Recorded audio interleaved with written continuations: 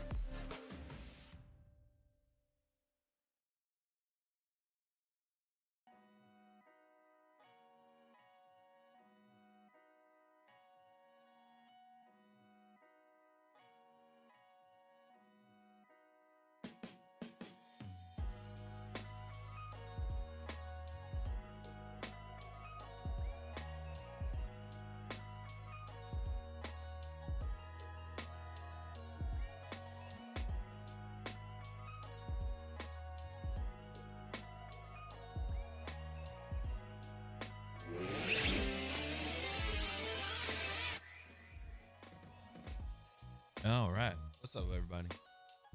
What's going on? Man, it's weird wearing a hoodie. It is very weird wearing a hoodie. It's not cold, but it's temperature sure dropping.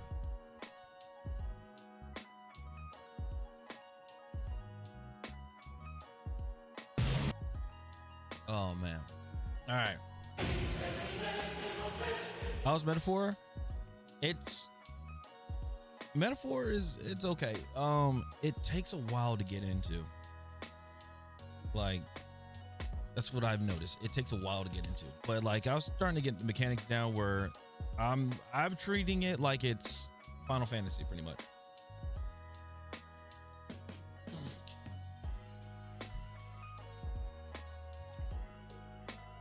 Like I'm treating it like it's Final Fantasy, where it's like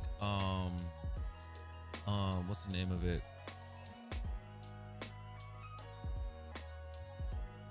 Trying to think. Yeah, I'm pretty much treating it like Final Fantasy 7, Final Fantasy 8. But like, I understand, like, the beginning starts off slow, and then it kind of ramps up a bit, but then it comes back down again, and it's just like, oof. Yo, Final Fantasy 8, dude, I like that game. I like Final Fantasy 8. I like Final Fantasy 8, 9, or 7. Sorry, 7, 8, 9. 10 was good. Yeah, those are the only ones I played, actually. That's like when I was like on my Final Fantasy binge. I was playing those games. And then whatever Final Fantasy happened now, where it's like online and all that stuff, I'm just like,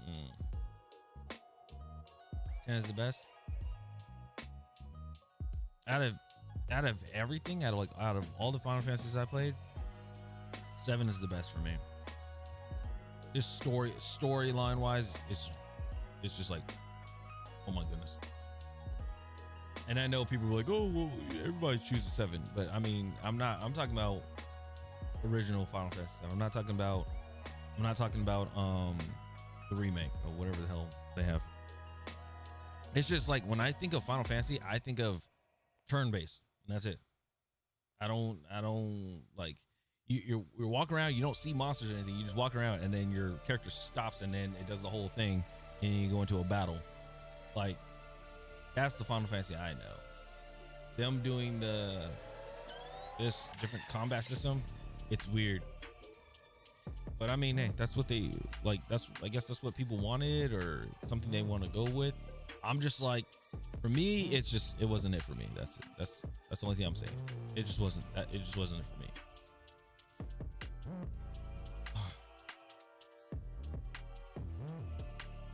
16 is good and uses Devil May Cry combat.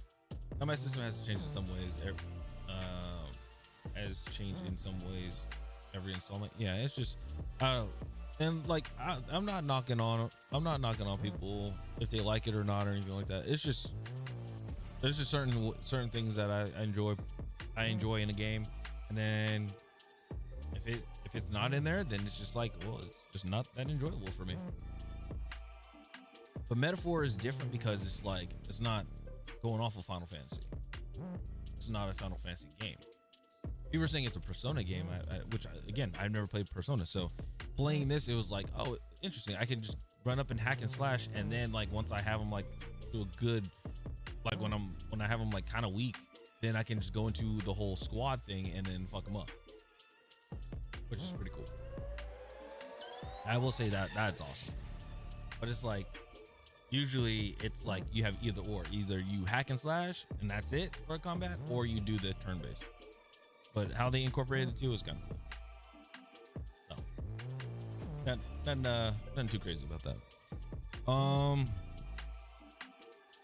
Shit, dude, honestly, like, I'm not even gonna lie, playing that game, it was cool and all, but I just could not get Division 2 out of my head. I could not get Division 2 out of my head. I was like, bro, I'm gonna have to play this again. I'm gonna have to play Division 2 again. Well, today we're playing XDefiant. We're doing XDefiant, we're doing ranked, we're trying to get to gold, which shouldn't be hard. But we'll get to gold and just see how we're feeling. and if we're still feeling good, then we'll go to gold, and then after gold, or we'll go to like, okay, we'll get to gold, see how we're doing. If we're doing good, feeling good, and everything like that, we'll continue. If not, then I'm gonna switch over to Division 2 and play the story mode and stuff like that. There's a lot in that game. I'm still like playing stuff. I was playing like after I got off of Metaphor and I shut down streaming and everything. Like I played like Division 2 for an hour, and I was like, but then I started to feel really tired, and I was like, all right, I'm gonna go to bed. Real question: you gonna play Monster Hunter? I don't know. Like I said, there's like, I'm trying not to buy games right now because my mind is like invested in 2 games right now. When it gets to the point where I'm just like no longer invested in like I have no interest in certain games, then I might consider buying it. It's open beta at the moment. That's why I'm asking. Oh, I didn't know it was open beta. Maybe. I haven't played Monster Hunter in a long time. Last time I played Monster Hunter was on my shit. It was in high school on my PSP. That was the last time I played Monster Hunter. I know a lot of people like play these games, and I know they're like well known and stuff, but there's some games I just don't like. I don't play, or I haven't played. I asked somebody that had there's somebody that I was surprised, but I'm like, then again, I'll like it's just whoever. So like whoever, it's like whatever your preference is of games. Somebody has never played a Rainbow Six game. Somebody has, and then that same person has never played a Ghost Recon game, and I was like, oh damn, it's crazy. Hold on, how's the polls doing? Yeah, how's the polls doing on this?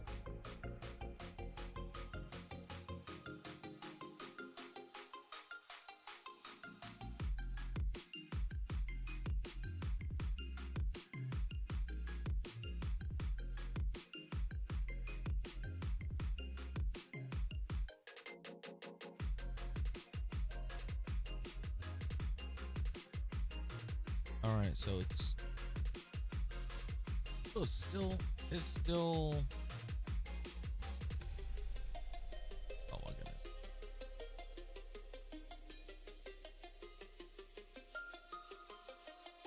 So it's still tied. Fusion Frenzy and Ghost Recon. Shit, we might just play Ghost Recon on the Twitter post.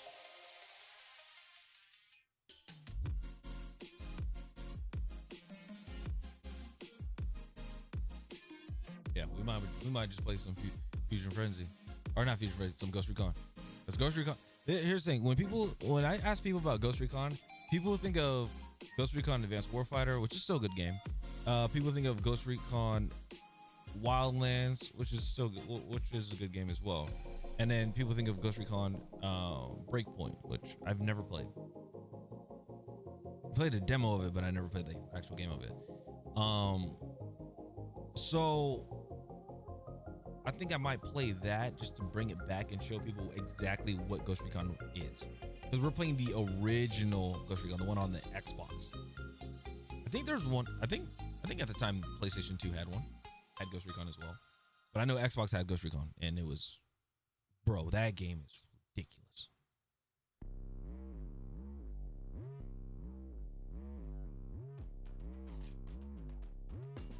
Yeah, I know that game is like is ridiculous. So, hold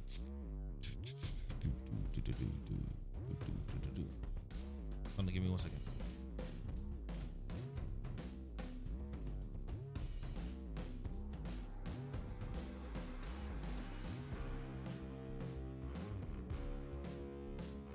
All right.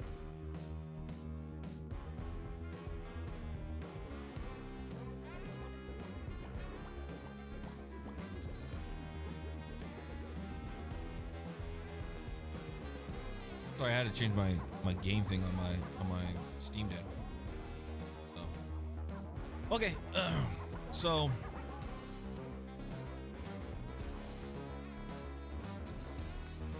we got a little something.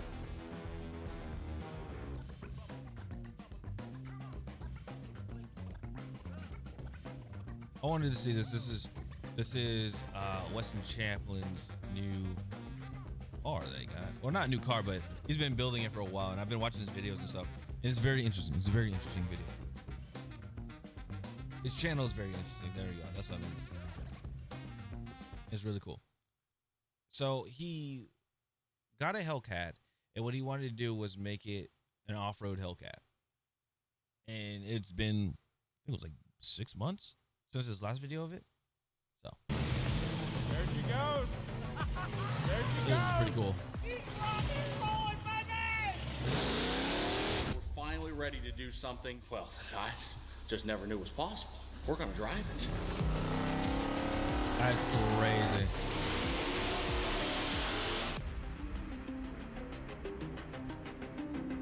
I got something I need to tell you. From the last point you seen the off-road Hellcat was 8 months ago today. And 8 months months ago. of work to get to the point where it is today. And what it is freaking insane. On top of everything else that we got coming down the pipeline that you guys are gonna see very, very shortly, it is absolutely mind-blowing. I want to take a moment to say, hey guys, we have an awesome team here and we're all working to make the coolest, baddest videos that we can. Let me show you what we did with off-road Hellcat. Guys, here's the thing, right? We like to build things out of tubes sometimes. Yes. And we're also doing a lot of tube work on the off-road Hellcat. So Yes. we reached out to the guys at Eastwood and they built this thing.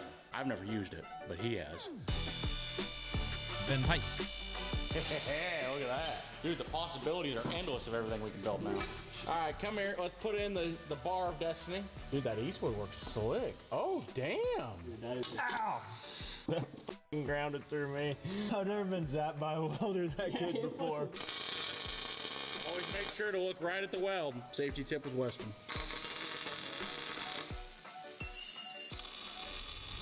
After we had the ability to bend some tubes, we went ahead and completely stiffened up the chassis every single place that we needed DOM tubing to do so. And then after that, we're like, you know what? We probably ought to build a front suspension for this thing. And let me show you what we got rocking and rolling. It's not really 4-link, it's kind of 4-link, but it's radius arms. We built custom brackets to take the whole radius arm that we got, bring it up and bolt it or weld it to our axle. Dude, this is gonna be legit. This is gonna be really nice. Just sits up here. That's not where it's gonna go, but that's how it goes up there. Ah. Ta-da! Damn, we're good. You wanna hold up that bar? Woo. Hell yeah. Does that look like level? It's damn near. Long arm suspension on the front, 4-link in the rear. This thing's gonna be unstoppable. We got the front suspension put together, and then we decided to put the drive shaft in just to realize it's not gonna work. The problem is, right, is the drive shaft now has a crazy ass angle from the transfer case down to the front axle. Do we just grind it and hopefully it works? Or do we go like SEMA style and Bluetooth drive shaft it? If we wanted to build like a show rig that never got used, drive it's shaft. done. Oh my goodness. But we want something that's gonna work. We want something that we can actually go out and beat on that actually perform well, so. Hello? How do you get Bluetooth drive shafts to connect? You're kidding now, right? Huh? Are you kidding? No. I have a drive shaft in my off-road Hellcat that looks like it wants to be Bluetooth. And I'm trying to figure out how to pair it. Oh, you know, I might be in the owner's manual. She didn't know. Well, looks like we gotta take this drive shaft out and get it rebuilt. I went to figure out the drive shaft issue, obviously. And meanwhile, Wade decided to put in some serious work on our front suspension system. Guys, here's the thing, right? As much as I would like to take credit for this whole front end, I cannot. So Wade is now gonna explain to us what he did. There's a bunch of metal objects, and I just started putting them places. Yeah, basically, you see how there was no metal here? There is now a lot of metal here. This is a shock hoop, a pre-made one that you can buy. It wasn't gonna work out for our application, so I bent ones for the front and back. And inside the car, we tied both strut towers, or both spring mounts together through the factory strut tower. So there's a bar in the trunk also, we'll show you. We tied it together with the unibody of the car, so we have structure from what we built, and then also the structure from what was factory. Now, if we fully weld it out, we might be able to jump this, and then be able to jump it again. And pull trailer. Oh yeah, dude, look at this. That right there, that's for if we want to go fishing. At this point, we got to work on welding all the chassis That's together funny. as good as we could. And then after that, we got to looking at it and we realized It kind of looks stupid, considering the suspension's so wide and the car's not that wide, and I'd like to make the suspension not as wide and tuck it in, but we have so much going on underneath this car. We got shocks, bump stops, steering. So we got to figure out a way to make the body wider. So we jumped on Amazon and ordered a cheap wide body kit for a Hellcat. And 3 days later, what you got for us today? Anything good?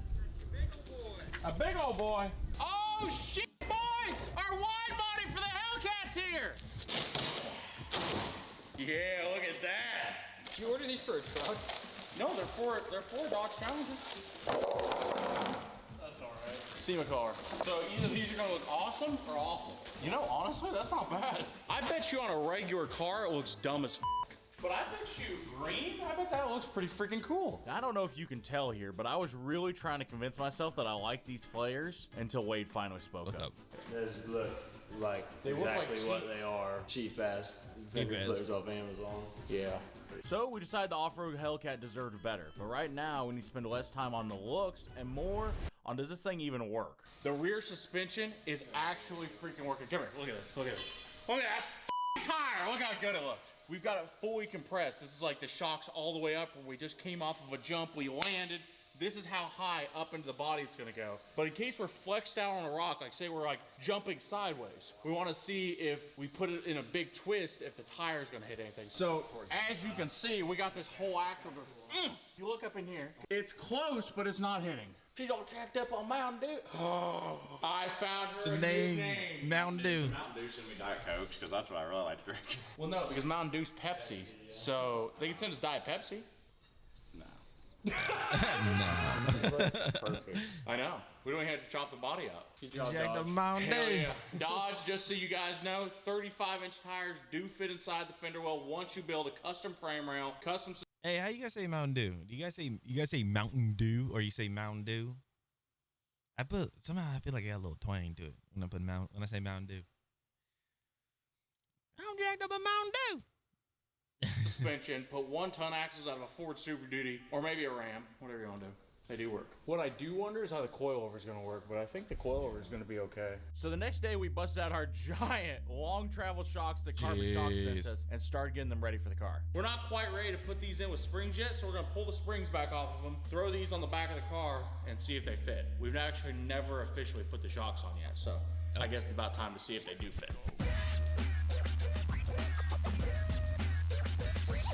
Guys, just so you have an idea, right? That right there is the amount of travel we have going down. This thing is going to be able to jump, fly, land, and jump again.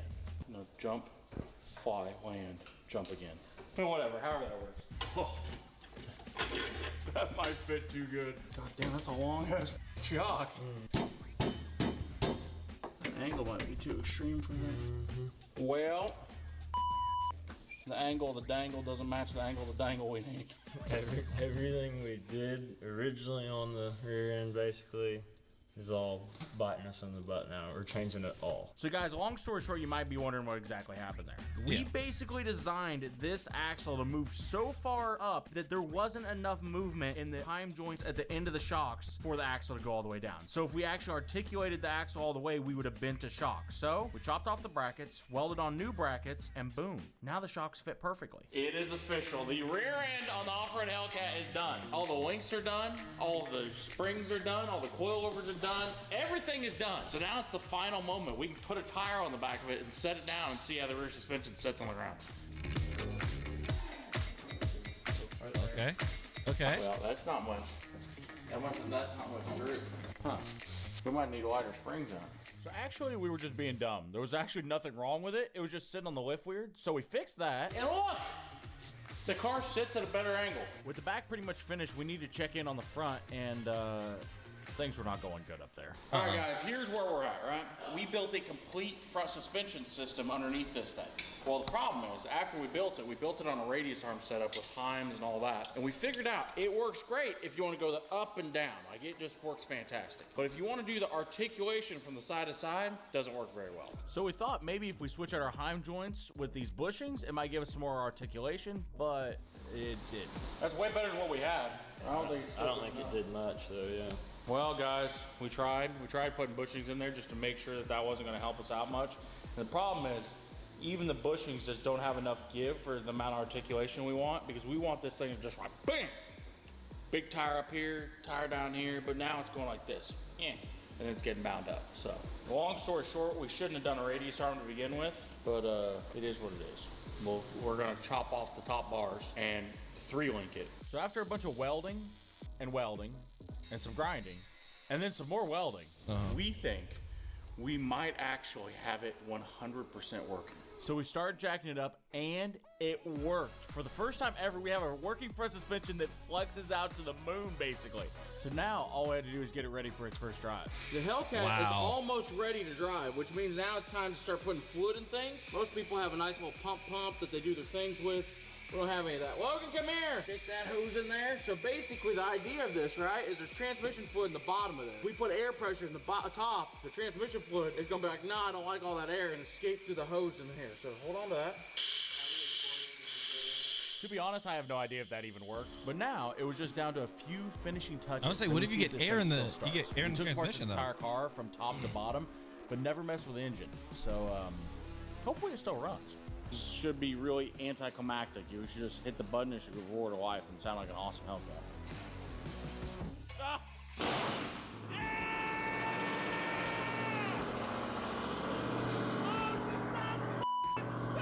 So it fires up, every part is on, every bolt is tight.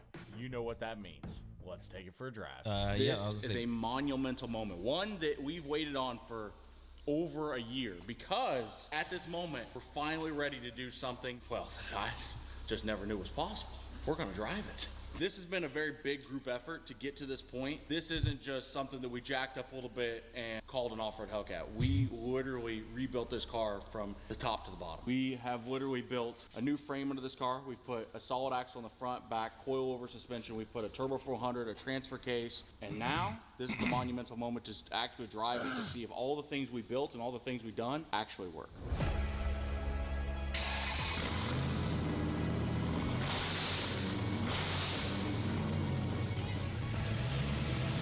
There she goes. There she goes.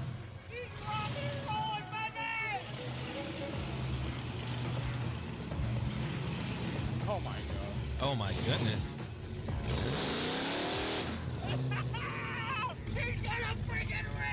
We worked on it for over a year. If the first thing I didn't do with it when I pulled it out the door was do a burnout, I was going to be sad with myself.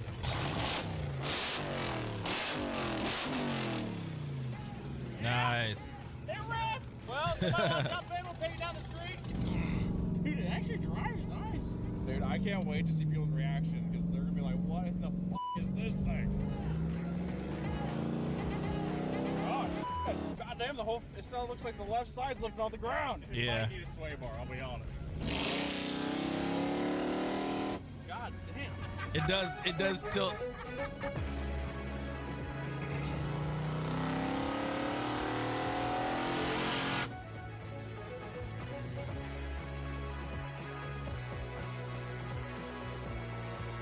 Now, I'm curious.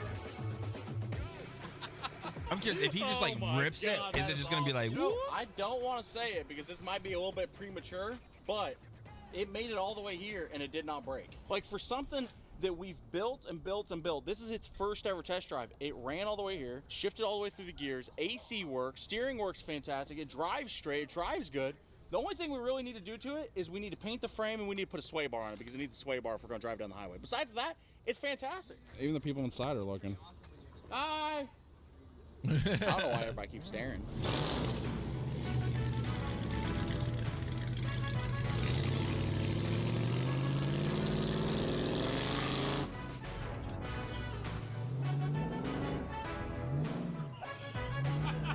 Goddamn hell! God, that thing gonna roll over!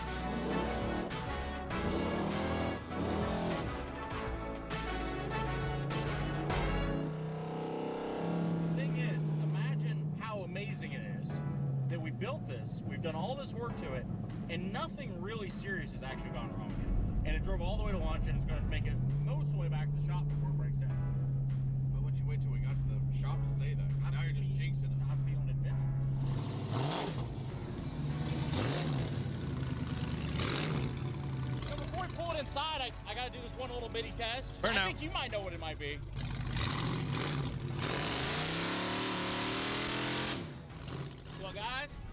As far as a first test drive, I don't think it could have gone any better than it just did. Honestly, there's still a lot to do to the off-road Hellcat before it's truly done. Oh, But yeah. being able to just drive it down the street after over a year of building it makes it all worth it. And as far as the first test drive, Perfect. I cannot complain one bit. That was great. That's cool. That's awesome.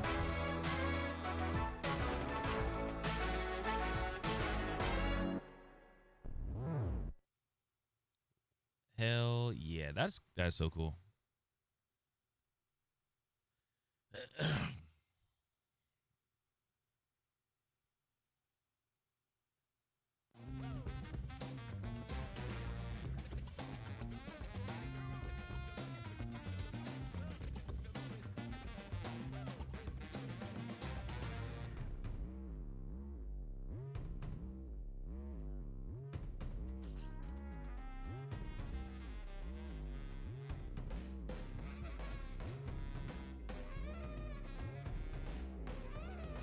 Oh, I forgot. Uh-oh. I forgot Crown Jewel was happening right now.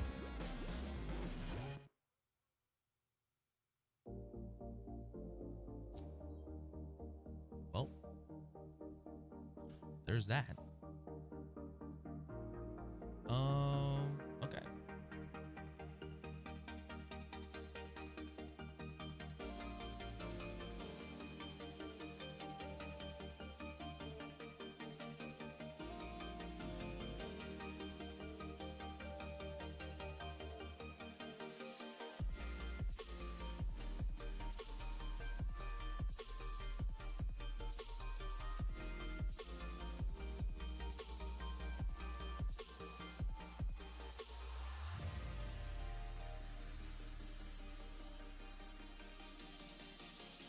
Wait. Oh.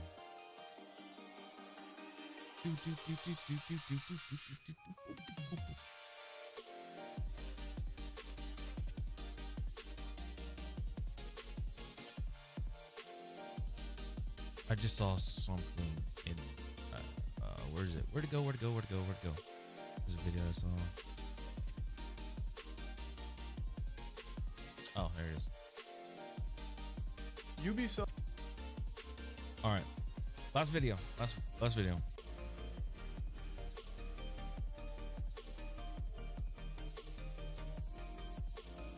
Last video, I swear.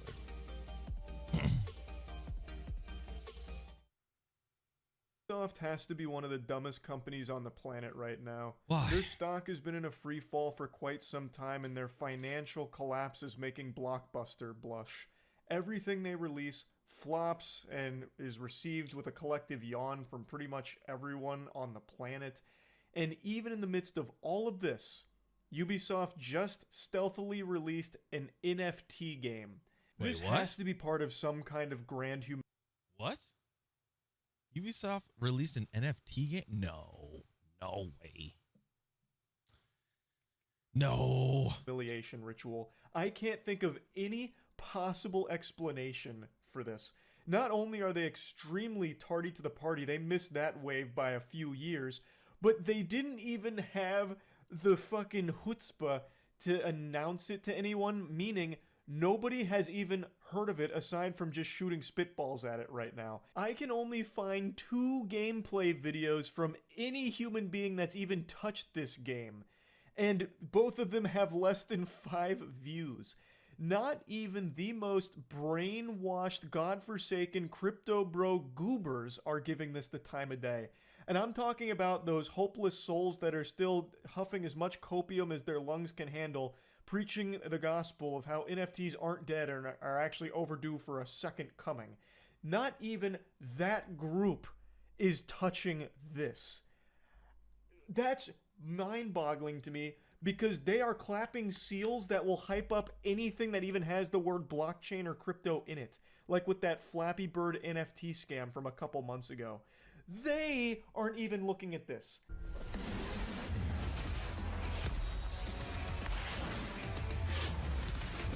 Wait. Champions Tactics. Remoria Chronicles. That's what it's called? Looks like every AI generated ad from Facebook mobile games. There is nothing interesting about that. Nobody gives a fuck. I don't know why Ubisoft put any resources behind it. We need to have a team go out there and investigate what kind of fishy business is afoot at the Ubisoft headquarters.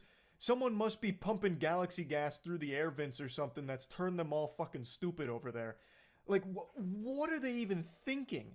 What's next for Ubisoft? They're gonna try and buy the Concord IP and re-release it as a Ubisoft original? Everything about this idea is... Wait, yeah, that is... What is going on over there? What is happening? What is happening with Ubisoft? The company announced that the game last June after years of dabbling in blockchain, but has only now quietly launched it. The game is on PC and free to start, though players can purchase figurines with which to battle either using their in-game gold or cryptocurrency. The figurines are NFTs and can be bought on the game's marketplace anywhere from between $7 to $64,000, almost 50,000 pounds. Or is that euros? Is that euros or pounds? Either way. Wow. Terrible, and it gets even sillier when you take a deeper peek at it. So apparently the figurines that you saw battling there in epic combat swag style are NFTs that can be bought on the marketplace from anywhere between $7 and $64,000. That's insane. If you spend $64,000 on a Ubisoft NFT, you go to hell immediately. The devil makes a special circle just for you. According to the studio director at Ubisoft Paris, the game offers deep strategic gameplay featuring unique in-game assets and several exciting innovations, comparing it to a physical trading card game. I highly doubt that. It looks like the biggest, quickest throwaway pump and dump I've ever seen for one of these crypto games. The team inside the Ubisoft Paris studio developing Champions Tactics Grimoria Chronicles partnered with Ubisoft Strategic Innovation Lab, OASIS, to ensure that our use of blockchain was done in service of delivering new and innovative gaming experiences for our players.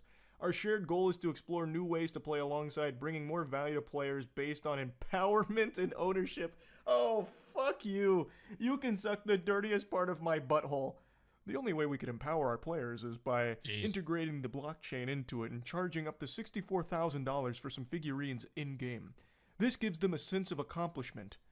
Champions Tactics offers deep strategic gameplay featuring unique in-game assets, several exciting innovations.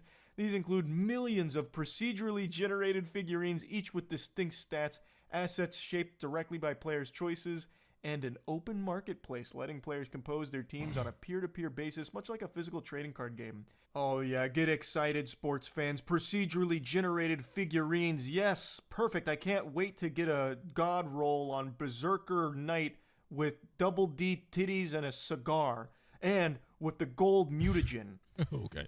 For months, we have collaborated closely with our community through events and beta phases to build and refine Champions Tactics. We're excited to keep expanding and enhancing the experience together.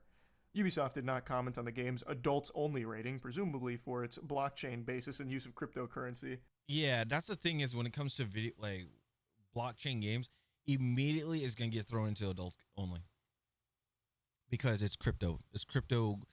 Just having cryptocurrency in it is already like adults only because I mean that's a lot of money for crypto. It is a lot of money. I wonder if they took Dogecoins. I wonder if they take Dogecoins or something like that, bro. I ain't gonna lie, I got a whole bunch of those. You guys remember that? You guys remember Dogecoin? It came out in like 2018, 2019 when they were like 100th of a cent, right? And the funny thing is my buddies and I just bullshitted on, like, we were on deployment. So we were like, hey guys, let's just throw like $500 into it. Like everybody just purchased $500 worth of these coins. And we all did. And then the funny thing is Elon bought into it and then the shit shot up and people saw how much money that they actually had in their like Robinhood accounts and stuff like that, in their crypto accounts. It's ridiculous. It was a ridiculous amount. I took a little bit out. And I bought some. You know what? And you know what I did with it? I bought some PC parts. That's what I did with mine. I bought a little bit of PC parts. I still got a good amount left, which is funny. So if it ever shoots up, if let's just say if Dogecoin shot up to $1, let's just say if it shot up to $1. Hold on, let's look at it now. It's not going to, but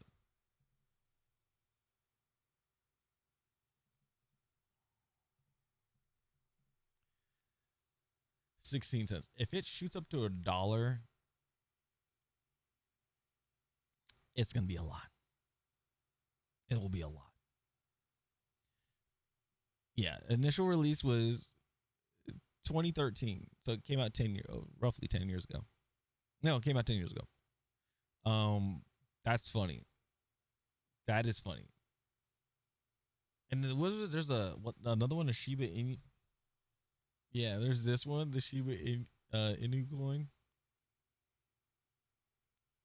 The price prediction. Let's see. People are wanting it to. Okay, timelines for it. They wanted to get to. It's not even. Was it 1/10 of a cent? So, and people are wanting this one to just shoot up as well because people got millions and millions and millions of it. So 2024, that's where they're at. 2025, they're thinking it's gonna get there. Can it reach $1? Reaching $1 by 2030 is highly probable due to its vast circulating supply.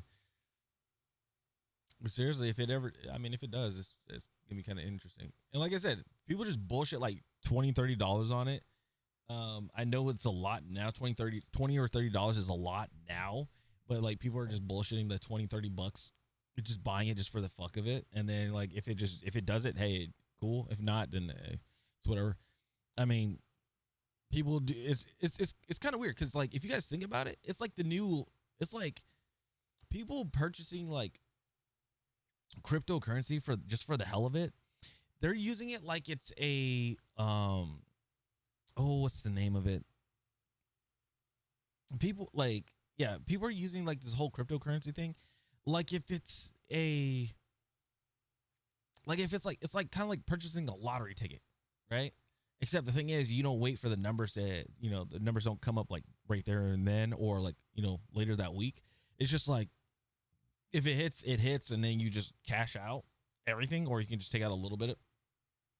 So I think that's what it is. It's like doing the whole buying like these coins and everything like that. It's like a modern day. It's like a modern day lottery, like modern day like lottery ticket. People still do the lottery tickets, obviously, because people are paying like $20, I think, for a few entries. But yeah. So people, instead of doing that, people are spending like $20 on throwing it into like bullshit coins and stuff like that. So it's interesting. It's interesting and it's very insane. As a fucking adults only rating, Jesus, it's just insult to injury. Yep. I love that they keep saying how excited they are and how amazing it is. Meanwhile, it was quietly released as hush hush as possible. Yeah, nothing says excitement quite like trying to squeak out a silent fart and hope that no one's around to hear it, dropping this game and hoping nobody puts their eyes on it. Yeah, Wow, they're so excited by it. I'd also totally forgotten about this little nugget of Ubisoft lore. Wait, back in December 2021, Ubisoft launched its own NFT platform called Quartz, with Tom Clancy's Ghost Recon Breakpoint as the first game to offer a beta trial. It did not fare well, appearing to have initially only sold 15 NFTs. Still, Ubisoft's NFT bosses stated in an interview afterwards that players just don't get it.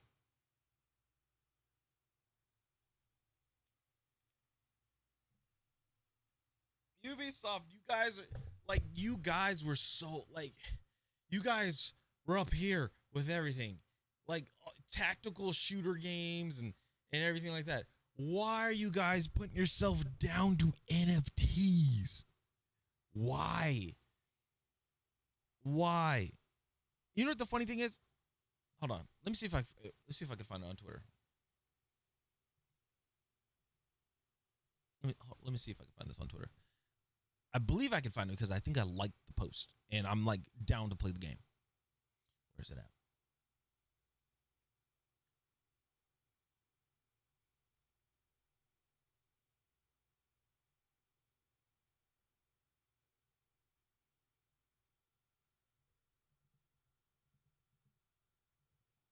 Okay. I'll follow them because that's a good game. Okay. This is what made me laugh, right? Remember, it was a good game. It was a good game. Like Ghost Recon, Rainbow Six, you guys had everything. They have this game. It's called 6 Days in Fallujah. I don't know if people have played it in the past. I played it in the past, and it was if you have suffered. I'm just saying this. Any of these service members who were that served during this time. I didn't. I didn't serve this time, but those that served during this time and everything, be forewarned. This may trigger some flashbacks for you guys. So, like, you know, play. Discretion is advised. Play. You know, if you don't want to play it, don't play. Because I don't want people to go down that route again of, like, you know, having those bad flashbacks. But what I'm going with here is that they said this: we're bringing the tactical shooter back to reality November 7th, which we didn't have to. Ghost Recon and Rainbow Six. That should tell you something. That should tell you something. That is crazy. Well, isn't this worth a follow? I don't know what is. Welcome to the show. Been with you guys from the first drop. Love seeing you add more added to this game over time. Very few games give you that old white knuckle, stress-inducing, hyper-focusing, chaotic goodness of the XDefiant brings to the table, which is 6 Days in Fallujah. Ayo. The game surely is interesting. I take that this isn't a full release yet. Our next major content update is launching on November 7th with our full release out on Steam Early Access alongside console plans planned for 2025. So they're coming to console too. Shit. Hey, low key, this might be like this is gonna be like, okay, so you know how, okay, Rainbow Six fucked it up because they got rid of, and I'm just gonna say Rainbow Six just messed it up because they got rid of Terrorist Hunt. Casual player base left because of that, right? Because not everybody wants to play PvP. A lot of people like playing PvE and playing with the buddies. So guess who made a game that pretty much incorporated all that over? Ready or Not. If Ready or Not's doing, let's see. Let's look at Steam DB. I know I'm going down a whole rabbit hole.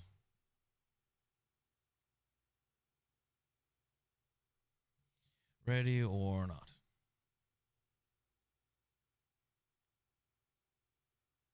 Ready or Not game. Okay, there it is. Price is cool. It's at 87%. Yeah, 8,000, almost 8,000 players. Yeah, 7,300 right now playing the game. Okay, not bad. Not bad. But yeah, they started doing it, and this is like Tarkov and Rainbow Six put together. You're going against AIs, you're going against AIs and stuff like that, and like there's different different situations. Like there's like bomb threat, there's active shooter, there's hostage situations, things like that, or taking out a target, high value target or something like that. It's crazy. There's one that you go into a cartel location and you're like eliminating like cartel members, which is crazy too. Right? So they have that. So it's like now Ghost Recon, there actually isn't really a Ghost Recon. Like the last Ghost Recon game was what? Breakpoint? When was the last Ghost Recon game? Yeah. Last Ghost Recon was Breakpoint. Like, come on, man. Come on. We need more. Like, we need better stuff.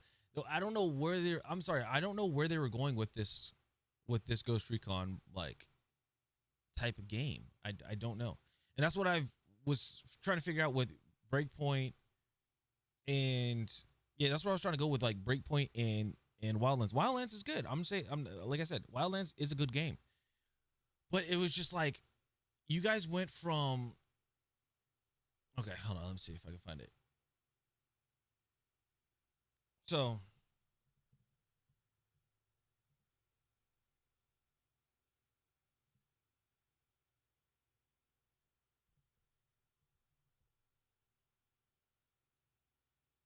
you guys went from original Ghost Recon, which is this, which low key, like, seriously, we might just play this, where you play as, you're like a Ghost Recon, you're playing as you're like a unit, you know, heavily team based. You have 2 squads. This is how you pick your loadout and everything. You have your Alpha, Bravo, and Charlie, and usually it's a 3-man team. So usually it's your Alpha and Bravo, so it's like your platoon setups, and you get to use all 3. I mean, you get to use like all 3 people in your team. I think if you play on single player, you do all. Yeah, if you're doing single player, you get to use all 6 of them, and it's really cool. And you do the missions, the objectives, and everything like that, and then that's it, right? So we went from there. They went to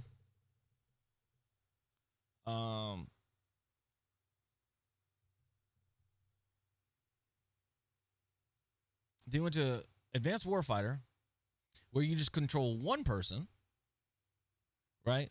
Also, you get to use like little camera systems, so you can use like if there's a vehicle nearby, so you can use like a tank. You guys use a helicopter or something like that for like some support and stuff, which is cool. So they did that, and it was like original Ghost Recon. It was just like it's just random places that you go to eliminate enemies and stuff like that, and take out targets and stuff. And then Ghost Recon Advanced Warfighter 2 was, now we're going into Mexico to disable a warhead or something like that. That happened because apparently Mexico's playing against the U.S. or something like that. That's from what the game is. So we went from there, and then we went to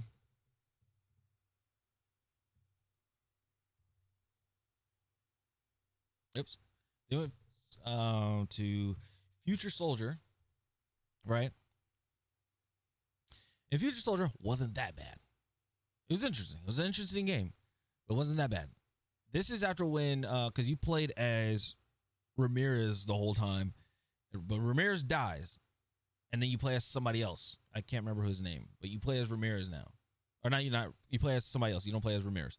You play as this whole new unit, and you control your character, but then you control a squad where it's like you can just order them to go here and there and like take out people, right? So that's understandable. So we went from original Ghost Recon, we went to GRAW or Ghost Recon Advanced Warfighter, then went to Future Soldier, and then what's the next one? I think it was Phantoms. They went to Ghost Recon Phantoms, which everybody was like, what the apparently this game did not do well. People were like, what the hell is this? It was trying to be like competitive shooter, I guess. From what I've read in the past, it was supposed to be like a competitive shooter. Let's see. Tom Clancy's Ghost Recon Phantoms was a multiplayer third-person tactical shooter game released in 2014 as a free-to-play game for Microsoft Windows. The game is part of Tom Clancy's Ghost Recon series. Some of the characters are featured in XDefiant. Yeah, apparently this game just didn't do well. Apparently didn't do well, right? So then they were like, well, that didn't do well. So then they came out with Ghost Recon Wildlands, which it was interesting because it was like Ghost Recon Wildlands was like, how would I explain it? Ghost Recon Wildlands was like the game Mercenaries, but with Ghost Recon slapped on top of it. Because like you're not going against like, a higher military force, but you're going against a cartel, which in this one you're in Bolivia, and you're going against cartel, and you're taking out you're taking out like the lieutenants, the generals, and then you take out the big dude, right? Mercenaries did the same thing, except you're taking out lieutenants, you're taking out captains, and you take out like the generals that were the cards. So you had like the ace of clubs, that was a general. You had the ace of chocolate. What up, Ghost? Chocolate. So then you have the generals. You have the generals that are like the aces, but then General Song, who is the ace of spades, is like the main dude, and his bounty, if you capture him, is like $100 million or some shit like that, which is crazy. But yeah. So this one was like, this one was more. This is when they started doing open world stuff, and then Breakpoint they did the same thing, but then they added a villain that everybody knows, who is John Bernthal as the guy. So it was insane. It's insane to see like the major shift that they did with Ghost Recon. If Ghost Recon went back to squad based, like back to OG Ghost Recon, I think it would do really good. Like, give me, this is what I would like, right? Just saying this. This is what I would love. Oops.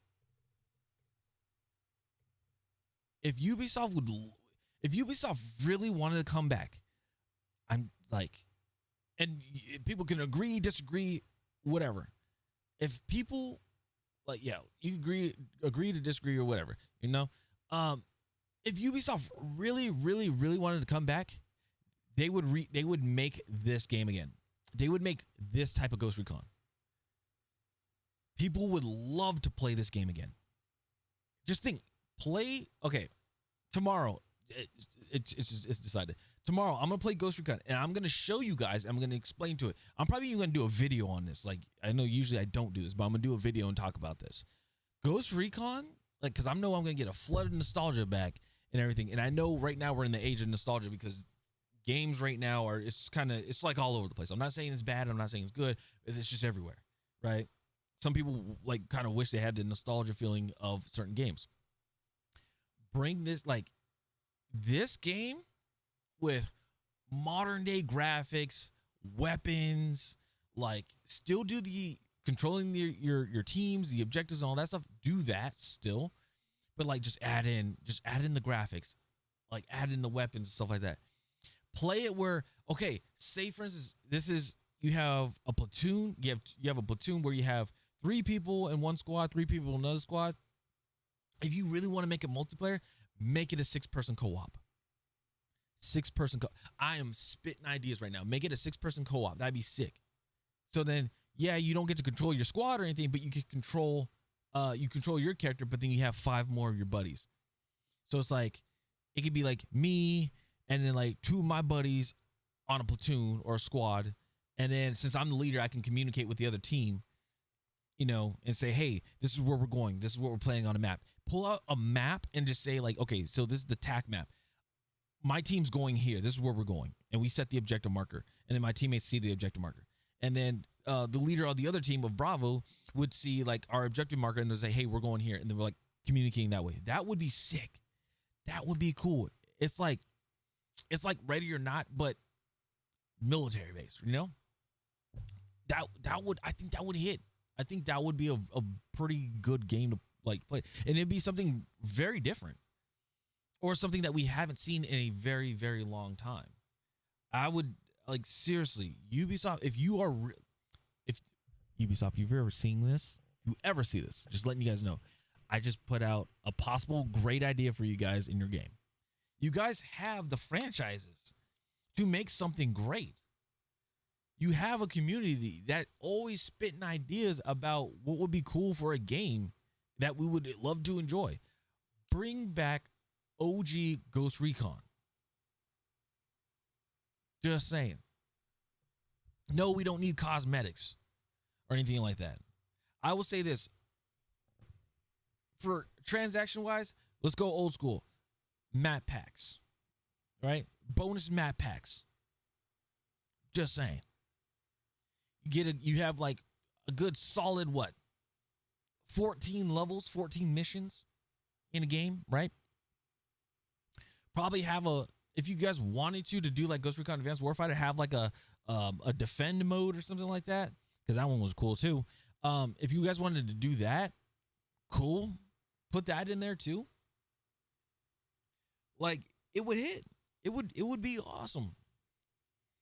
It'd be first person. So if you wanted to, I don't know, if you want to do cosmetics, if you want to do weapon cosmetics, do that too. It would be so cool.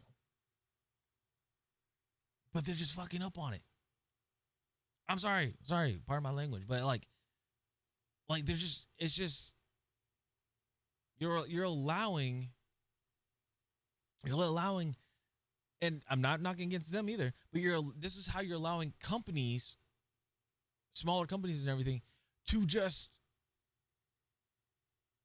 pretty much be like, hey, you guys are fumbling on this, we're just gonna capitalize on it, and then we're gonna blow it up. Like, we're just gonna blow it up, you know? And then people are going to have fun and play the game and have a good time. And then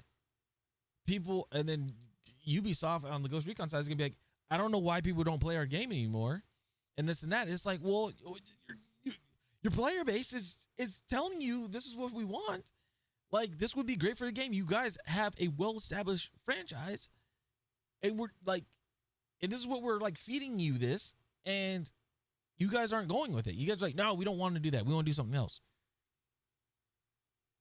And then it flops, or it just doesn't do well, which leads to a flop. So that's my thing. I'm just like, what's going on here? If Ghost Recon Breakpoint, let's just say Ghost Recon Breakpoint, if that was like a one and only game, like there wasn't a Ghost Recon before that, and it was just that game alone, like Ubisoft just made that game alone, that was it. Okay, I can understand. It just didn't do so well. Make some improvements.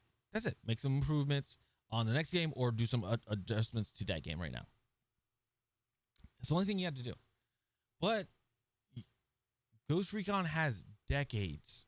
Same with Rainbow Six, has decades of experience of great titles.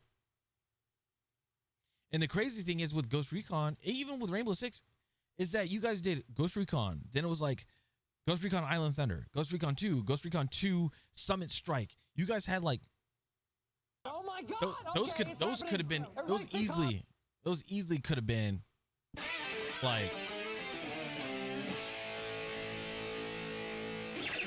like those games, because those games could have easily been other, well, they are other games, but they could have easily been DLCs, but they didn't want to do that. They just made another game of it. It's just, like I said, it's just insane to see games like that, like franchises, just be put down. I do want to look, you try the game. I want to try this game. All right, chat. We're in an ad break right now. I'm gonna get something from the kitchen. I'll be right back. So.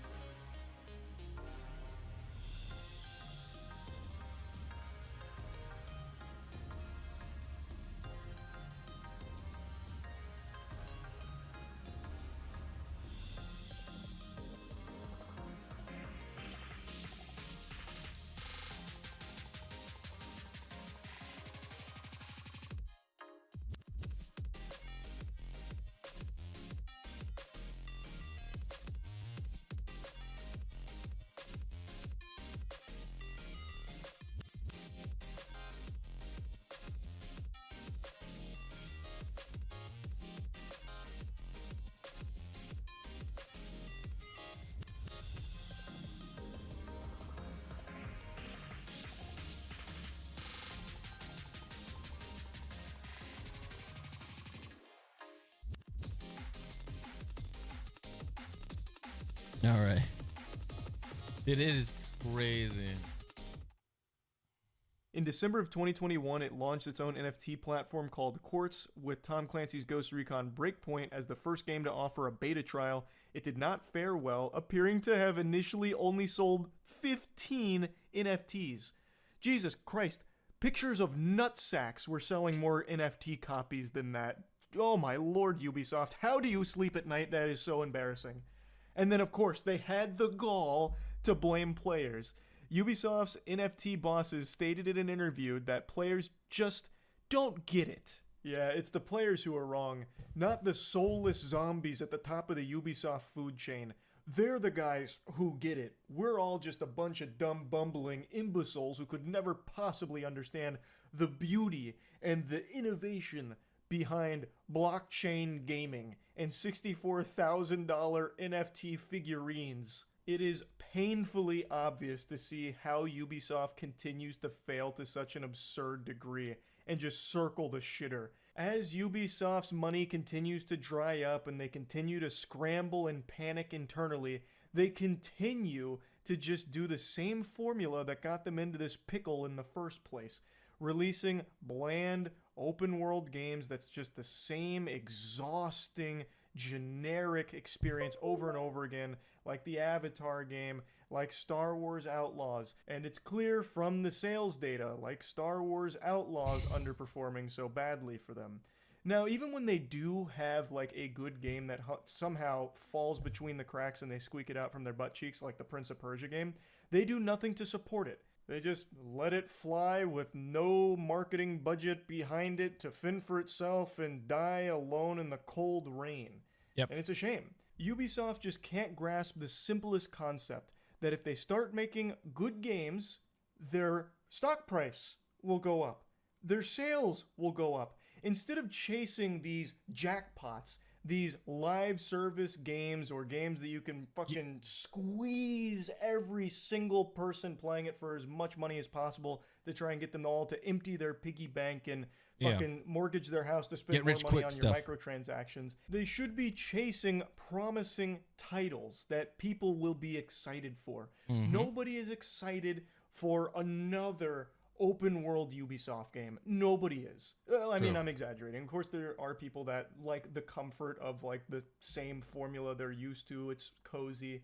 And I'm not saying they're wrong for that, but as is pretty clear from the data, most people are exhausted with it and would rather have new things. So that's where the focus should be. Not NFT moonshots that they're fucking throwing out of nowhere like a jump scare. Not another like Call of Duty killer with XDefiant. Even though I had fun with XDefiant for like a week or two, it just wasn't a game that had any real staying power or any actual chance at encroaching on that market share that Call of Duty dominates. It couldn't compete with it. And it's still around, like it still does have a passionate community, but it's not a super home run for Ubisoft like I think they were banking on, because they put a lot of money behind pushing that. To me, and keep in mind, I am just a stupid Cro-Magnon, it seems like a simple solution. Start making good games again. Simple. Kind of as easy as that, I think. Simple. You just start making good games again. Give up on the open world live service games and shit like that. Just let it die. Give up on crypto games in the blockchain. You can't even get to the crypto bros who will actually eat any shit you feed them. You can't even get to them. You have no fucking shot. So stop spending money there with things like this new Grimoria Chronicle or whatever, and just start focusing on good games. Just fuck, it's not difficult. I mean, making a good game is difficult, but it's not difficult to pivot away from these $100 million budget titles that aren't giving you any returns. It should be a no-brainer to just wipe your ass with that, take a bath on it, and just instead focus on cheaper titles that could be really good. Right now, Ubisoft's strategy is literally, we've tried nothing and we're all out of ideas. So here's an NFT game, please, some whales, spend money on it, we're begging. Oh my god, it is sickening how stupid Ubisoft is. I just had to clown on them right now after reading about this new game. If you can even call it a game, it's not a game. It's just not. It is just a desperate ploy to try and squeeze some money out of some gullible fools, some suckers. Oh god. Anyway though, that's about it. See ya. Yeah, it's terrible. It's terrible what they're doing.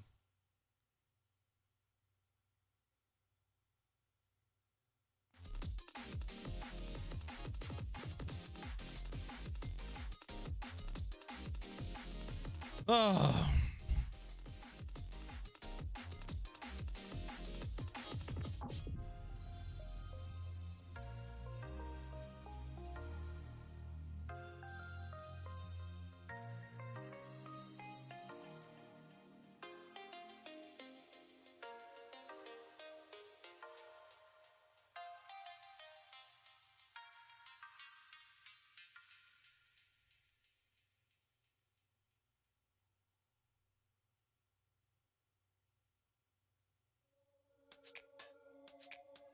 Okay.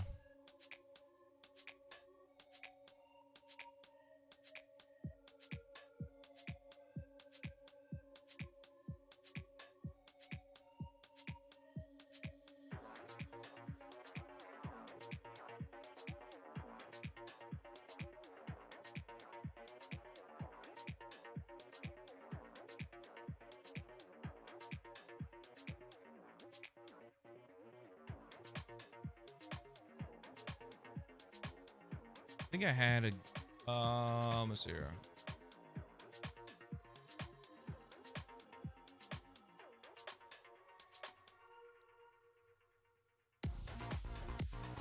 Oh, I just want to double check something.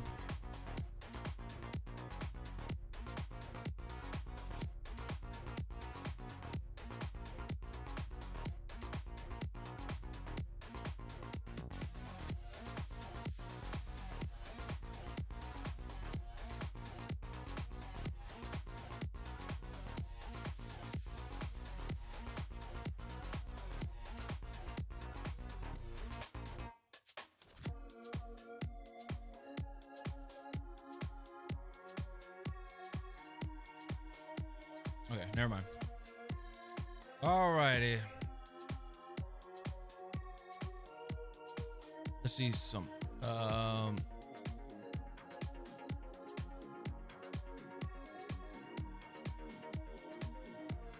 Oh, this is something I wanted to show.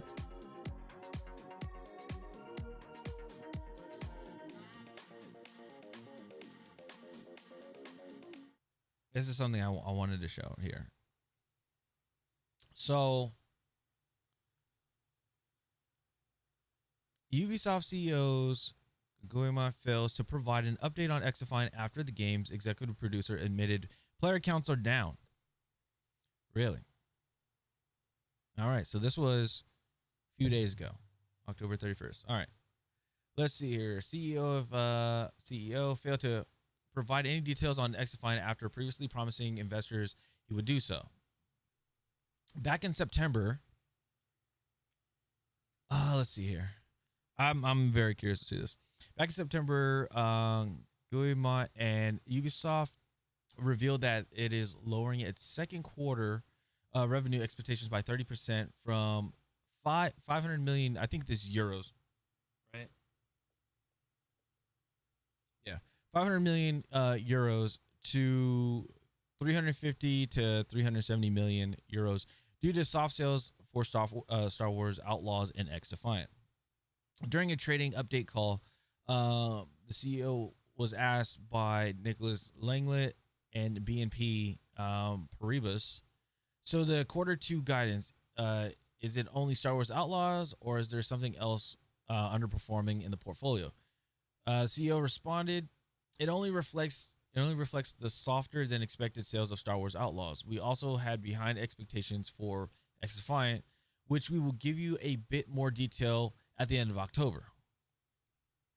Okay, because XDefiant is still, I want to say it's still new, but it's still, like, it came out, the middle of the year. So, it's Still needs to have some time. All right. So during the earnings conference call, one investor did ask the CEO about the game. You don't mention XDefiant much in the release. How should we think about that? It's obviously tailed off. Is this just another example of another case of this just not working? The games as a service, sort of free to play variant. I know Rainbow Six is obviously incredibly successful, but should we chalk XDefiant up as another miss? The CEO responded, as we said a month ago, XDefiant is behind our expectations, but the team is working and focusing on improving the heat registration element and improving the netcode. Yeah. And that is really the priority as we speak? Our games as a service strategy remains core of what we want to do next. Free-to-play games as a service remains a core element in our Inaudible strategy to benefit our big brands in the coming years. So we want to continue just doing live service type games. Okay, cool. All right. And this is the part that kind of like irritates me, because it's this whole insider gaming thing where they kept getting stuff wrong, but they still post things out there, and I don't get it.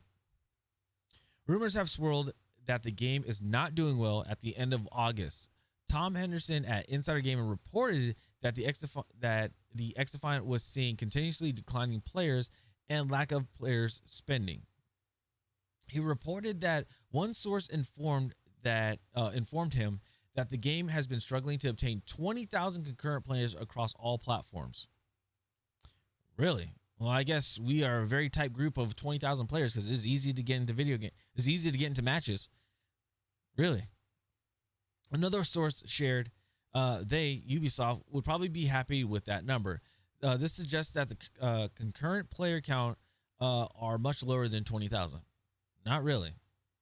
In fact, Henderson also shared that if the game does not turn things around by Season 3, it risks losing its much-needed post-launch support. Not really. Again, just not really. Like, it's doing well. It's doing well, honestly. All right. Following Henderson's report, Ubisoft addressed it in a blog post in the middle of September. The game's executive producer, Mark Rubin, stated at the time, I just want to quickly address the status of the game, i.e. the game, is the game dying? No, the game is absolutely not dying. He elaborated. We know there are things we need to improve, like netcode, hit reg, and adding more content to progression. But the game is doing well. We just want it to do better. Yeah. And we do that by addressing the concerns of our community, which has always been the plan. Ubisoft is very much behind us and has allocated more resources to the team in order for us to do that, he stated. To the point, he revealed the game's year one roadmap, which ends with Season 4. All right, so we're Season 2, about to be Season 3, and then Season 4. All right.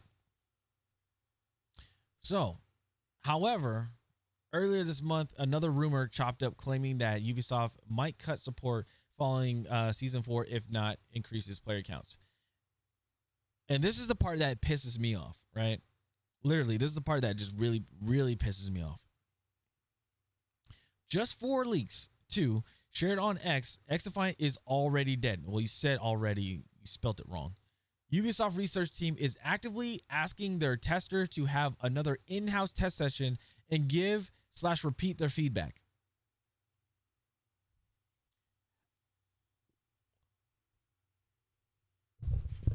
What the fuck is wrong with that?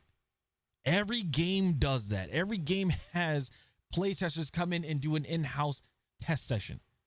Apex Legends does it. That's how I have a job. What do you mean? That's not a bad thing. That's how you make games, like, that's how games are still good. That's how you get more content out. That's how you see if content hits or miss. Apex does it. Call of Duty does it. Freaking Fortnite does it. Every game has playtesters. Hopefully, they all have playtesters. This is what they do on a constant basis. So then if it's good, the content is good, and it doesn't crash the game or anything, they're like, okay, cool. We can put it out on this exact date. That doesn't make sense, saying that, oh, it's already dead because they need to have playtesters come in and test it. If you don't have playtesters and you're just making a game and it's just like willy-nilly, you just start just throwing in content in there and it craps out the game, then what? People are going to get mad because guess what? They can't play their game anymore. That's what doesn't make sense when you say that. When I saw this, literally, I was like, I quote tweeted, actually not even quote tweeted, I commented on this and I was like, are you stupid? They are doing this to test content out that is going to be coming out.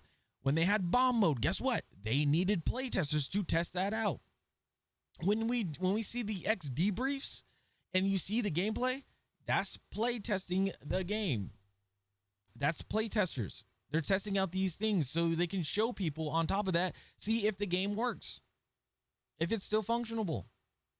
Yeah, you may have a few bugs here and there, but guess what? They address it in their patch notes. So that I don't, like, what the fuck? He added multiple sources that it's possible that the game will end of support after season 4 if the players can, if they cannot get enough players. Yeah, see, it's just multiple sources. And here's the thing, who are your sources? That is something I've always asked with these gaming outlets, these gaming journalists.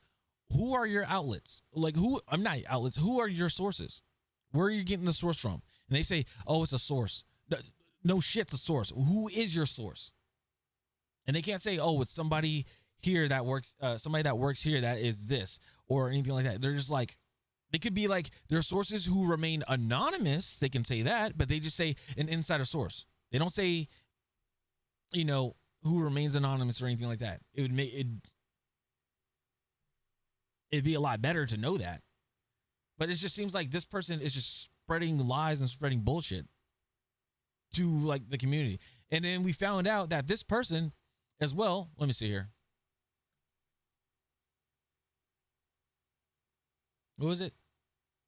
Just for 2 leaks, right?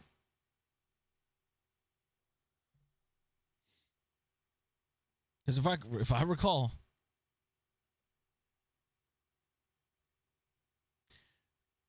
this person is a big Call of Duty person. They're just another Call of Duty fan. So it's just funny.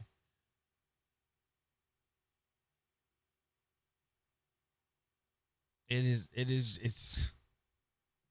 and he works with Insider Gaming. Yeah. Let's see what this person. So for Tom Anderson, the community knows laughable.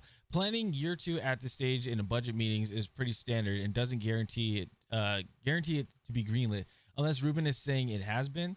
Sean is right on the feedback tests, and I think that's what reports are missing. That it could shut. It's not shut. If it shuts down, it shuts down. But the thing is, you guys are just like, look, they're just spamming bullshit. Let's see here. My own experience, my own opinion and experience. I would love the game to succeed. I personally played it since over a year before release. They did not listen to feedback. Netcode was a big problem since the first ever playtest. Mark Rubin is misrepresenting the game's status to appeal to its investors. Straight up lying. Let's see here. I would love COD to get serious competition. You still can't walk upstairs without camera shake. When you mantle an object, you're still locked into the animation, which feels weird. There's a lack of any replayability since the grind is not worth it. There is just so much, and then again, so arrogant. Just say you're talking shit, mate. Yeah, you're such a loser. Sounds like your leak is just an educated wish. If you don't like the game, you don't like the game. That's just simple. Just say that. You just don't like the game. Why is that so hard to grasp? Just like, I don't like Call of Duty, but am I gonna go and spew shit on it and be like, oh, Call of Duty's gonna fail, it's gonna die, and this and that? No, I just don't like this how it's going with Call of Duty, where the game comes out for a year and already another game's already, like, another Call of Duty title's already coming out. So it's like you're playing the game and you're enjoying and stuff, and Then the next title comes out, you decide, hey, I don't want to play the game anymore, right? I'm like, hey, I don't want to buy the next game, and you're playing like Warzone or multiplayer stuff like that, and they just immediately drop the support. They like for everything, even connections and stuff. You get hit with packet bursts, like just all these connection issues. And then when you're playing Warzone, right, because you still want to keep up and play with friends and stuff, you're playing Warzone, your guns don't do enough damage because now the newer Call of Duty weapons that came out in the next title or the latest title, those do way more damage than any other gun. And that's the thing. And it's to make players buy the next game so then they can have access to those guns. And how I noticed this was with Vanguard. When Vanguard came out, I didn't want to buy it because I'm like, I'm tired of playing World War II version of Call of Duty. I'm just tired of it. But I was still playing Warzone with a few of my buddies and everything. We played, and I was getting melted by all these World War II guns. I'm still using Cold War guns. I'm still using Modern Warfare 2019 guns, and I was just getting melted. And I was like, why is that? So then I pick up a gun from a body, or I picked one out from a loot crate. Use that, we'll start easily just melting people. And I was like, wow, they really made these weapons the meta because it's a later title. Then I found out I can't level up the guns because I haven't purchased the game. Usually what people used to do in Cold War in the 2019 era was they would play Plunder and they like go level up their guns pretty quick, right? Well, you could still do that in the Vanguard era, but the thing is, you have to have the game purchased to level up the guns. That's the thing. To level up the guns and also to access it, which I thought was the dumbest thing ever. And that's what killed me from Call of Duty. I didn't want to play Warzone ever again. I gave it a chance in Modern Warfare 2 because I saw the DMZ mode. The DMZ mode looked fun. It looked promising to play. And what happened there, next Call of Duty came out, they said, we're going to scrap pretty much DMZ, drop all support for it, and we're going to go with Modern Warfare Zombies, which basically is Cold War's Outbreak mode. It didn't make sense. DMZ had a good player base. They had a strong community, and people were happy about it. You could push content out and everything like that, but they didn't care because they listened to Warzone players, and no offense to Warzone players, but like, you guys aren't the main source. There are people that enjoy multiplayer only. There's people that enjoy the campaign only. There's people that enjoy the co-ops, the DMZs, the zombies and stuff, right? But if you cater to only one community and not everybody else, it ruins the game. So that's why when I say I'm not playing Warzone, it's meaning I'm not wanting to play Call of Duty because basically it's Warzone with Call of Duty just attached to the hip. It's not the other way around. So that's what I have on Call of Duty. That's why I just wanted to speak about Call of Duty. I'm not a hater of Call of Duty. I just don't like playing the game anymore. I'm not a hater. If I would say I hate Call of Duty, I'd be like, oh, I want this game to fucking die and this and that. No, I'm just like, you guys have fun playing your game. You guys keep playing the game. Let Call of Duty and stuff thrive. Do what you want to do. But me, I'll keep playing XDefiant. I'll be playing Tom Clancy's Division 2. So that's just me. All right. So let's see here. Ruben addressed this rumor on X, writing, to be crystal clear, there are no plans to shut down after season 4. I literally been in meetings as of last week to discuss our year 2 plans. He continued, but right now we are super focused on improving the technical experience, which includes netcode, and adding more content to seasons 3 and 4. However, he then admitted that player numbers are down. We have done very little marketing, so yes, our numbers are down, but that is just to give the team time to get the game in a better place. But before we do bigger spends on marketing to bring new players to the game and to bring players back that we have left. Yeah. So it just makes sense. Yeah. To be crystal clear, no plans to shut down after season 4. I've literally been in meetings as of last week to discuss our year 2 plans. But right now we are super focused on improving technical experience, which includes netcode, and adding more content to seasons 3 and 4. We have done very little marketing. So yes, our numbers are down, but that is just to give the team the time to get the game in a better place before we do bigger spends on marketing to bring new players to the game and to bring back players that have left. Yeah.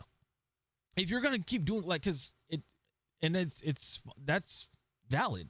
If you have a game that's not doing so hot because of like issues and stuff, why are you gonna want to keep putting a marketing? Why would you want to keep doing marketing for that, pushing it out there, like, hey, play our game, play our game, play our game, if it's not running well? I like how they're like, hey, let's hold off on marketing. Yes, there are people that are still playing it and stuff. They can give us good feedback and everything, you know, in the Discord, on Twitter, wherever, YouTube videos, streams and stuff like that, right? Like, that's fair.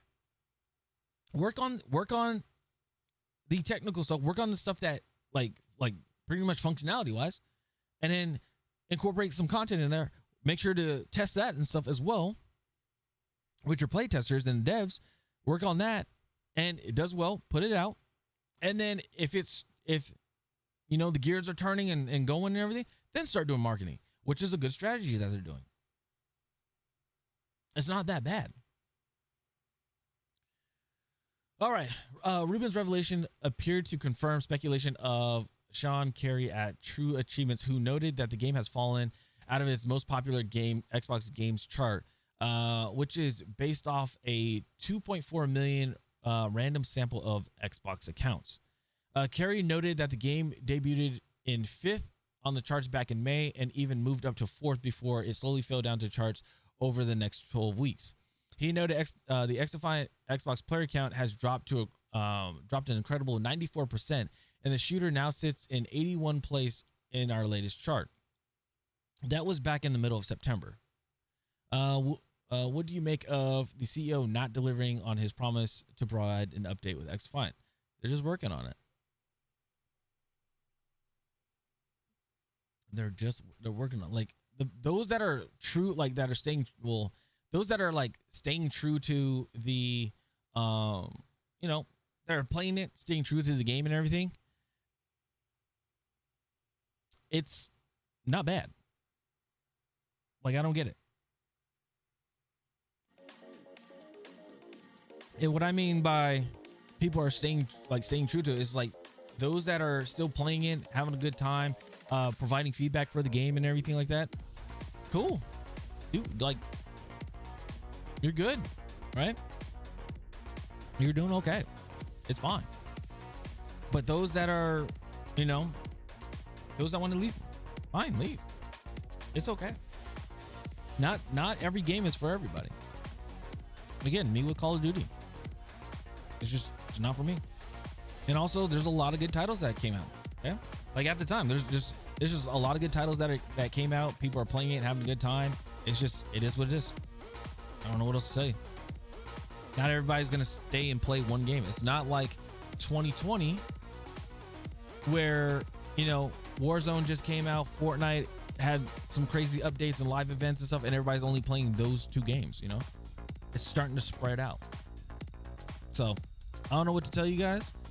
I just know that I'm just, like I said, I'm playing it. I'm having a good time. The skill-based matchmaking and stuff that is not there, which I'm actually enjoying and loving. People have played, people went to Black Ops 6 to play that, and they're like, dude, the SBMM is ridiculous in this game. And I was like, I don't know what to tell you.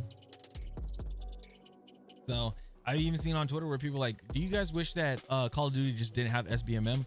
And I was just like, I know a game that doesn't have it, but people aren't going to talk about that game because they're like, well, it's the netcode and stuff, which they are working on. We just got a recent update. If you guys watched my last video, my latest video, they talked about, they made some changes to the netcode. Also, we're going to be playing it right now. We're going to be playing it and see how the netcode is. Has there been some adjustments to it? Does it feel like there's any changes to it? We'll see. But that's it. That's all I got. Have a good one. Peace. Yeah, you guys didn't know I was recording that shit, huh? Just kidding. All right.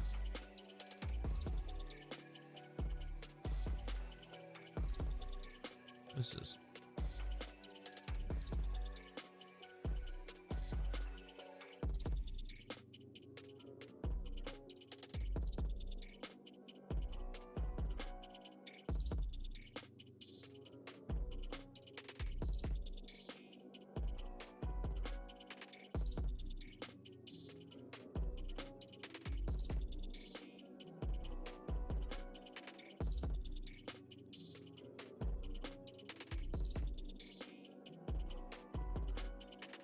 All right, let's go ahead and, oh shoot, I forgot to, whoops. My bad.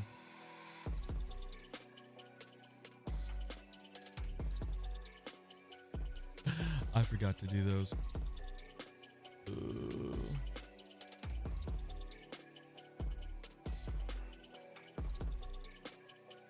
All right.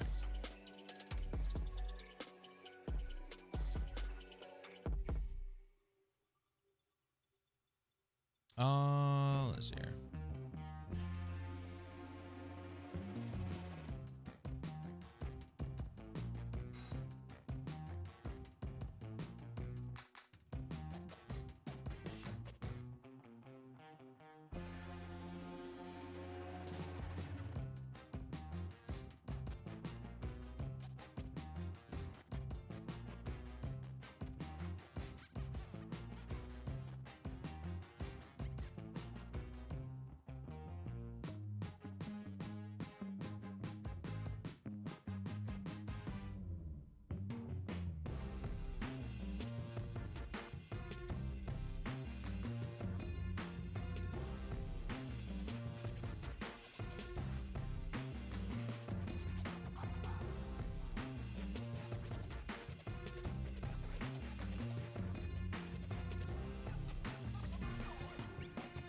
Do do do do do do do do do do do.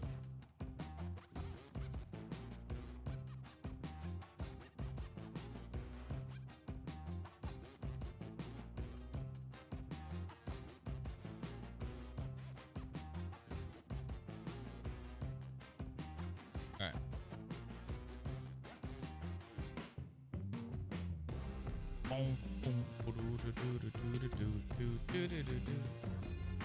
Okay.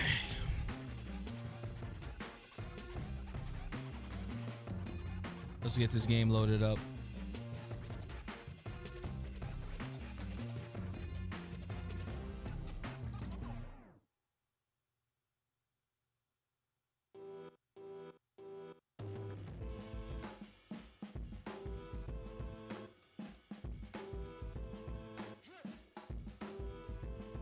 Yep, yep, yep, yep, yep, yep, yep, yep. Yep, yep, yep, yep, yep.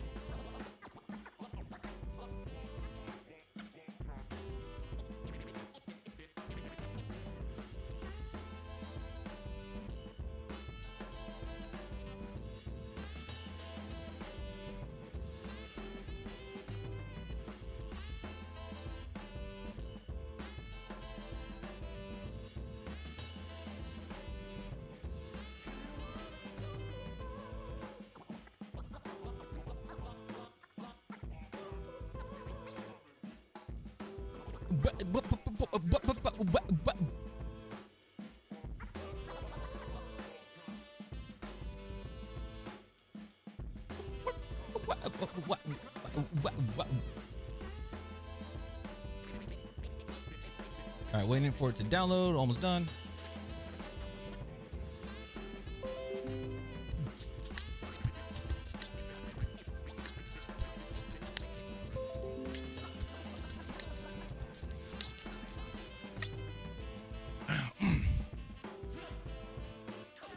Yeah, yeah, yeah, yeah.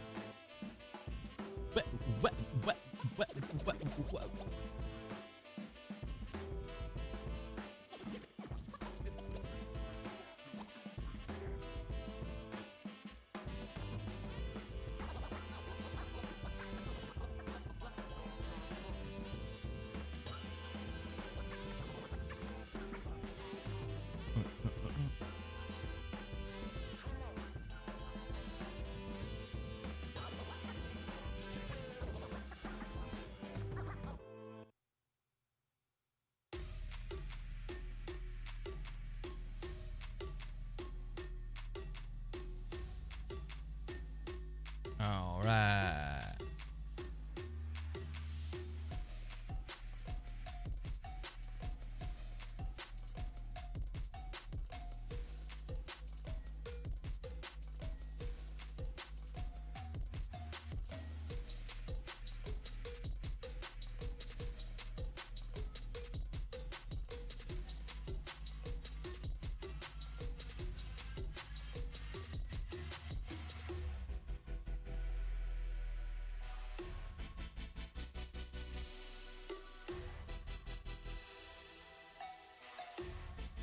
Here we go.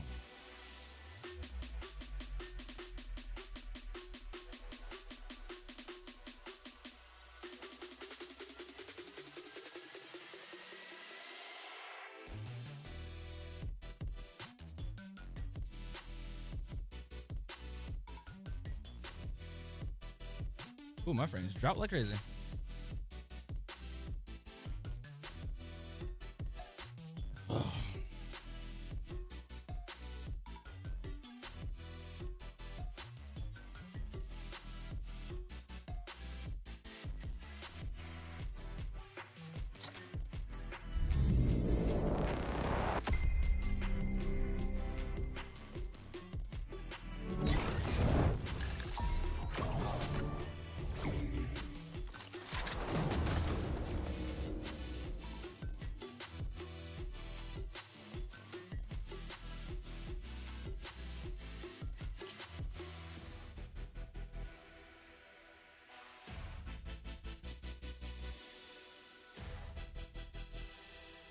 Ah, so now they have quick play. That's cool.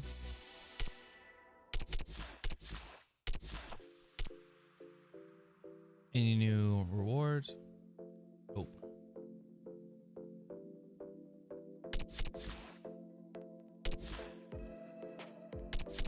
Anything in store? Let's see.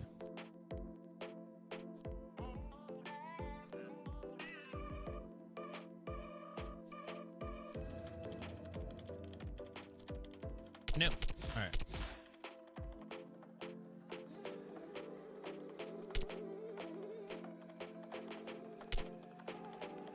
Now let's see what's up in the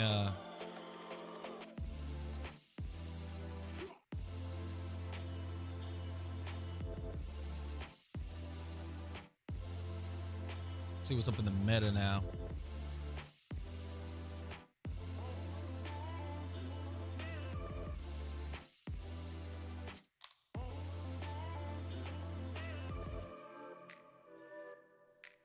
All right, let's see.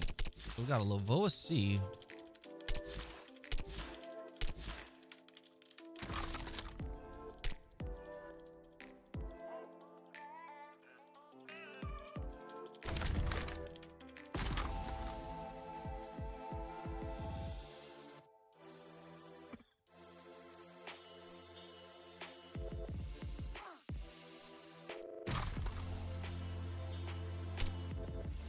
Pro extender, rapid fire, Malvert grip, quick mag.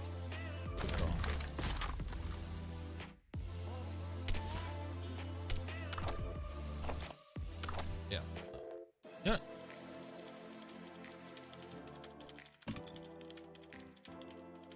$2,500 damage to foes afflicted by status conditions. Okay.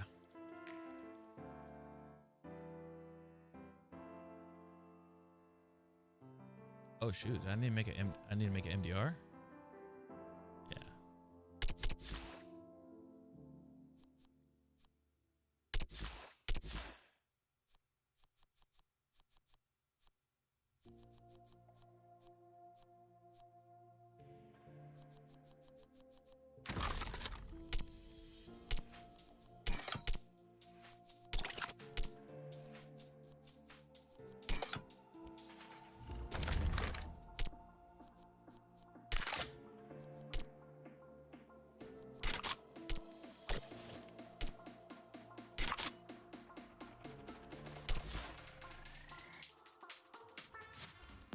Doot, doot, doot, doot.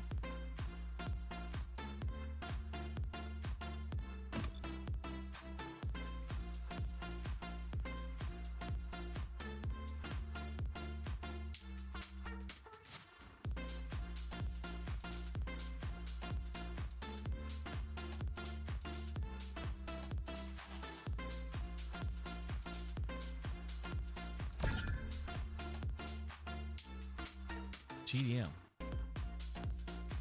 GDM.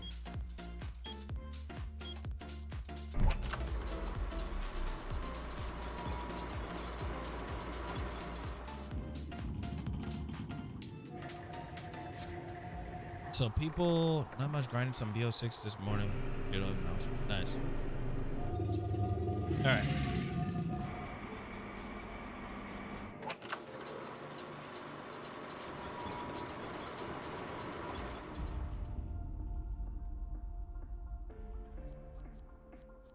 I'm with you.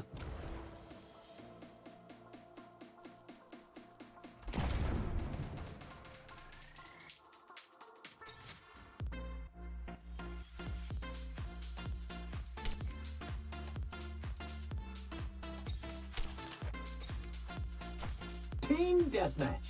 The fun never stops once the shooting starts. 3, 2, 1. Shoot the other guys until they're dead. Oh, this is interesting.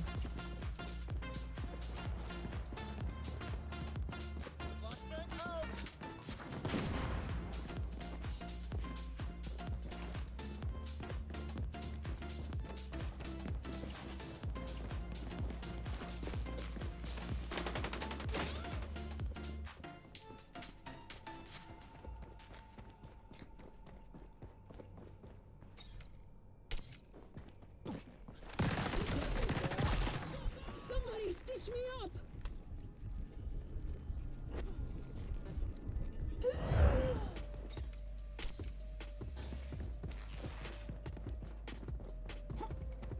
I know what I would need.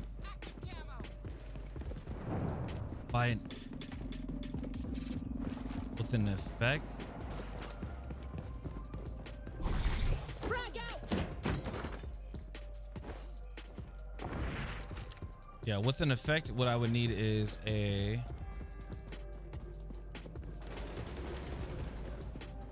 need like a smoke grenade or something.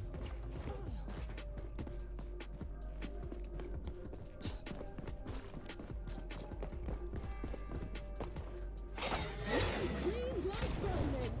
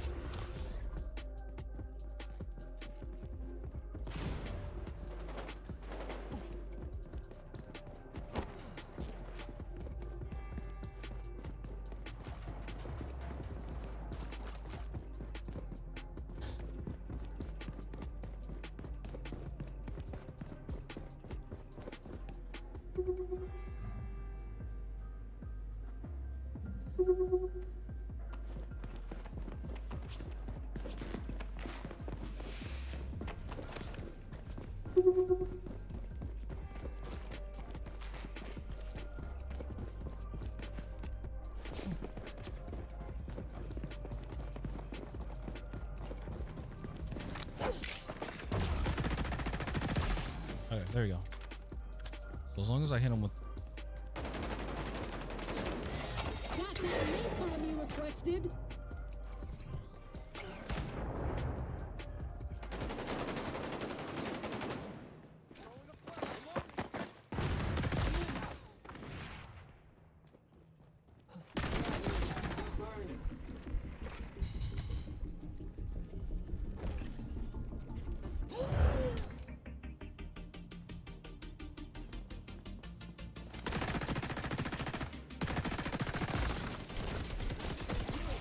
oh, got him. All right, I need a. I might have to run. What's his face?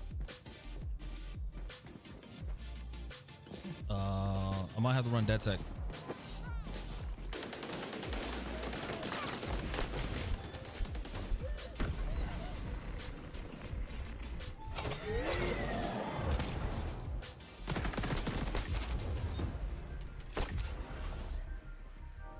Yeah, I might have to run. Might have to run DedSec just so I could get the effect, the grenade effect. Cause this ain't doing well.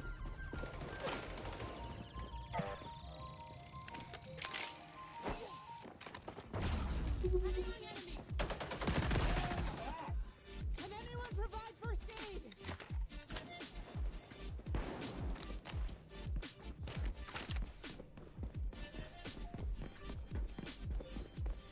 Oh wait. No, I was like, are we playing? Are we just playing 3v3 TDM? I think that's what it is. That's why I feel so weird. It really does. It does. It feels so weird playing 3v3 TDM. Because, like, it feels like the map is huge.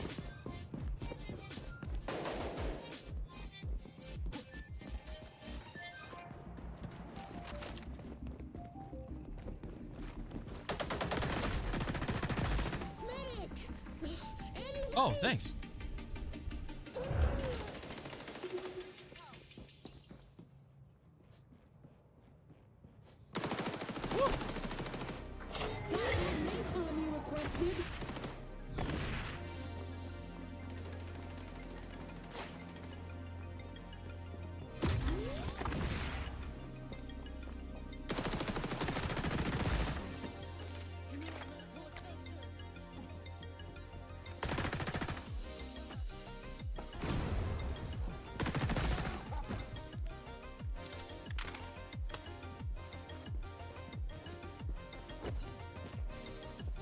Three v three. I didn't mean to do that. Shit.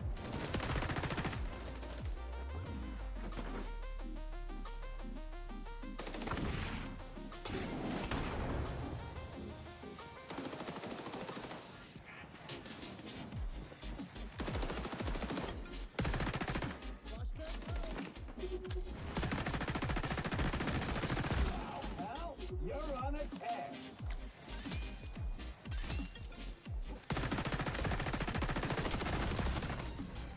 Somebody stitch me up! All right, free gun.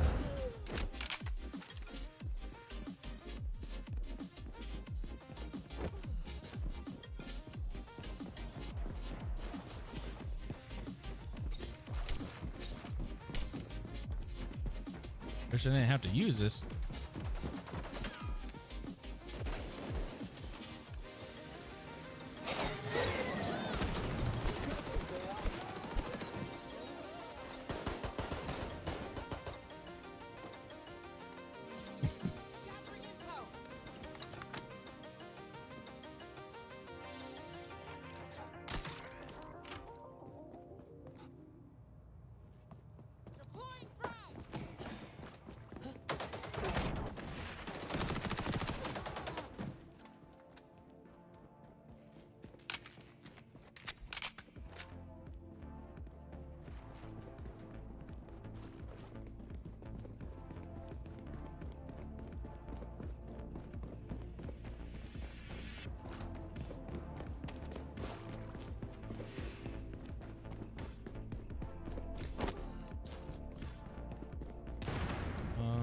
Let's see.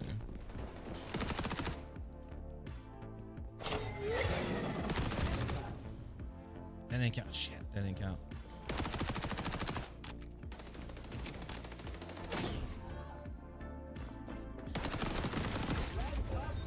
Ooh. All right.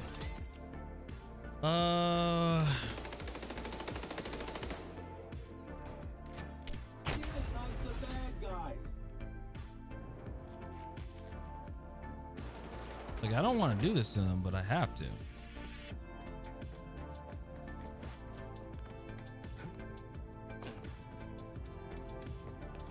We'll make some friends. Frag out!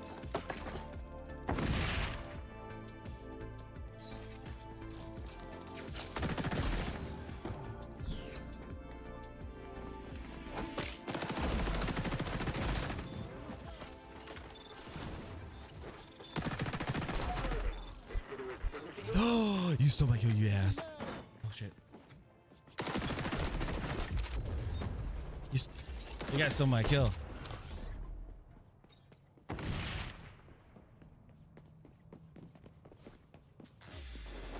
Your team is winning. I5 pressing the advantage.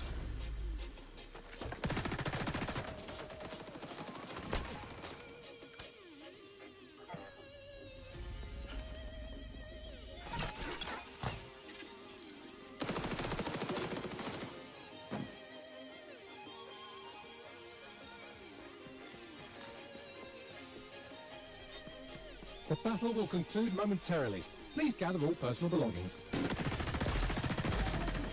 Such a time saver.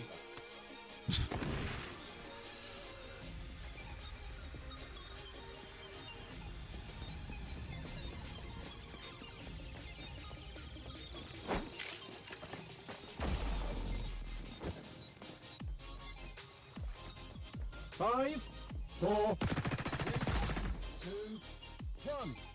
You've won! Feel free to gloat for several minutes. Yeah, that 3v3 was not it. Whether you won this fair and square or hacked the player ranking system, congratulations. 3v3 was not it. That was weird. I think that's what it was. I think it was a 3v3 team deathmatch, but I would say if there was going to be a 3v3 team deathmatch, I would put it in. I would do like Arena Rockefeller. That's just my only recommendation. My feedback. It just, the map seems too big. It seems too big on that. Like, as you guys saw, like what was it? What was the score? What did we get to?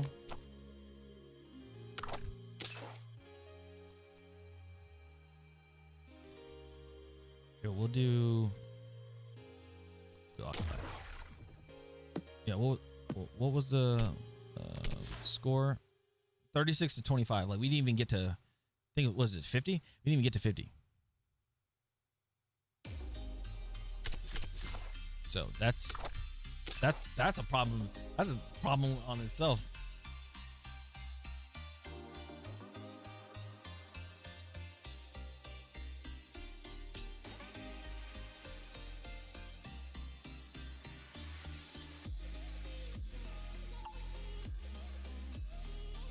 All right, we got an ad coming up.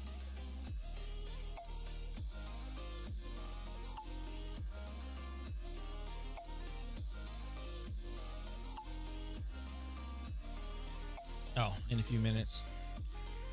But yeah, wow, it's insane. It's insane, man.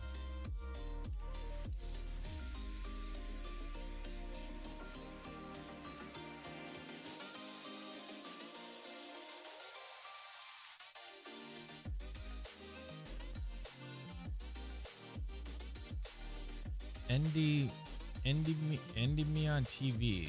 Dragon Age Veilguard is a modern woke disaster. Plus positive reviews exposed for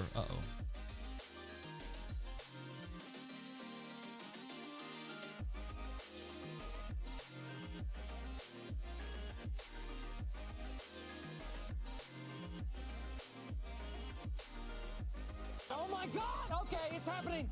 Everybody stay calm.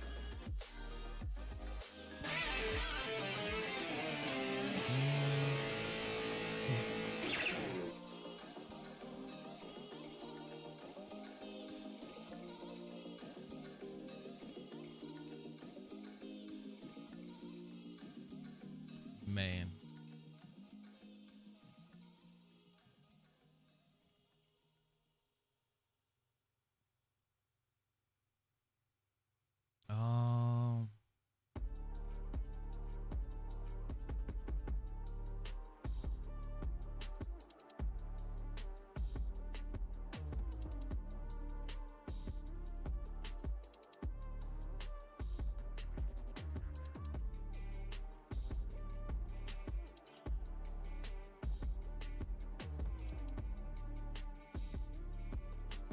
Officer Tatum red pills black liberals and changes their mind.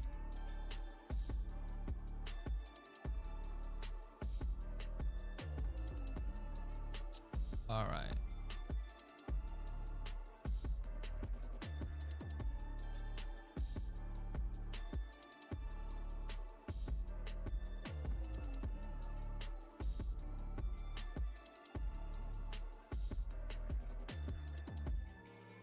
Theo Vaughn and Drewski moments. Oh my goodness, that must be interesting.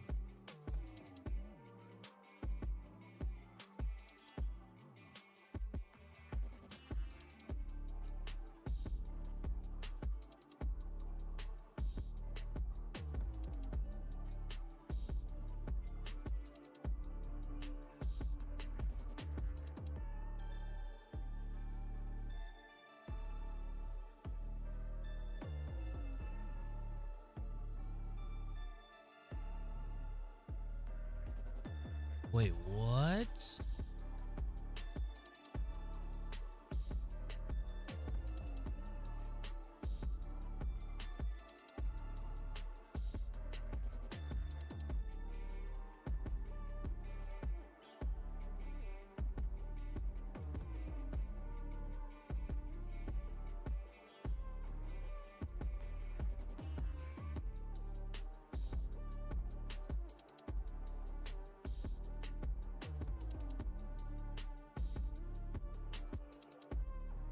Something interesting popped up.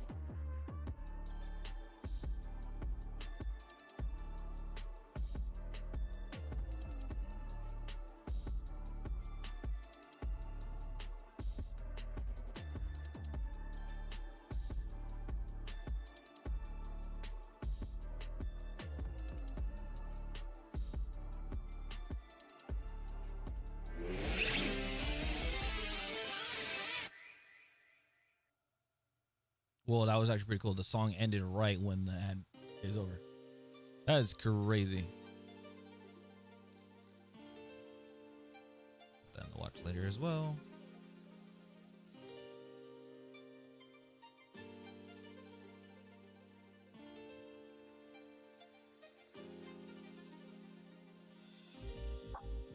All right. Let's go. Let's do this. So I think we're gonna go into ranked. We're silver 1. Next thing we're trying to get to is gold. I locked at 2,000 RP, so 2,000 RP. So we got 994 to go.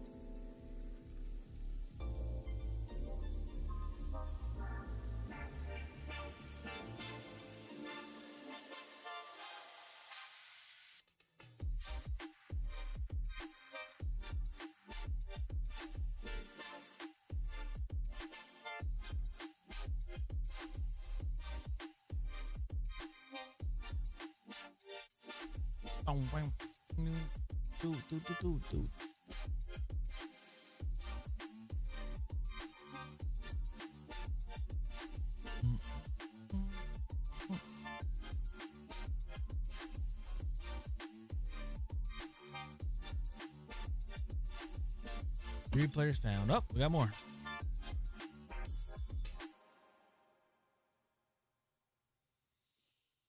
Like I said, one thing I do like is if you are playing a full game and somebody quits your game on your team, you do not lose RP. Well, you shouldn't be losing RP. If I recall, I think you don't lose RP, which is cool. Oh. Oh.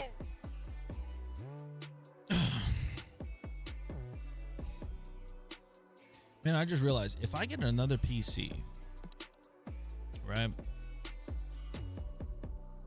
Yeah, if I get another PC, I would hook up the gaming monitor to it. Yeah, I would hook up the gaming monitor to the PC, but then this PC, which would be the streaming PC, would be this monitor and this monitor. Oh, that, I guess that would work.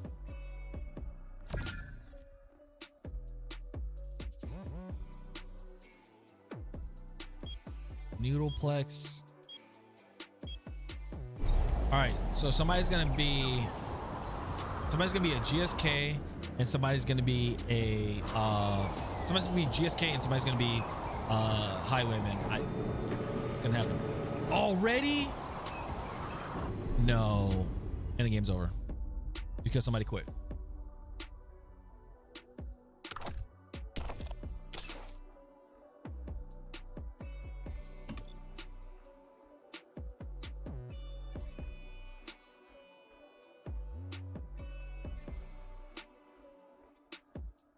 It's annoying. Oh.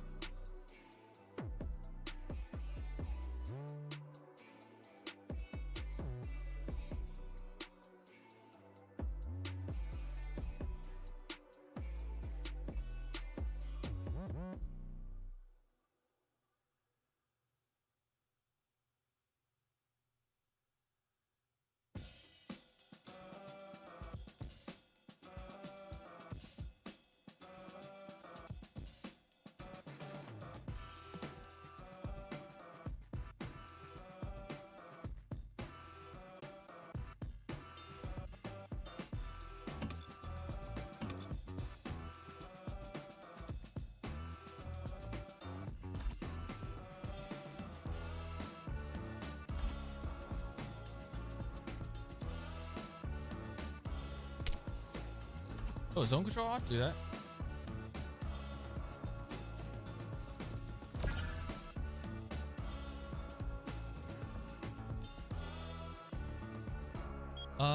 Oh yeah, let me see here.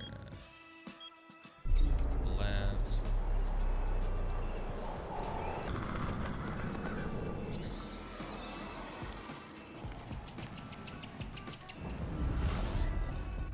Man, that sucks that Scuff is going away from PS4 controllers. All right, who's got what? Right. Let's get him.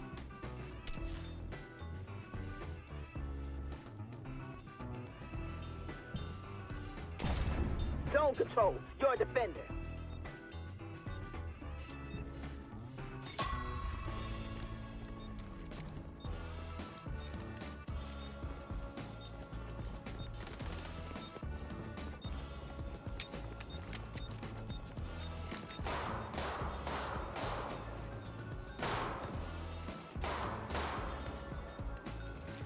Protect your capture zones from the enemy.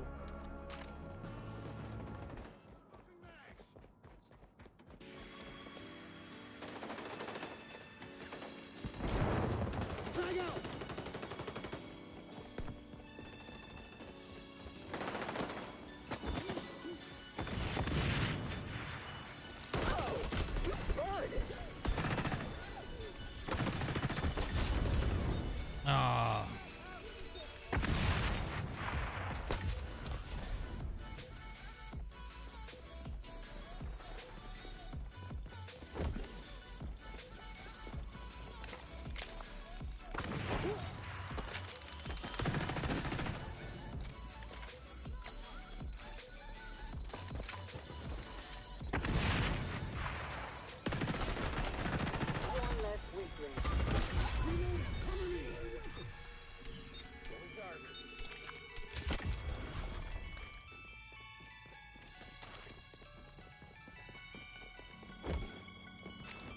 Nice stoppage.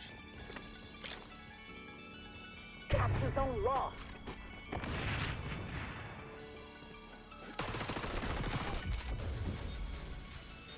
All right. Got a new loadout.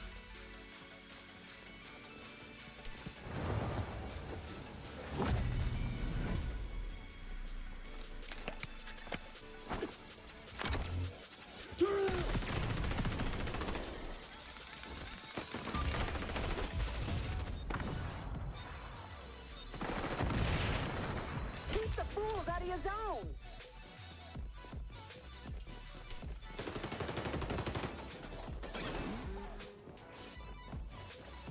Doesn't count as a. No, it doesn't count as effect. Check.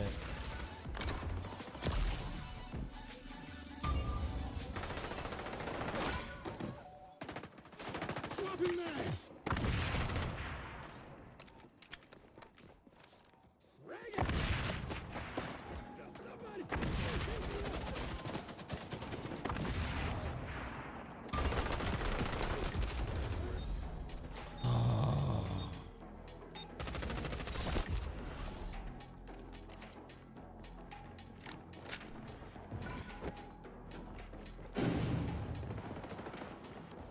I'm not doing so hot.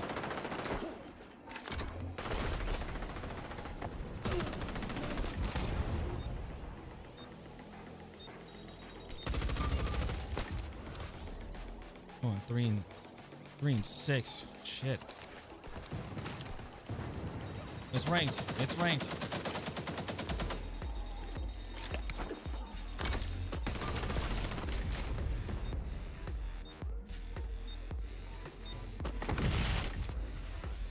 There's lobbing grenades in there. We got a whole.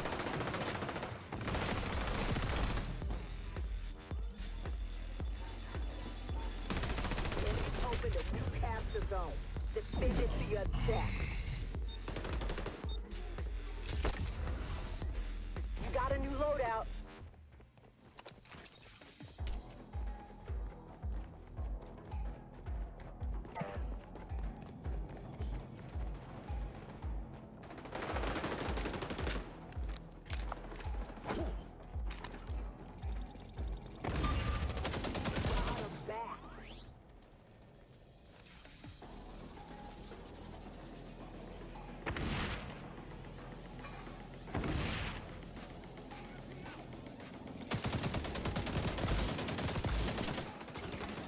Got 3 or 2.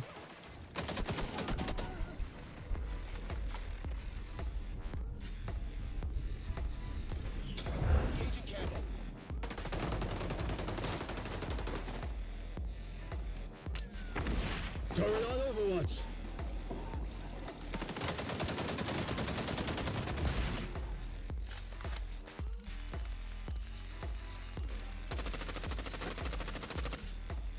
EMP deployed. No. Nice. That's some real nice killing.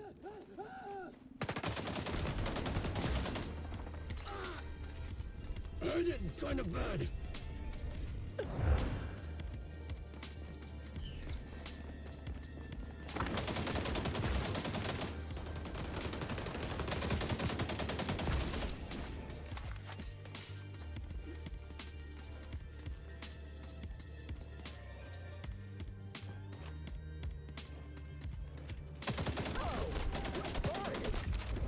No, what?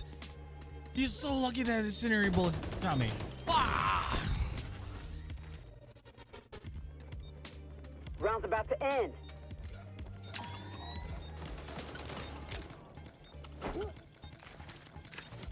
Enemy spies watching you with sonar goggles.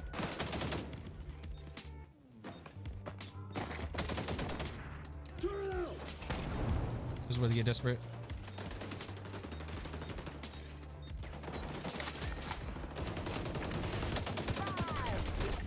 No. Teammate, turn around. Look, look. Teammate, turn around. Look. You see me shooting. Why are you spinning around in circles?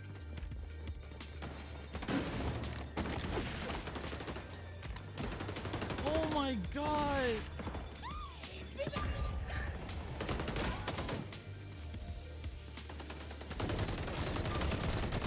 No, he should have. Okay, I was like, he should have died. Like, why was the guy spinning around in circles? Why were you doing that?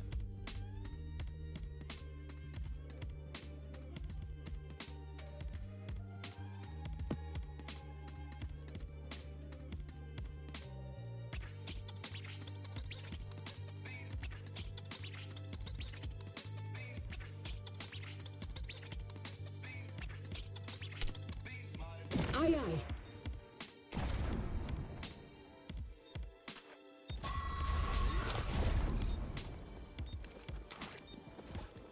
Hey, did you guys see that? That was crazy.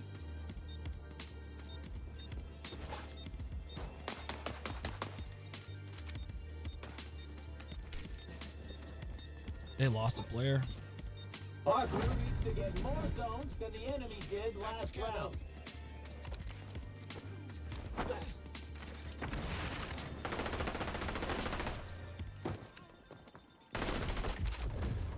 What? Where the fuck was he?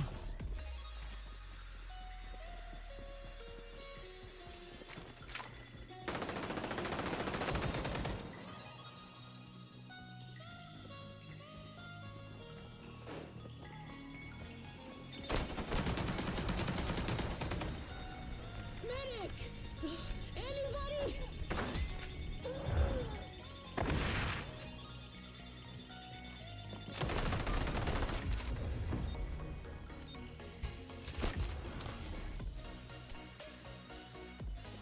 Dude, sometimes I just dislike this ping that's going on. Captain's own plane.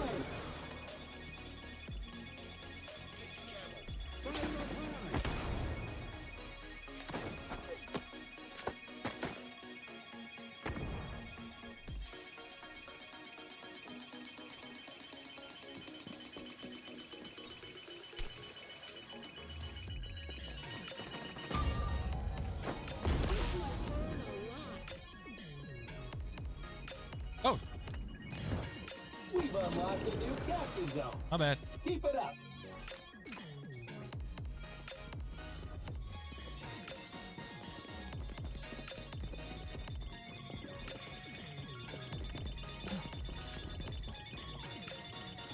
Reloading. Cover me.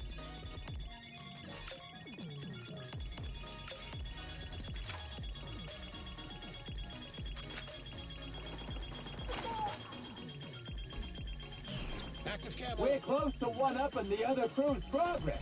Keep going. Yeah.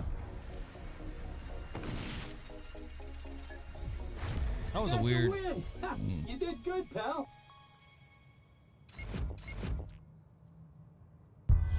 Wait, did it say complete game? Complete game 7.5K? Damn.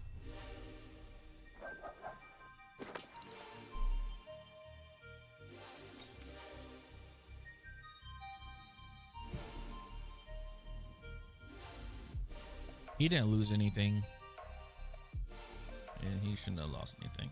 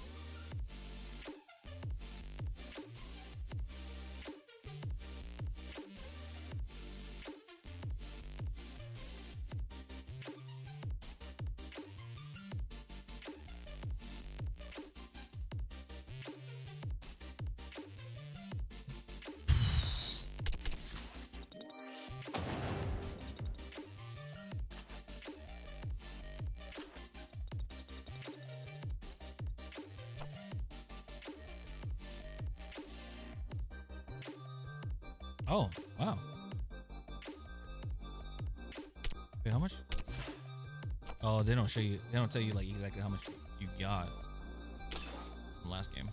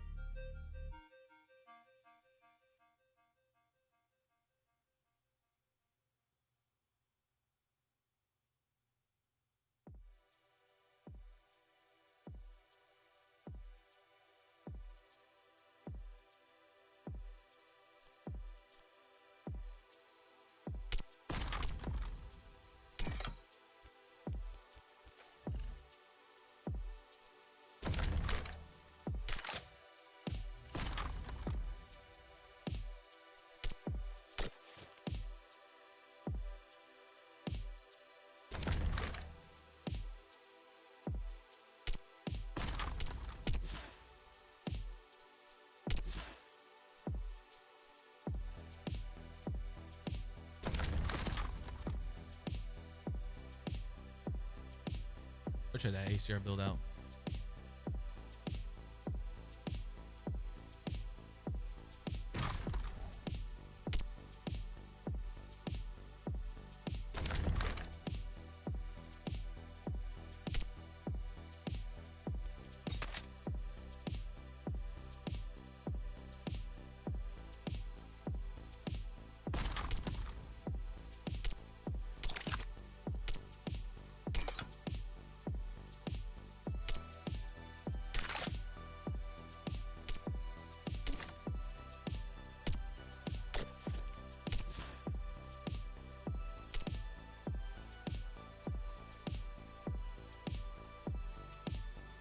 Oh, that's cool.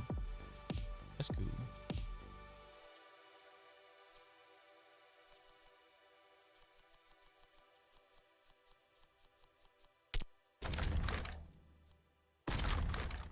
All right, we'll give that MDR a go.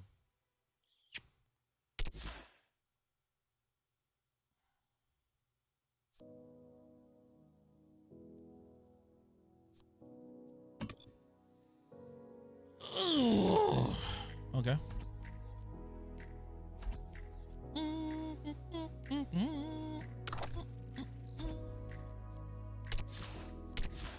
What faction can I get hit him with an effect? I guess I'm gonna have to play. What's it called?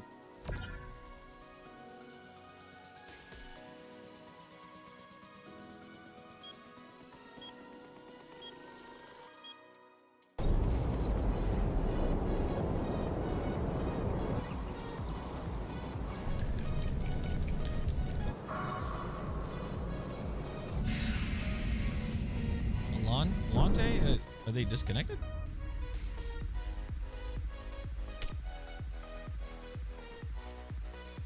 You talked me into it.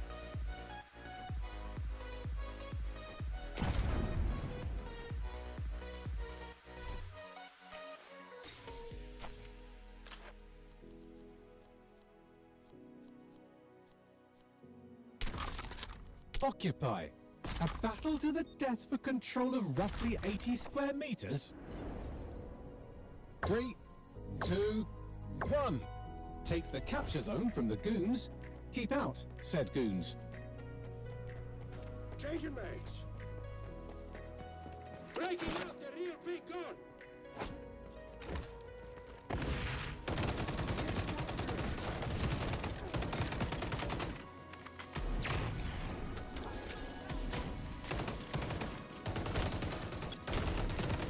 Wait, what the? Oh, he was in Viz. I was like, what the hell?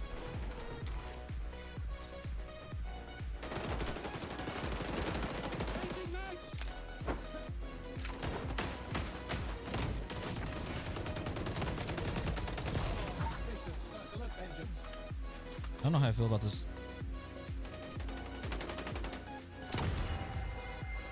Nice throw.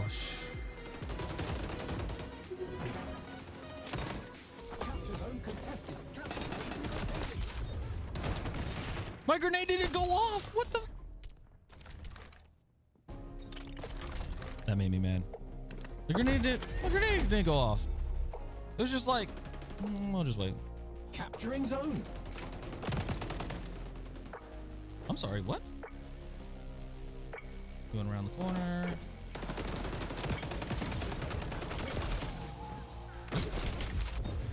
Bro.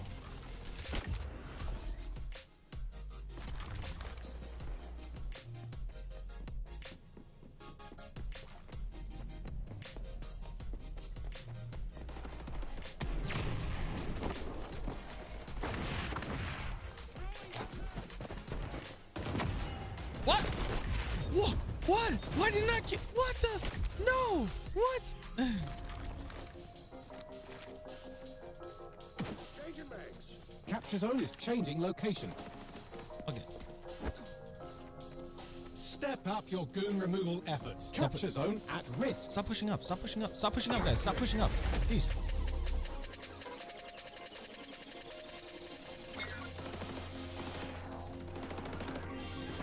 Grenade out! Grenades away! Breaking out the real big gun!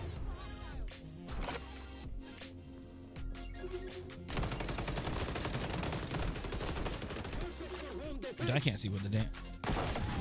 I can't see what the damn. Did you just shoot? Behind you! Look behind you! Look behind you! Look behind you! Oh my goodness!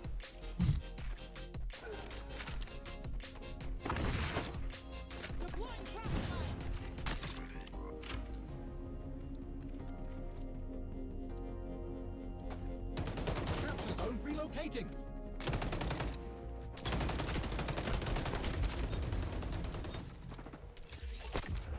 Capture zone at risk.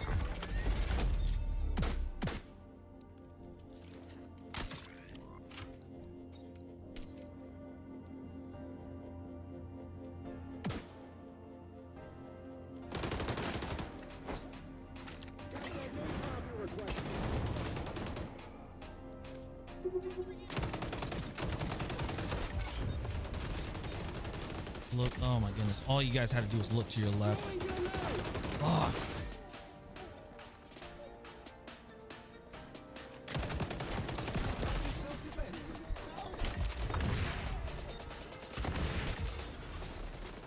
We're capturing.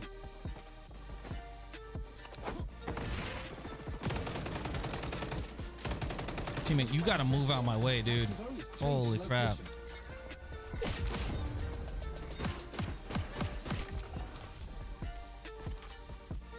Alright, something's just not working here. Capture zone contested.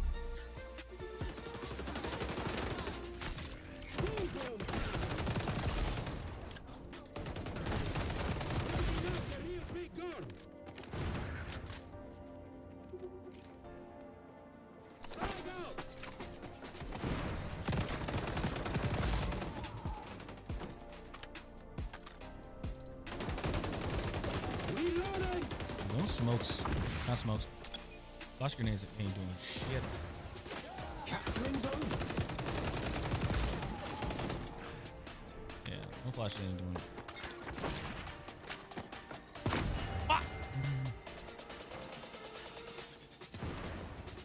Capture zone relocating.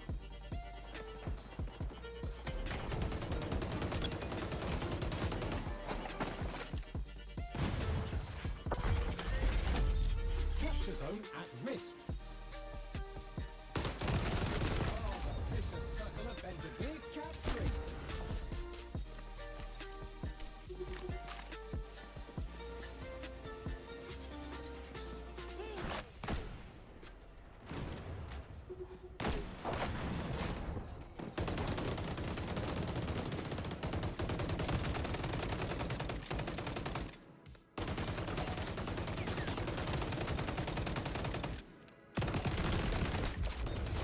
See, I don't get how he's not dying. Capture zone at risk. Capture zone contested. Yo, I'm not even gonna lie. I'm gonna have to just slap the freaking muzzle booster back on. Capture zone relocating.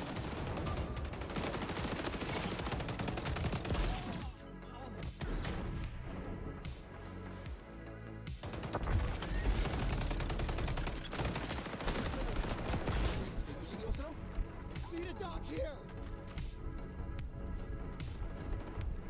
Capturing.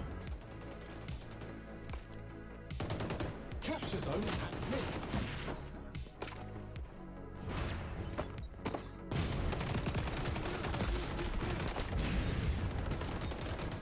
Ultra is ready to go.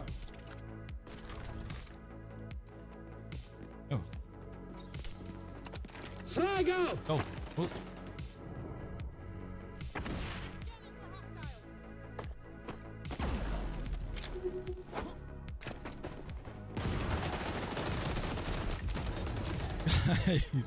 I threw a flash in there for all of them. Capture zone is changing location. Ultra ready. Is capturing.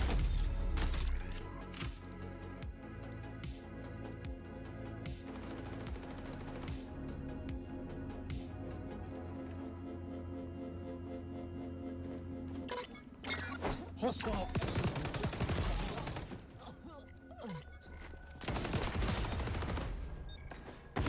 Ultra is ready to go. You can't hide now. Perfect for home defense.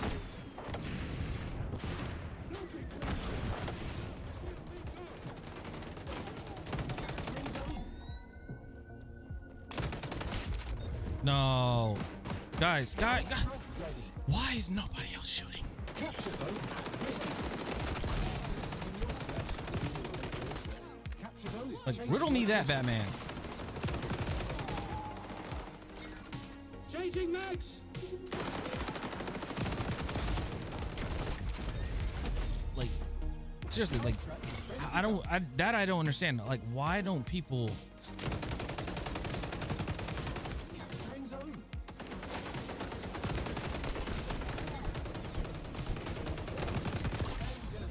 Glad that's settled. All right. Ultra is ready to go. Almost done for a blowout win.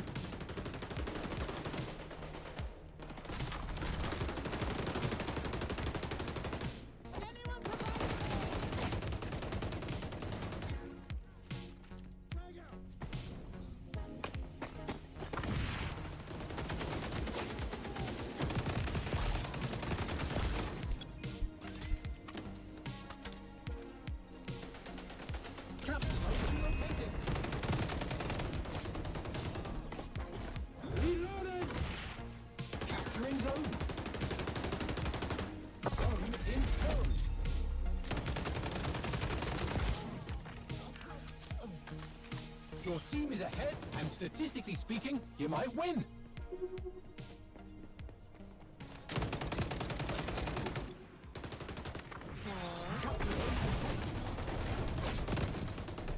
That's a win. Maybe when this is over, there'll be a knighthood in it for you.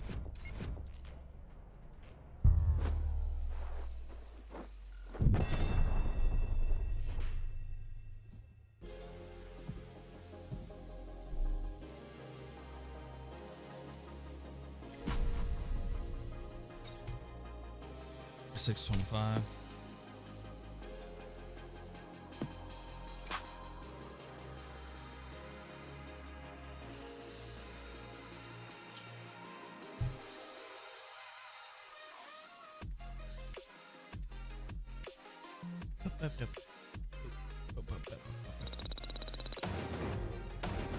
Oh hell yeah! We went up 2 ranks.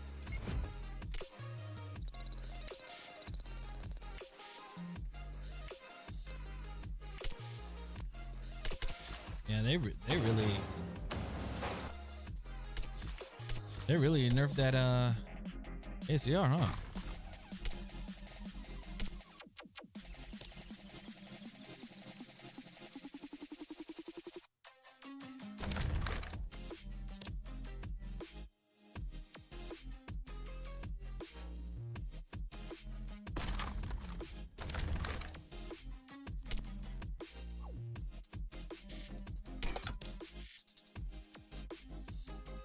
That one.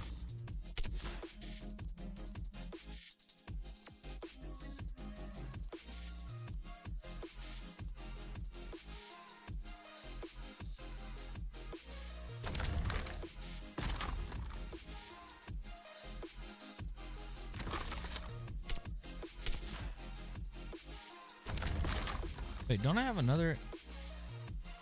I do. I was wondering, do I have another ACR? And I do. This is the one that I think this is the one that Flip told me to use.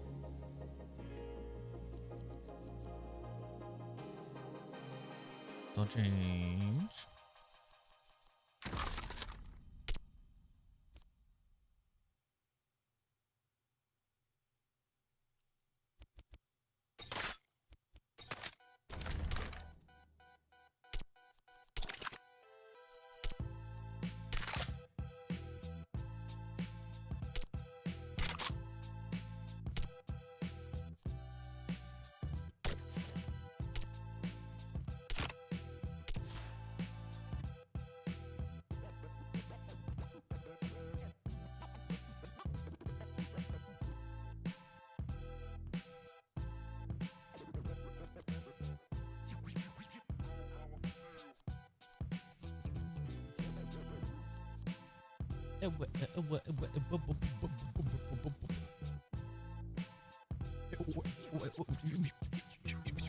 Oh, it's called Midnight Velocity now. Okay.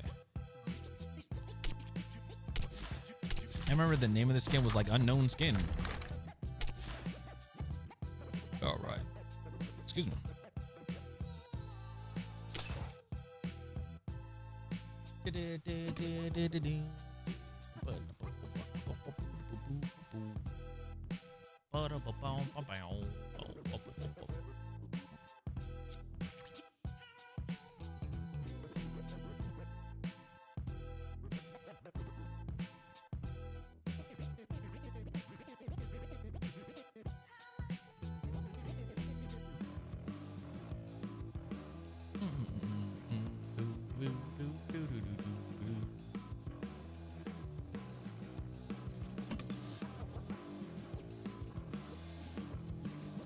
Deep Cut Bundle is back. Includes the epic skins for Jing and Sneer.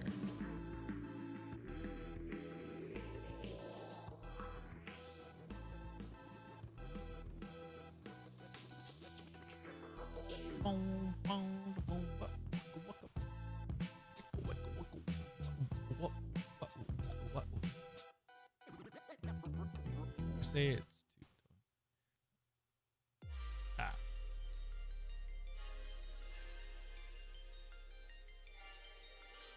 Here we go again, your local Yorkshire grump ranting on YouTube like a tea-fueled philosopher. Can't decipher the brilliance. Subtitles are your lifeline. Hold on.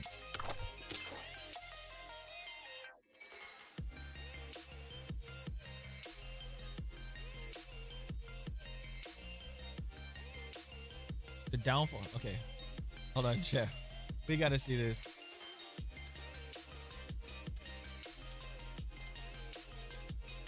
Scotty got a video here.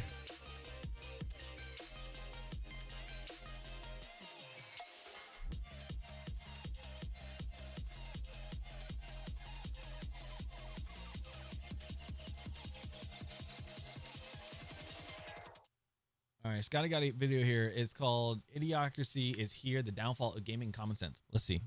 Hear him out. All right, you lot. Welcome to one corner of internet where common sense gets front seat and idiocy gets boot. Last week, I called out hypocrites. Today, we're diving headfirst into a rant that's probably crossed your mind 1,000 times, especially if you've got even half a... I gotta say this. I like, Scotty, I gotta know where you're from, dude. I know I got you on Twitter. Like, I gotta know where you're from. Your videos are good. Like, I can hear this. I can listen to this guy talk all day. It's just funny as hell. I gotta find this. Like, I gotta play with this dude one day. A brain cell. You ever see Idiocracy? No? Well, let me paint you a picture. It's a film where an average bloke named Joe Bowers gets frozen, wakes up hundreds of years later and finds himself in a world so brain dead he's suddenly smartest man alive. But here's the real kicker. We don't need to wait 5 centuries to see this circus in action. We're already living it. And if you've been in comment section lately, you know exactly what I'm talking about. But before we get started, don't forget to like, subscribe and all that bollocks. It helps channel grow. And apparently, even dimmest folk managed to figure out the subscribe button. Let's dive in, shall we? All right. Scotty McGaming.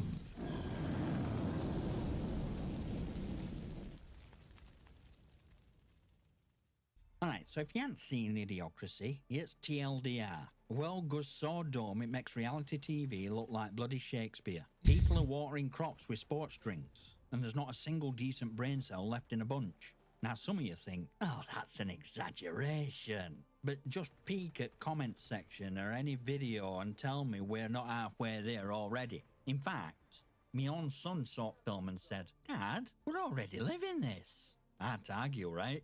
So let's address first recurring pest, strawman fallacy. Also known as, I'm not listening, but I'll argue with you anyway, brigade. These twonks pop up in droves, taking an argument I didn't make, twisting it, and then ranting at me for it. Let me give you a pro tip. If you gotta twist what I said to argue your point, you're already on thin ice, my friend. Here's the thing. I don't call these twonks by name because, quite frankly, they don't deserve a second of fame. They'll moan, rant and rave. But let's be clear, unlike those channels out there targeting cheaters and promoting them by name, I'm not here to build up these muppets. They're called twonks for a reason. Fact is, if you're out here defending actions as so-called call a shame channels, take a look at how much attention they gain to very cheaters they hate. Every rant, every clip just feeds the fame. But now, strawman crowd won't get it. They'll keep coming back, twisting words, taking mick and ultimately proving just how far down road of idiocracy we've already gone. And if that doesn't hit home, stay tuned because we're only just getting warmed up. Now let's move on to a more special crowd. Confused bunch. You know what I'm talking about. These are folks who watch an entire video, miss point by a mile, then flood comment section to tell me I'm wrong. And here's kicker. Half the time I'm ranting about people exactly like them. It's irony at its finest, really. Take my recent video on hypocrite gamers, where I took a cheeky dig at all those who yell, go on, go broke, and then play AAA games like Call of Duty. Now I thought I were crystal clear, but there were a whole brigade of confused, typing furiously, completely oblivious that video were about them. It's reality. Same people kicking off about woke games are all... Here's my thing. People don't like... If people... This is my whole spiel. If people don't like just games in general, like they love playing video games, but like nothing suits them, and they're like, this game is horrible, like I wish it was this game and this game. Why don't you make your own game? Just stop playing video games for like 2 years and just put all your energy in that anger and typing out everything like that. Put it into like learning coding and stuff like that, and make a game. And then when you put that game out and then people shit on your game, then you'll know how it feels. Often ones still lapping them up because, let's be honest, they're addicted to these titles. But just because you've convinced yourself that your favourite game ain't woke, don't make it any less so. Yep, even that one. And you can't help but laugh, can you? I mean, it's like me standing on a stage saying, look out for hypocrites. While crowd nods along, not realising they're wearing big flashing signs that read hypocrite on their heads. It's spoiler though. If you don't get joke, odds are you're part of it. Yeah. I get it. Sarcasm might go over a few heads. But come on, it's 2024 and we're still debating basics.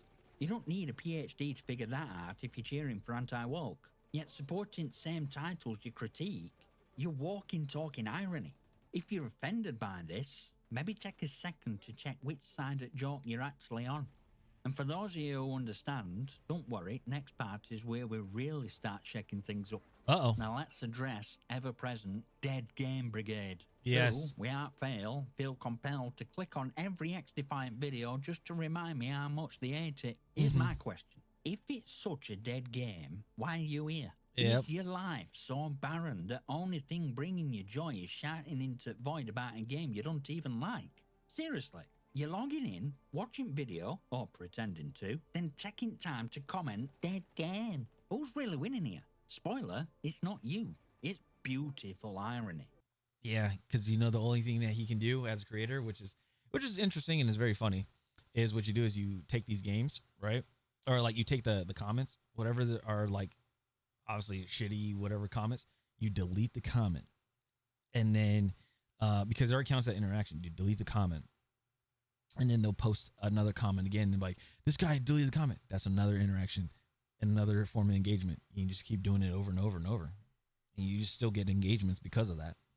Every time one of you miserable sods clicks, watches, and comments, you're feeding algorithm. You're not burying game, you're actually promoting it. Your engagement, yes, your precious little spiteful comment. Exactly. Push video to more people. Every like, dislike, and view tells YouTube that people care about this content.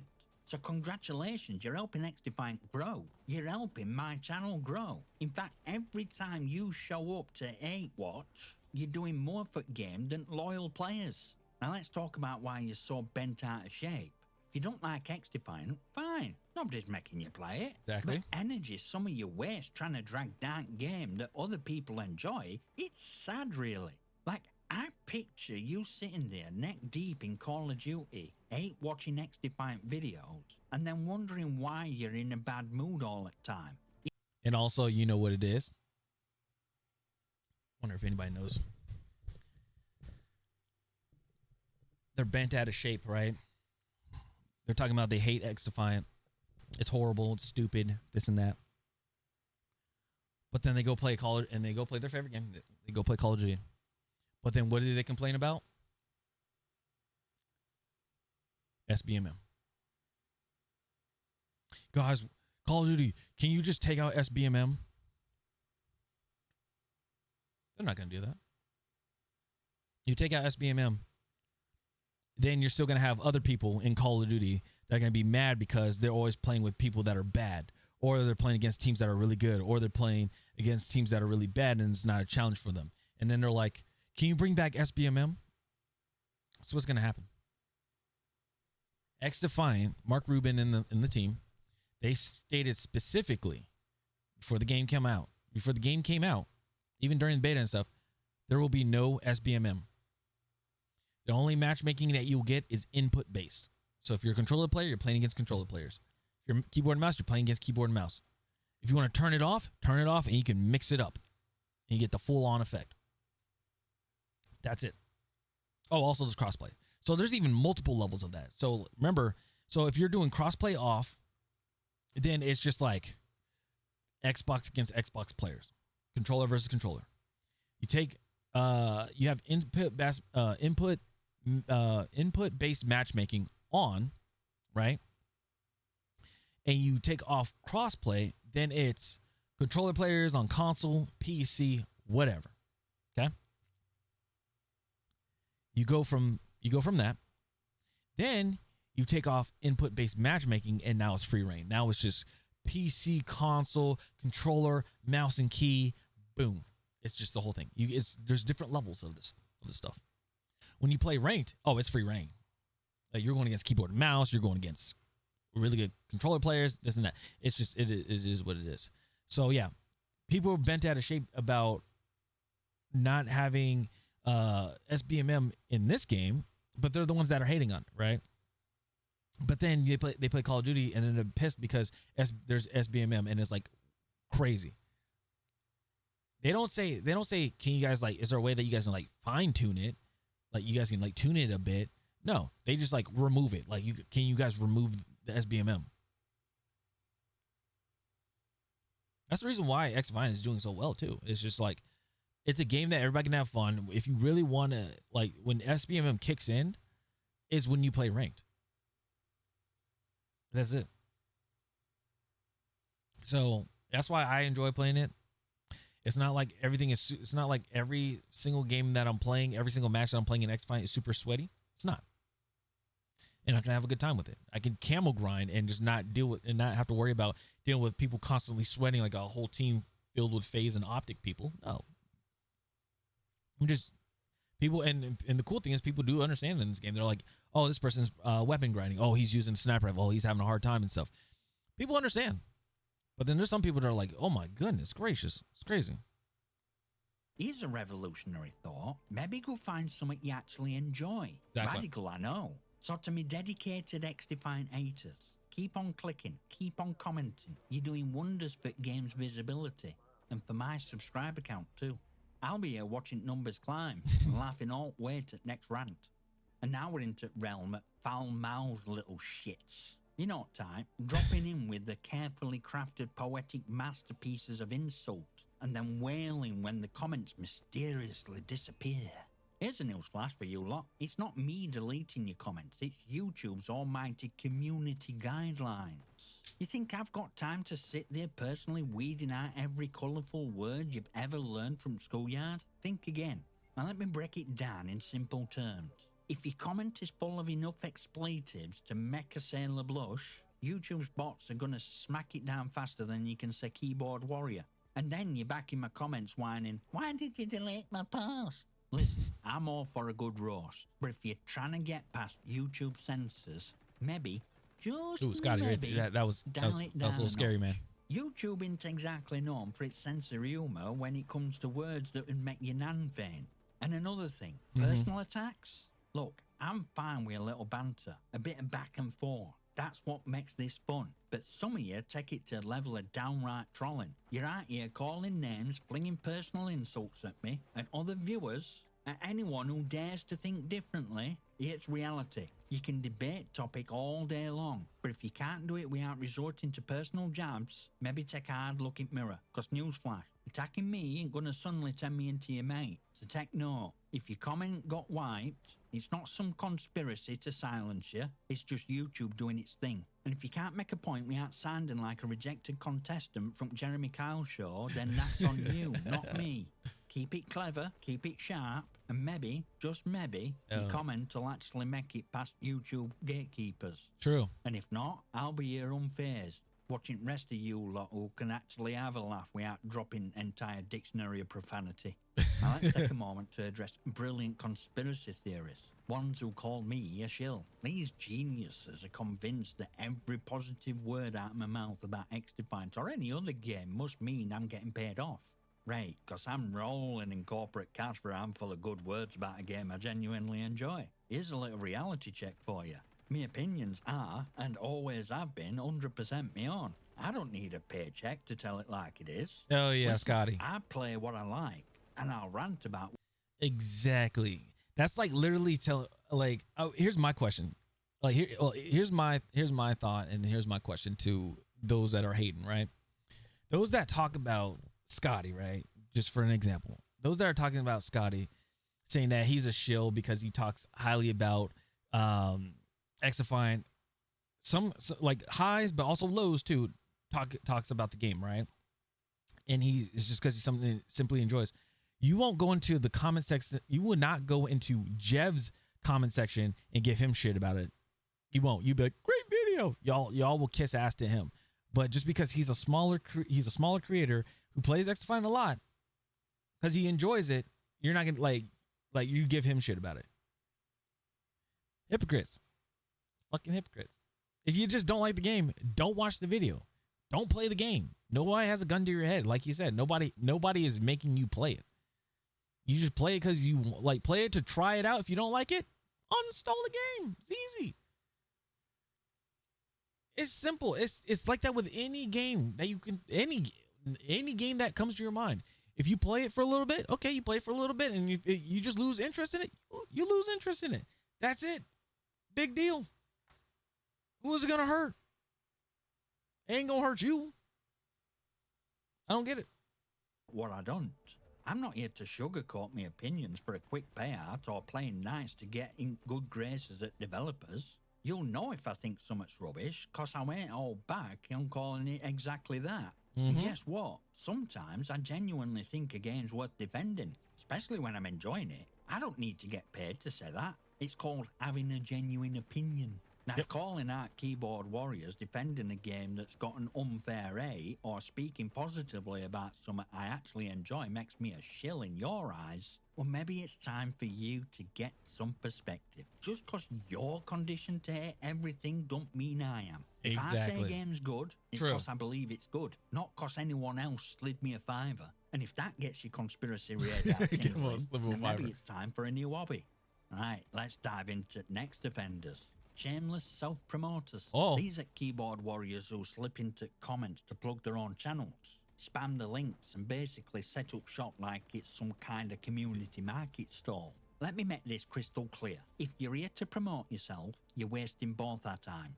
You think slipping in a sneaky, hey, check out my channel, into comment is some master stroke of marketing? Trust me, it's not. Let's be honest. If your content was so compelling, you wouldn't need to hijack other creators' comment sections to get people to watch. Yeah. Every single comment, every desperate little link you drop gets flagged, logged, and surprise, surprise, deleted.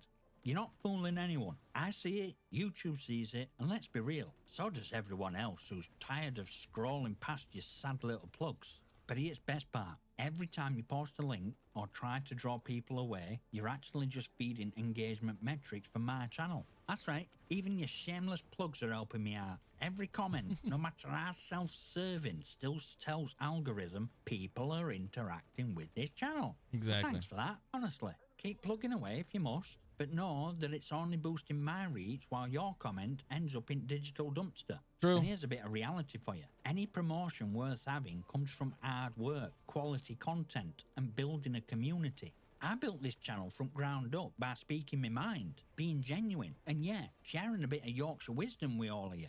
If you want people to care about what you have to say, try earning it. Stop shortcuts, drop links, and maybe, just maybe, someone will actually care about what you're doing. Until then, I'll keep enjoying free boosts to my algorithm stats, while YouTube quietly sweeps your self-promotion attempts under the rug. So here's your wake-up call. You're not gaining subscribers by spamming. You're not winning fans.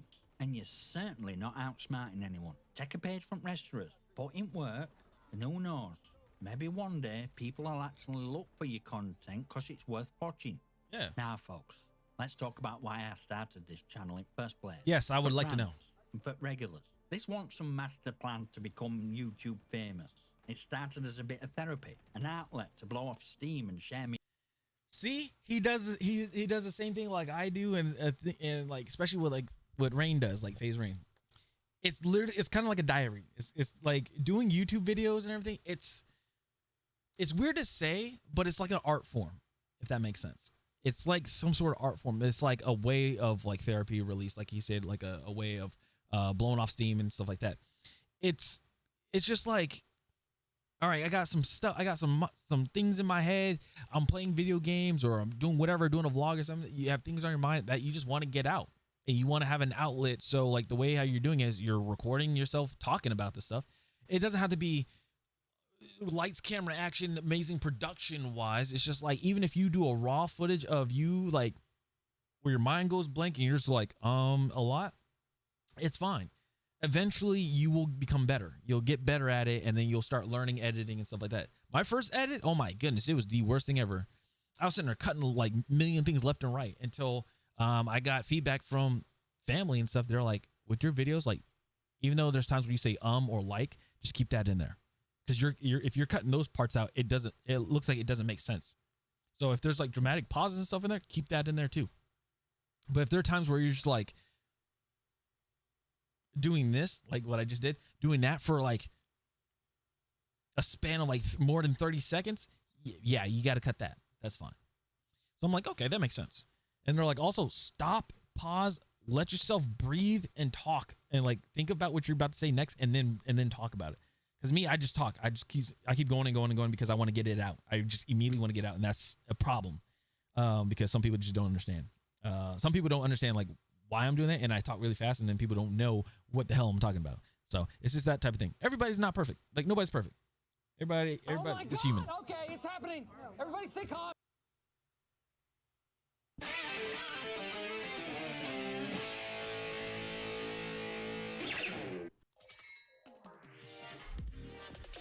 But yeah, it's just so funny. After the break, we'll continue, or we'll finish out this video, and then we'll get back into playing ranked.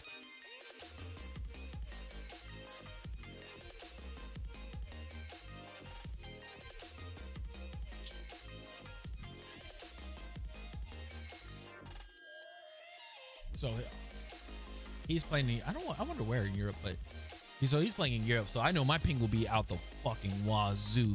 But I'm down to play. I'm down to play with him. Like, he's doing good too. 200. This was what, yesterday? Yeah, 287 views. Hell yeah.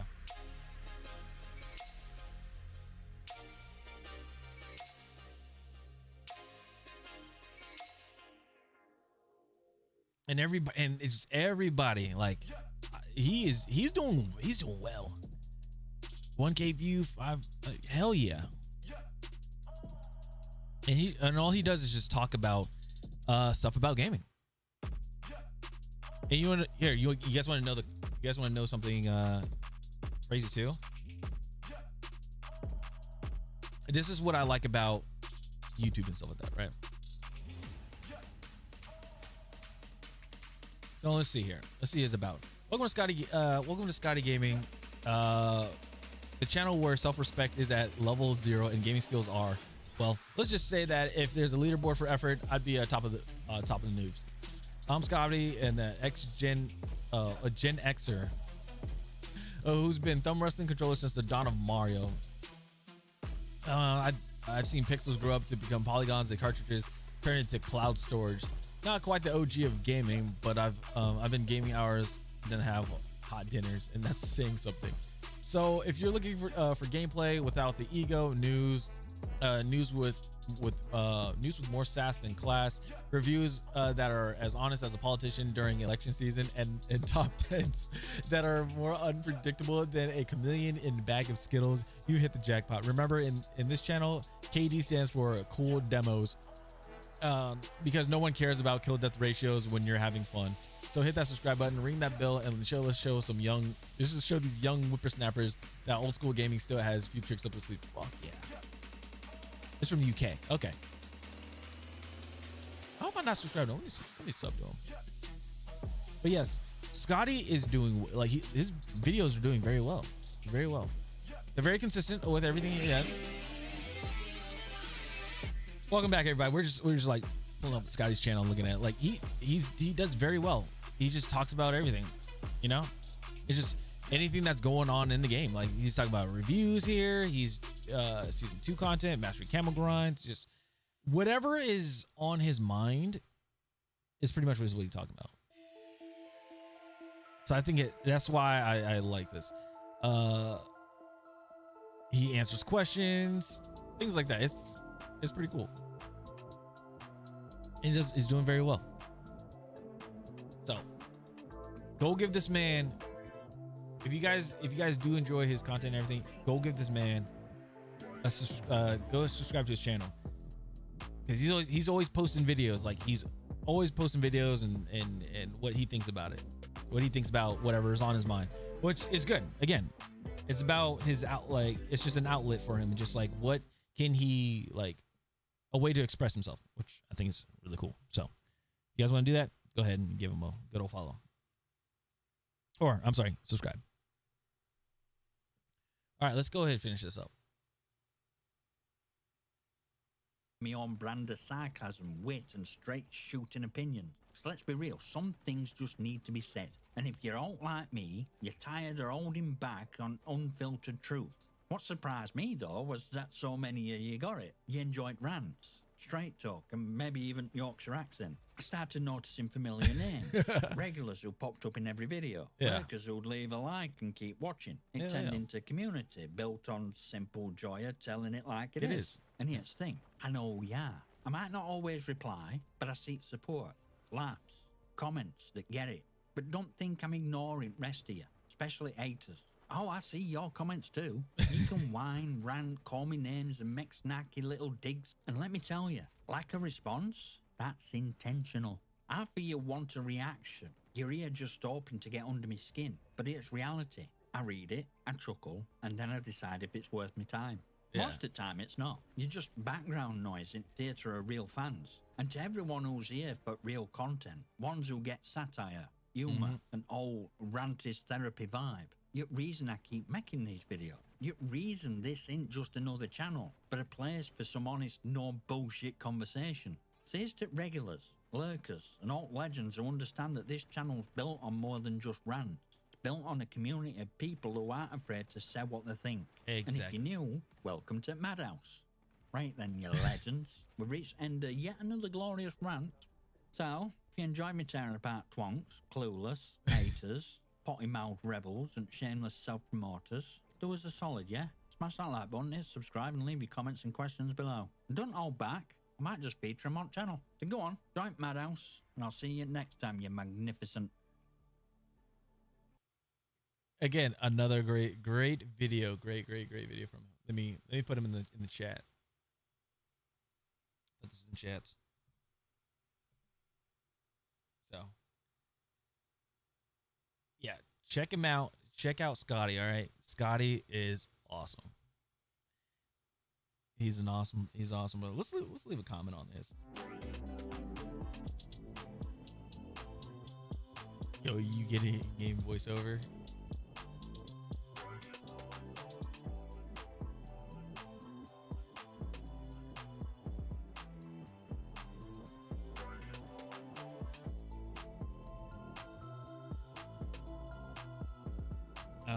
Really great videos, man.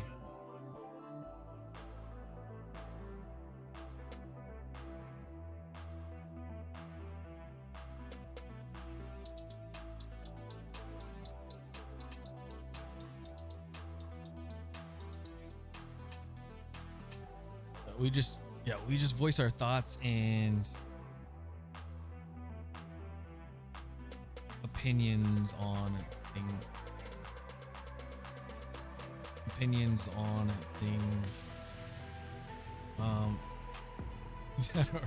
That are going on in gaming that people are afraid to speak on.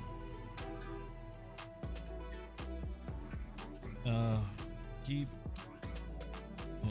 doing you, and yeah. Let's see. Keep doing you, and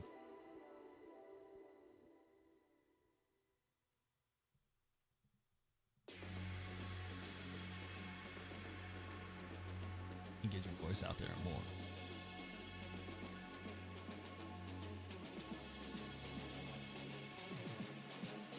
One of these days,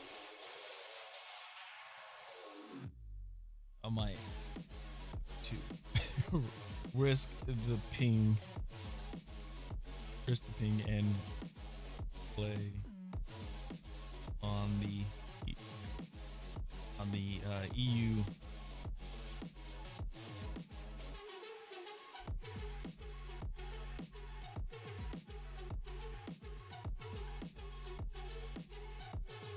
By the way.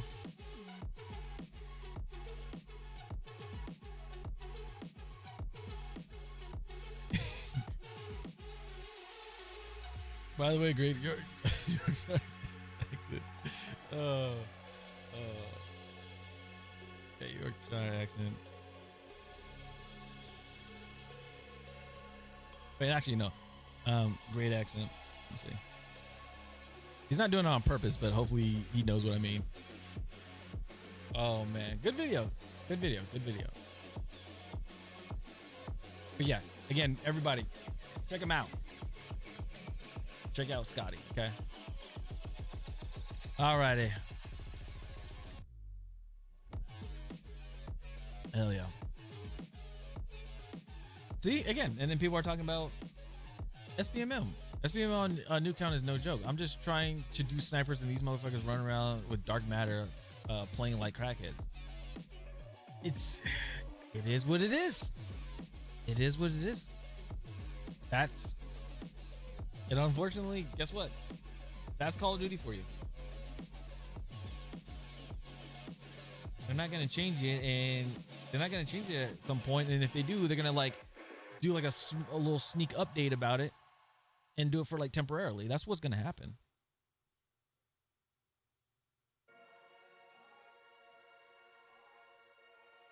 And that's what makes me laugh.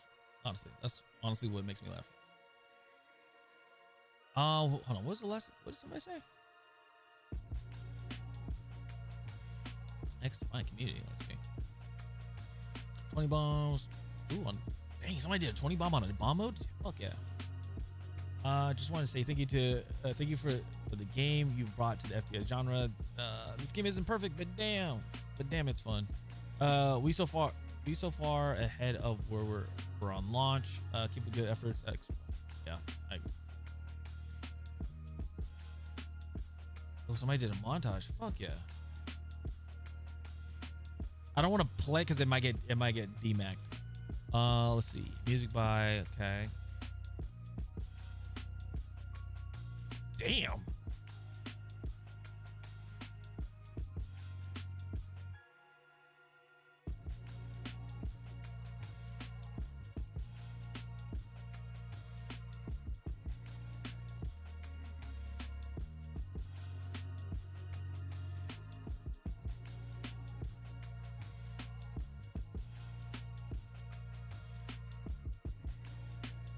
Yes, this person says, I'm at the point where XDefiant feels repetitive to play at this point.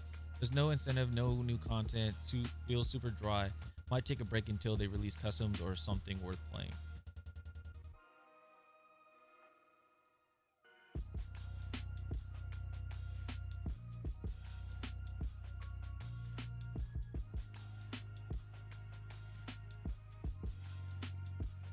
Okay, hold on. And this, I gotta show you guys this.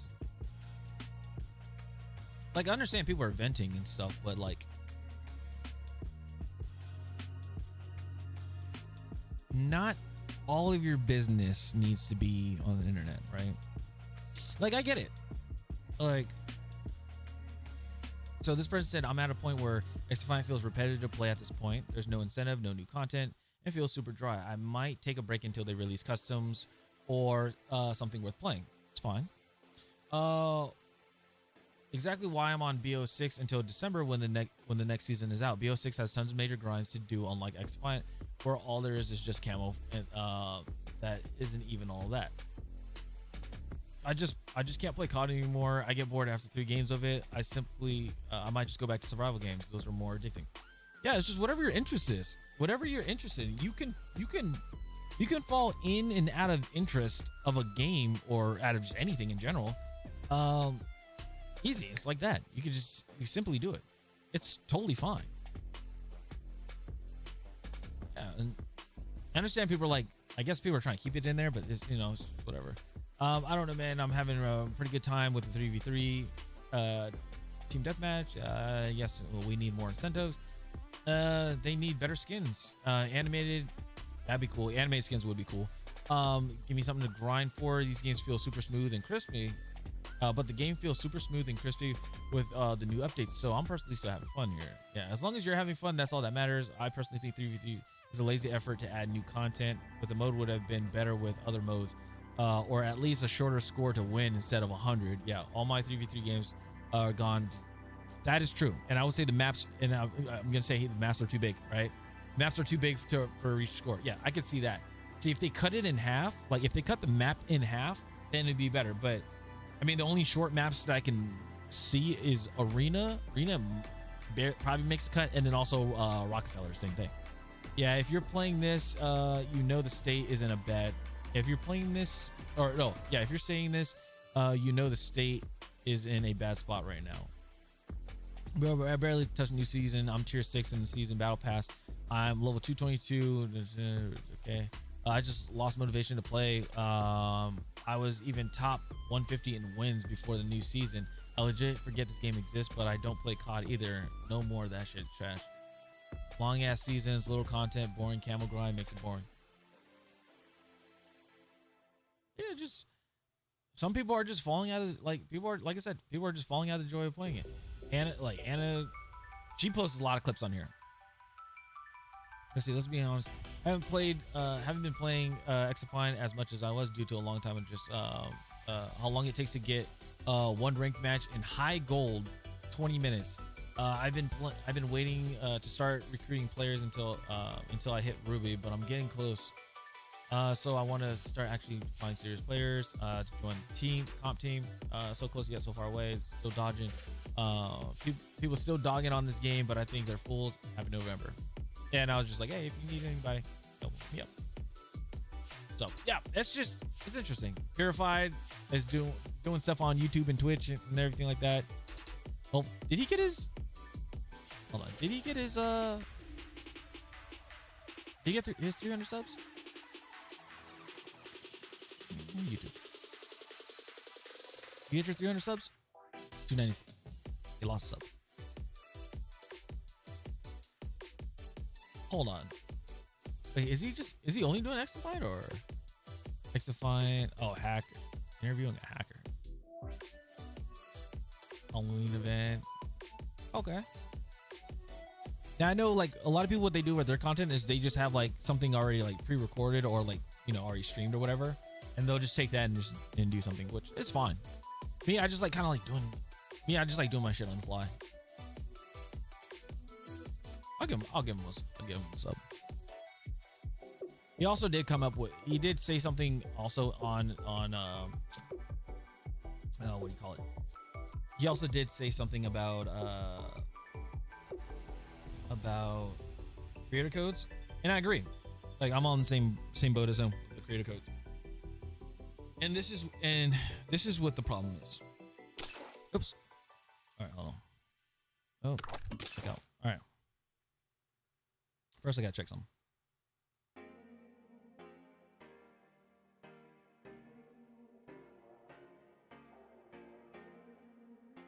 Okay.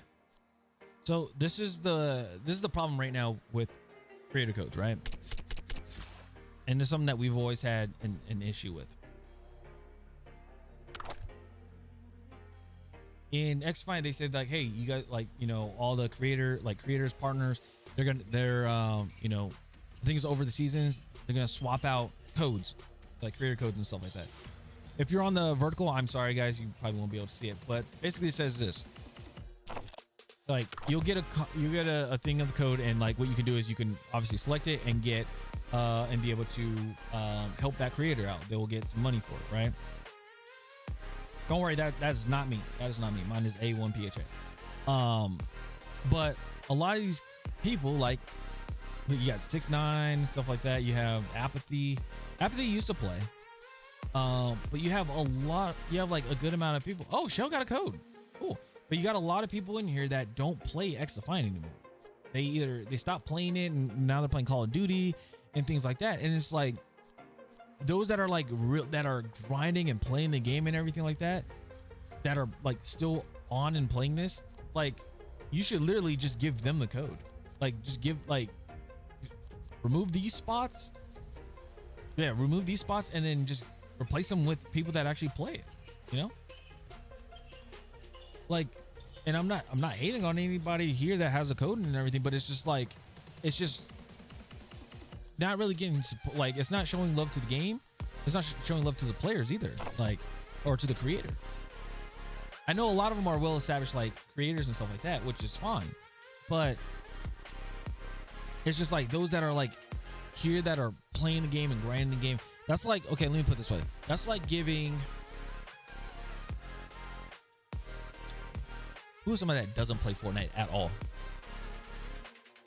Okay, let's just random. Let's just say somebody that doesn't, that's a well-established creator and stuff. They never played Fortnite. They only played one time, right? That's like giving them a creator code for Fortnite and not giving, you know, somebody else that's been playing hours on ends, like that has hundreds and hours, hundreds, maybe thousands of hours of Fortnite, Fortnite playing, right? That's like not giving, that's like that happening. It's messed up, honestly. It's like, I understand they're famous, they got a lot of people behind them, a great community, but they're not really doing anything. That's where the problem comes in. That's the problem, is that like you have these creator codes, but nobody's using them because they don't play the game. So what's the point of supporting a creator that doesn't play your game? You know, that's just my whole take on it. So a lot of people are like, hey, if I had a creator code, like, would you guys use it? And some people are like, yeah. And a lot of people are like, well, do you play the game? And obviously we'll go and check and see, like, do they play the game? Yeah, they play the game. Cool. Bet. Let's do it. Because everybody was thinking, I think when they were talking about creator codes, we were thinking every season, the whole thing's gonna get wiped out, and everybody's gonna have a chance. Like everybody on the current creator codes, like after, like, okay, let me put it this way: season 1, people got creator codes, right? And you use the creator codes, this and that, right? And then, like season 2 comes out, they wipe everything of the creator codes, they wipe the whole list of creator codes, and they say, hey, let's give a new batch of creator codes to new creators, right? And do that.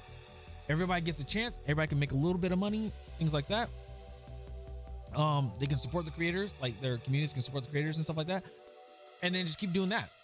Now, if, say for instance, you want to keep your spot, you gotta put in the work. You gotta show that your spot of your creator code spot is worth keeping, meaning like you get a certain amount. You get a certain amount of sales with your creator codes, right? Like that would make sense. But that's the thing, like a lot of these games are giving creator codes out, but nothing's happening with them. And that's the issue. Like nobody's using the creator codes, nobody plans on using the creator code. It's just like, hey, I play the game and that's it. It's not like how it was back then with, like, you know, on Warzone with Tim the Tatman and Nick Merckx, where there's like, they had obviously like support a creator and they have the code and everything, and it's because they're playing every single day, you know. And that's my whole little spiel about these creator codes and stuff. And also, if you have also especially the smaller creators that play the game a lot, that may have the incentive to keep that player playing the game. You know, if you, like, how I would do it is, if you don't play XDefiant over a certain amount of time, then your code should be removed and be replaced with somebody else. That's my own thing. That's my whole thing that I would say. That's just me personally. I know people may disagree, but I don't know. What you guys think?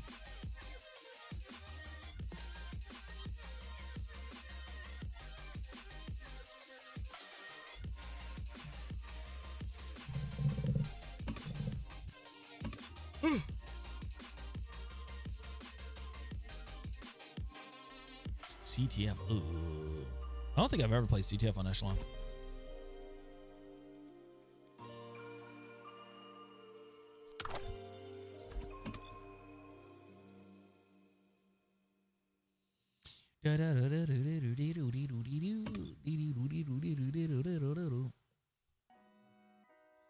Oh.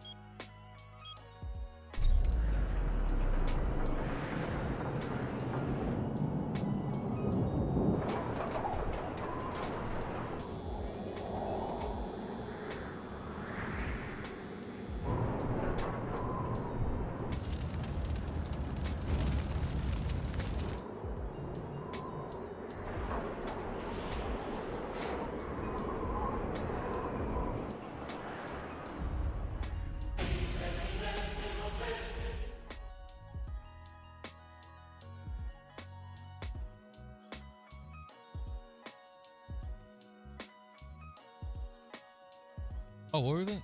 Oh, we're playing CTF. Let's smash them. Capture the flag. This ain't just fun and games.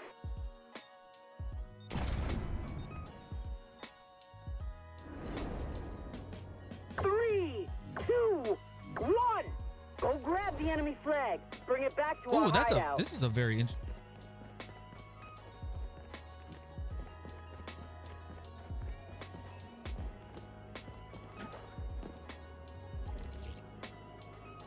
Turret on Overwatch. Well, that's one hell of a exploit.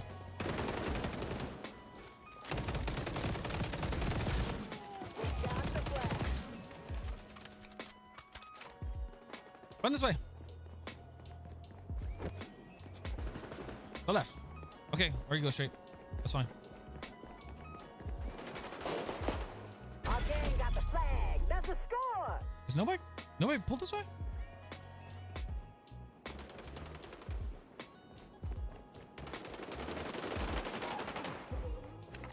We got the flag. They snagged our flag. Drop them. Oh!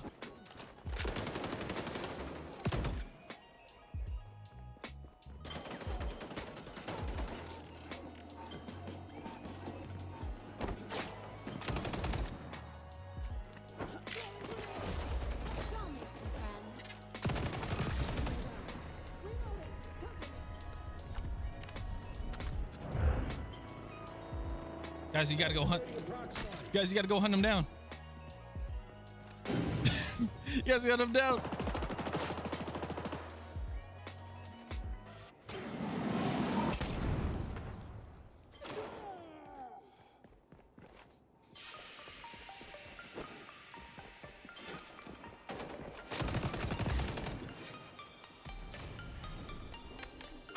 Guys.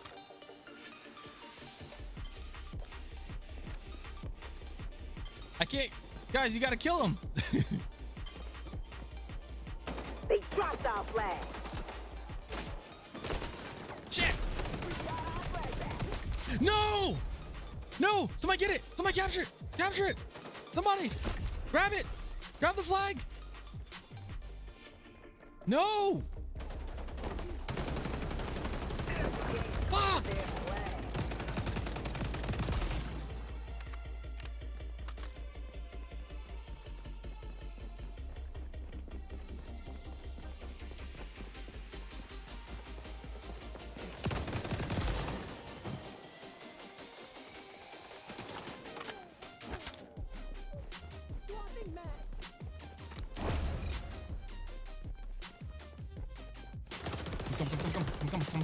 Come.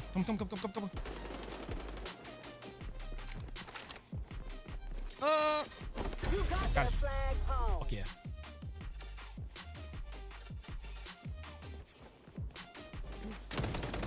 Sniper! Sniper! Sniper! Sniper! Sniper! Those fools Sniper! did not just Nice. get our flag. They did.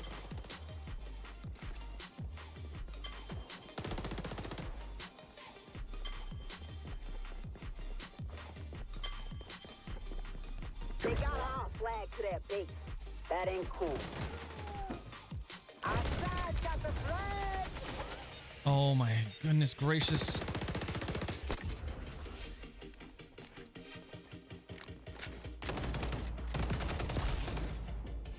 Are you? Flag captured! Yeah, ours for the taking.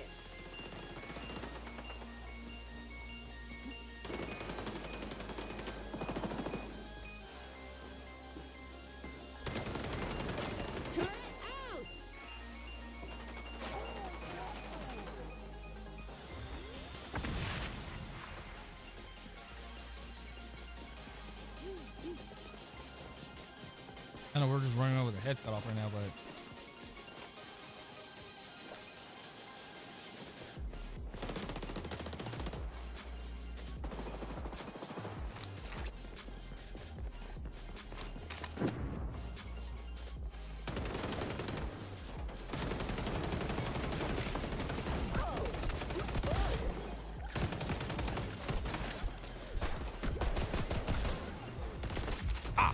yeah, 2 down.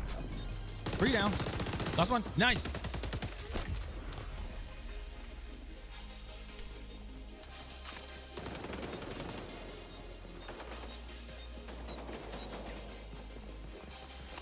Five, four, three. Nope. Send it back to the hideout. Oh, now we swap sides. I forgot. It's a side swap. Okay. 3, 2, 1.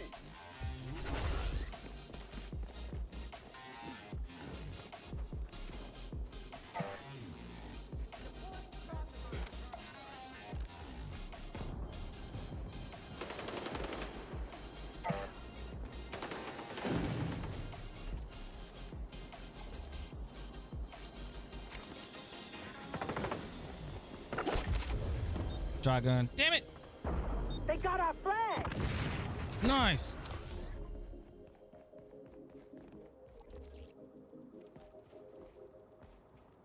Turret on Overwatch. Setting prop.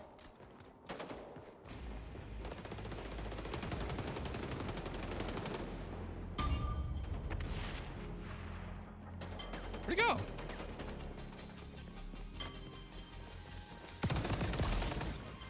We got the flag. Enemy dropped our flag. Our gang recovered the flag.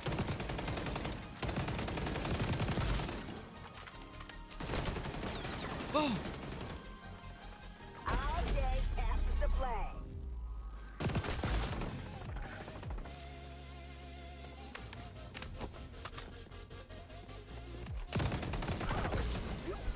Fuck yeah, dude. Oh.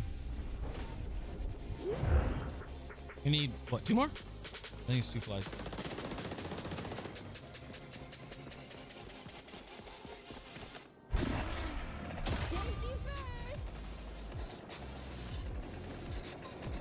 They got our flag. You took out their carrier like a boss. We got the flag. We got our flag back.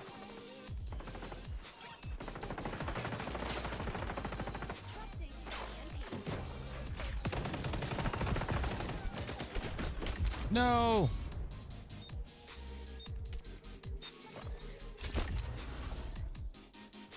Oh, they took my. No, they took my turret out. What's going on here? Yeah, 2 minutes. All right, guys, we can blow this shit out. Put this in there. Those fools did not just get our flag. Down. Nice shot. Nice shot. It's 4-1, so. Those fools captured our flag.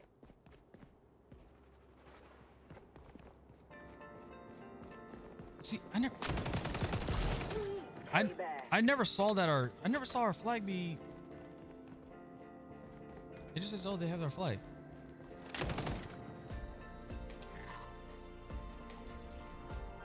Turret on Overwatch.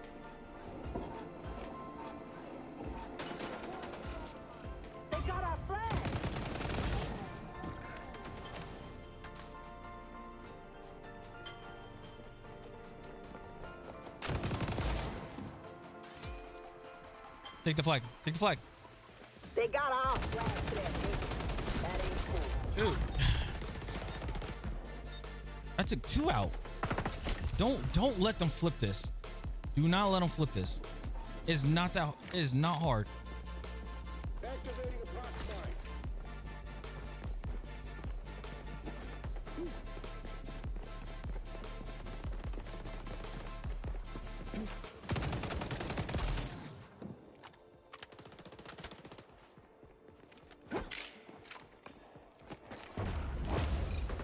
They got our flag.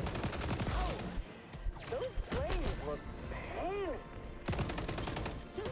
Dude! Team! What are you doing?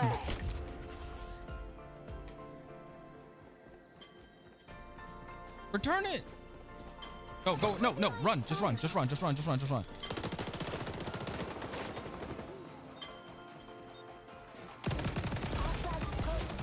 it back to the hideout. We rescued our flag. What a good brag. Flag captured. Yeah, ours Okay. for the taking.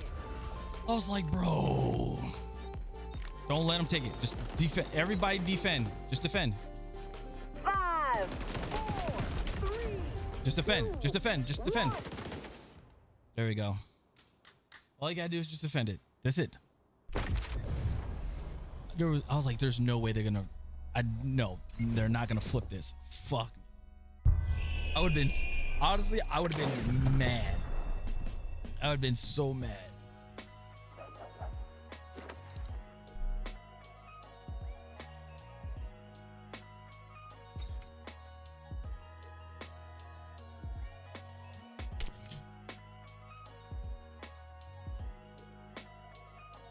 I was like, I had their flag for a while, and I was like, bro, come on. Here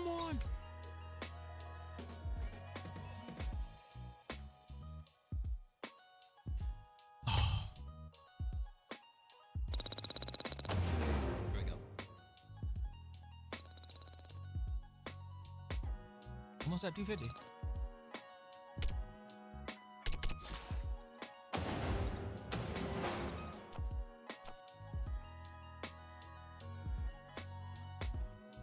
All right, hold on. I gotta use the restroom.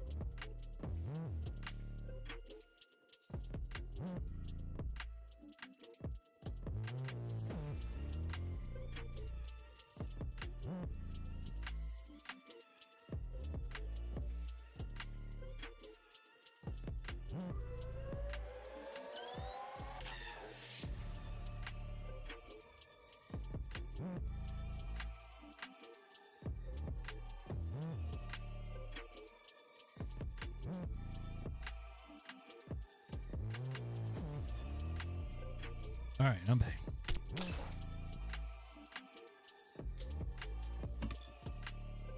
Ooh, 1037. Let's go.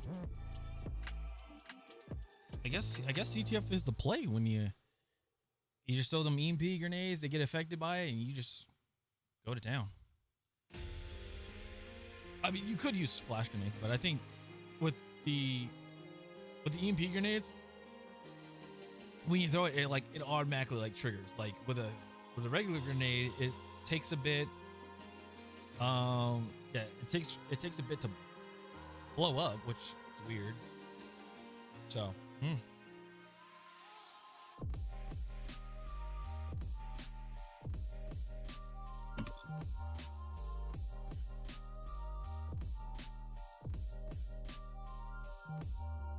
Had to apply more dry hands.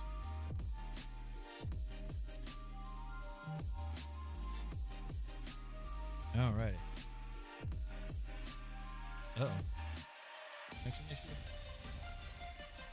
Yeah, we got hella drop. Again, Spectrum.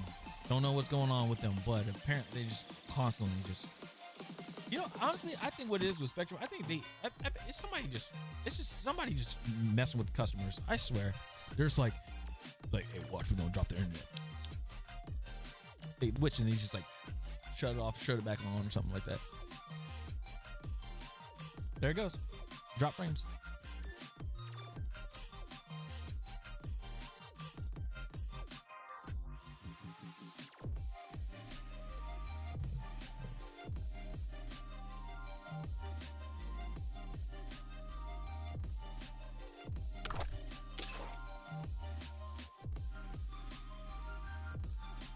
Good old drop frames.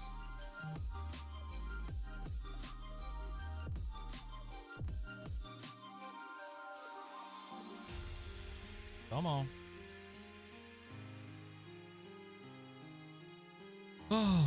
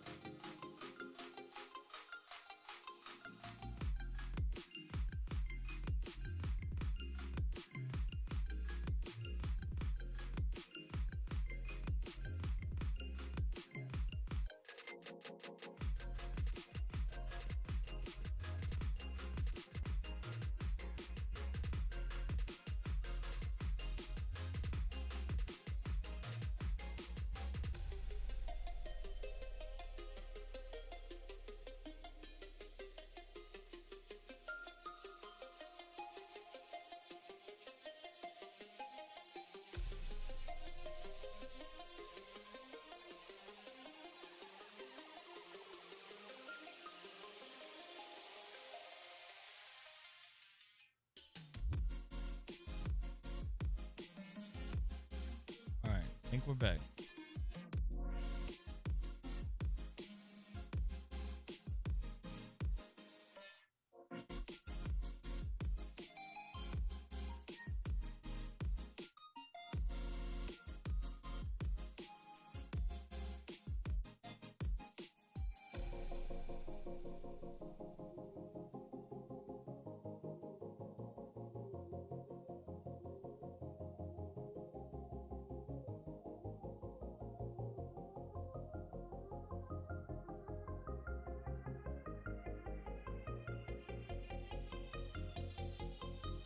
All right, let me see if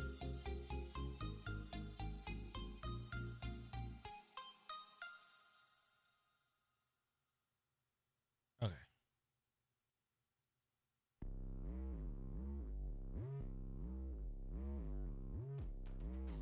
Hold on, I gotta check something on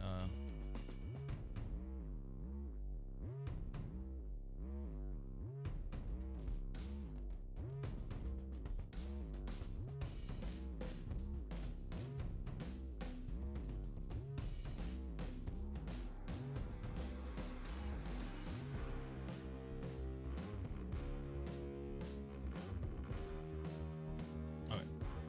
I was like, I had to double check that stuff didn't disconnect. That's like that's so dumb.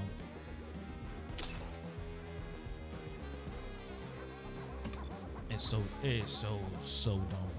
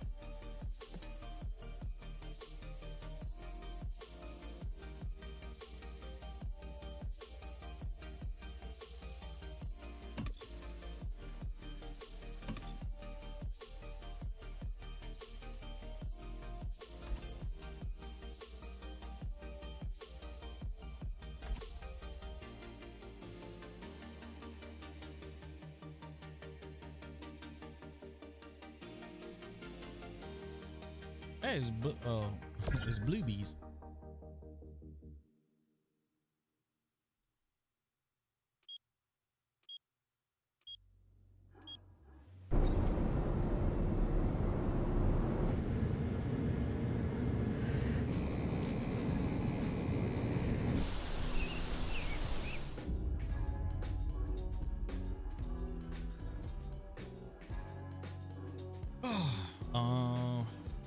shit, we're playing capture.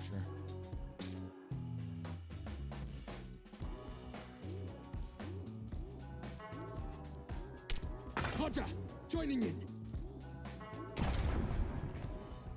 Capture the flag. An extraction mission. Should be second nature to you, operator. 3, 2, 1. Extract the hostile's flag while guarding our own. Fire energized. Oh shit, I didn't mean to do that. Oh shit.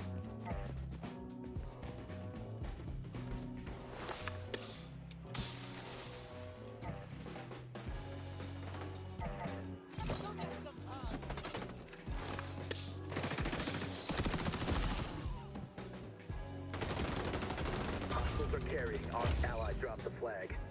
Take position on the nearby friendly flag to return it. Friendly flag recovered. Be advised, hostiles returned their flag.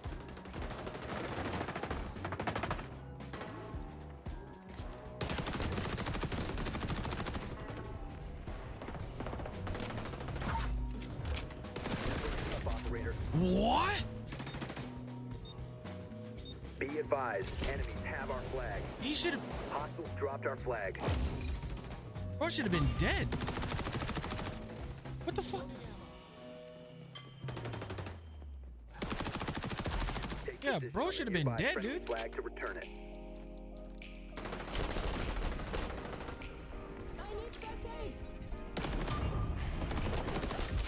Bro, help!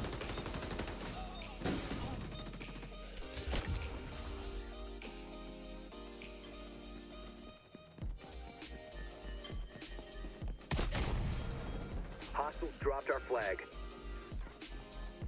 Hostiles are carrying our flag.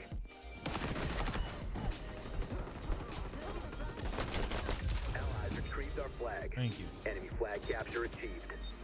Our team has the flag.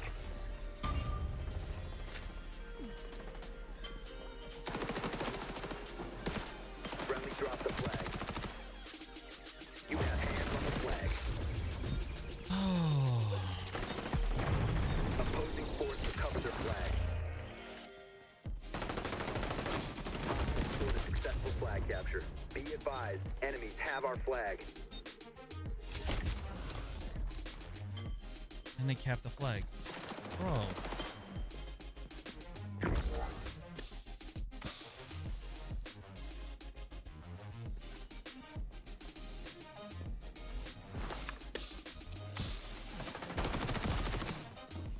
You're breaking up, operator. Allies have the flag.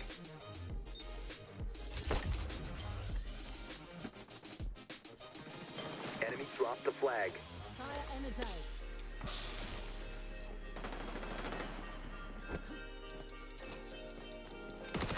Captured the enemy flag. Yeah, dude, footsteps you really hear.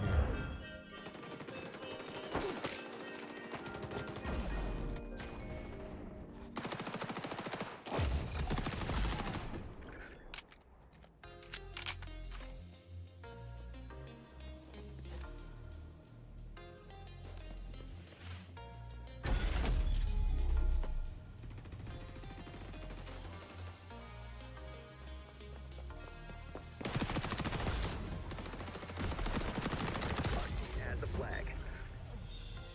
Oh yeah. All right. 3, 2. I think what is it? The 6? Enemy flag extracted shit. to home base. I think it's the 6, right?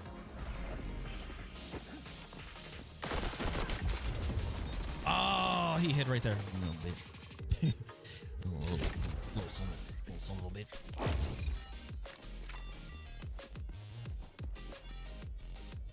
Nice. Nothing. Attack noted and warranted. Ah, I messed it up.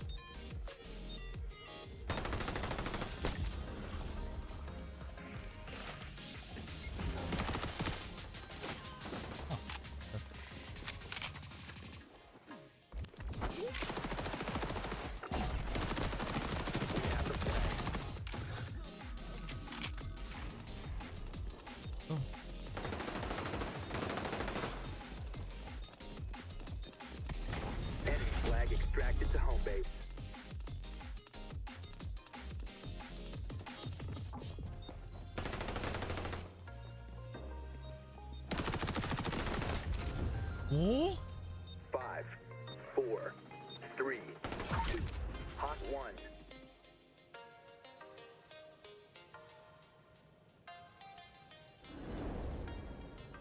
Three, two, one.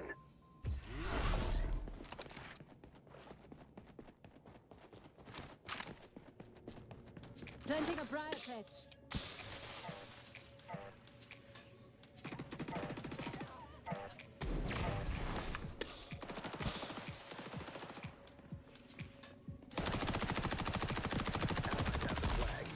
Friendly drop the flag. Opposing force recovered their flag.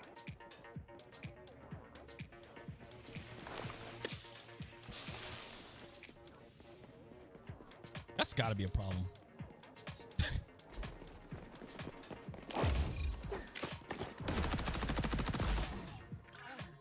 I need you. Yeah. I need these people. I need people affected by. Flag extracted to home base.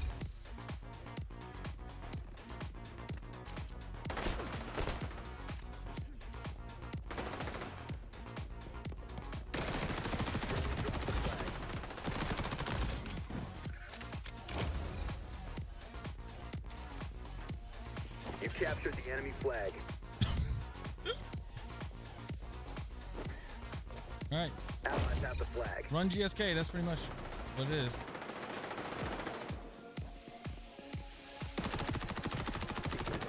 Hostiles returned their flag.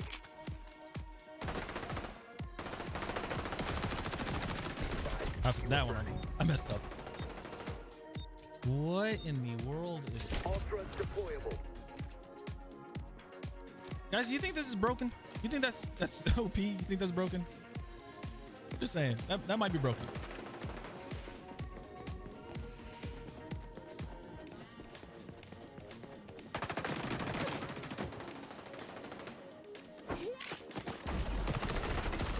Hostile echelon has your current coordinates.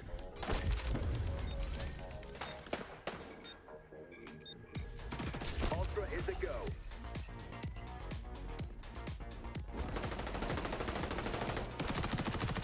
Death event.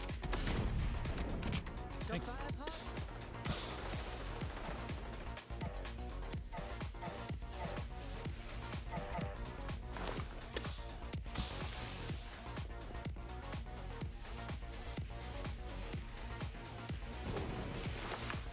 We have the flag. Ally dropped the flag. Flag. Eliminated the hostile carrier. We captured the enemy flag.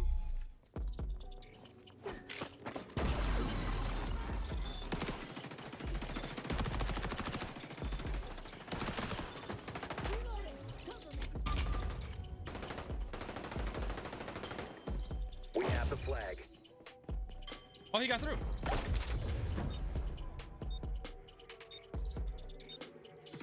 Ultras deployable. Ally dropped the flag.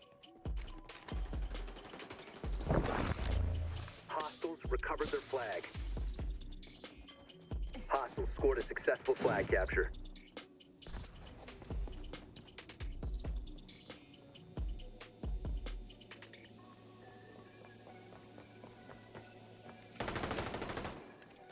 Our team has the flag.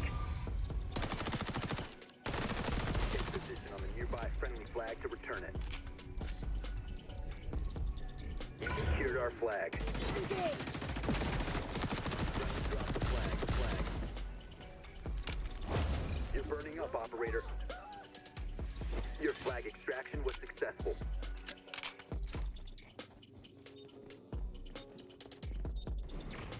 Oh my god! Okay, it's happening! Everybody stay calm! Allies have the flag.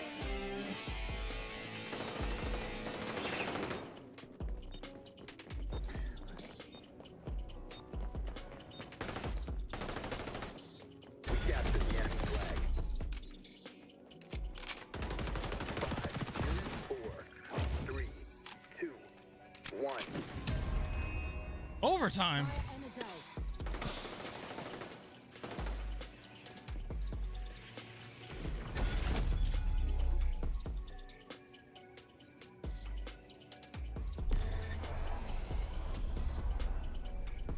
thought it goes to like 10.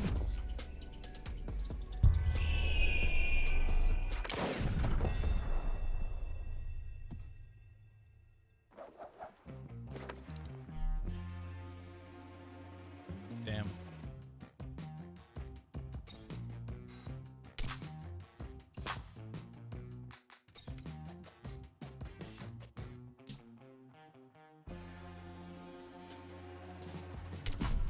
There we go. I was like, I don't get no love.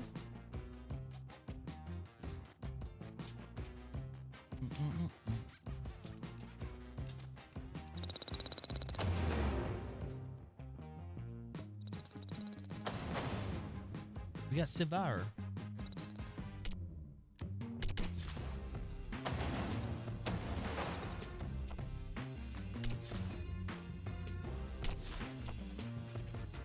Nice.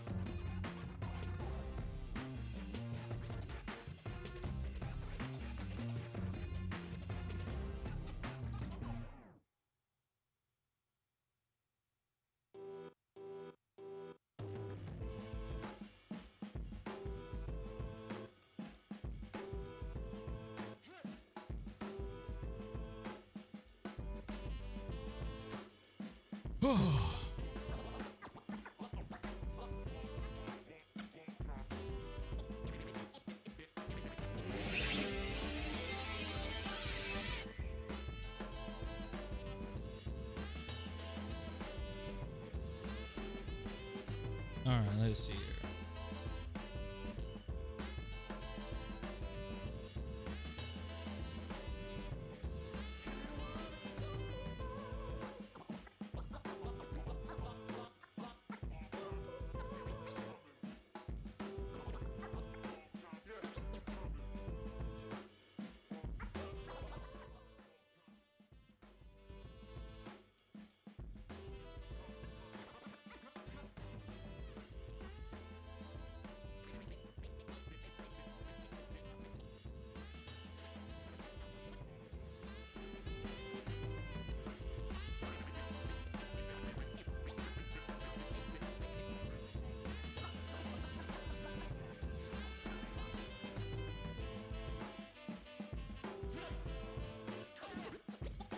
All right.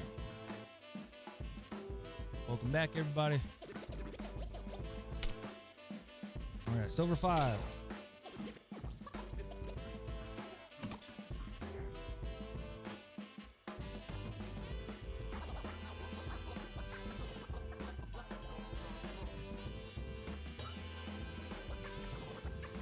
We need 826.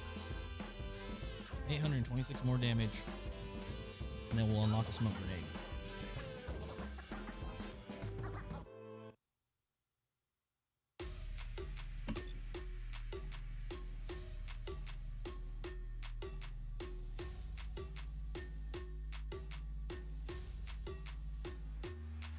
Hell yeah.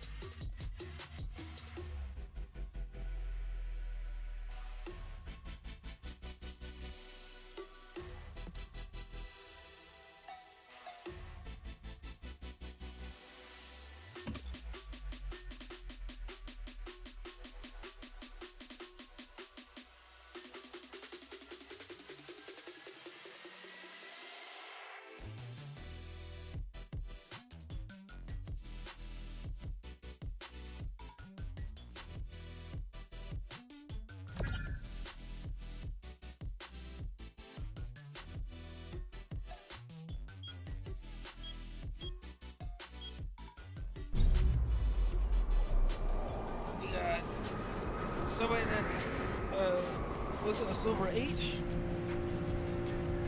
No, silver 9. Shit. Okay. All right, so we're playing domination. Who do we need to run? We got cleaners, phantoms. We got. I'm the GSK, so.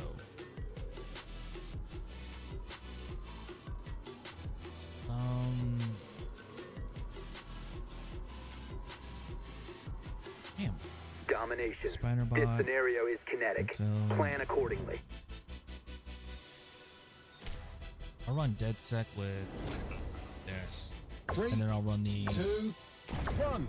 ACR. Secure the capture zones and make sure you keep the neighborhood kids off the zone's lawns. Team capturing zone A. It's not really a base defense type of thing.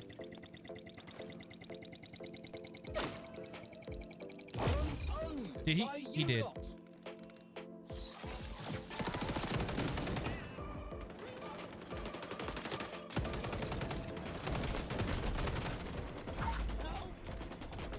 Capture zone contested.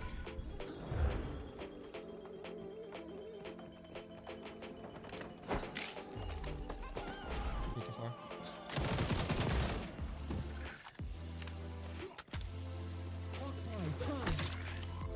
That's Roxmine. Good stuff.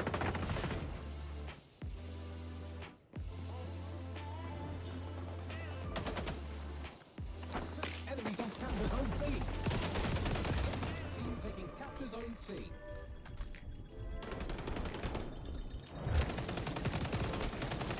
Oh, I thought it. I keep doing that. I keep turning away. I'm thinking I'm killing them, but I'm not killing them. Oh, Nikes. Right. Enemies are going for C. Team taking capture zone B.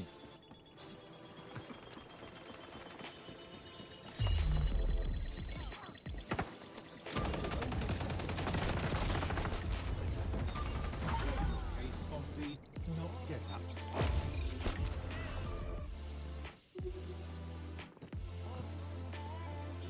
What's yours is mine.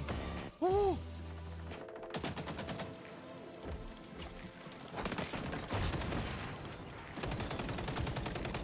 What's up?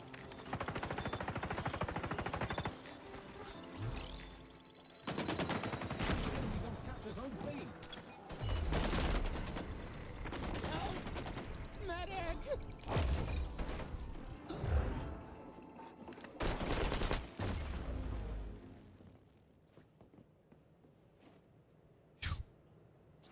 Zone B is in danger.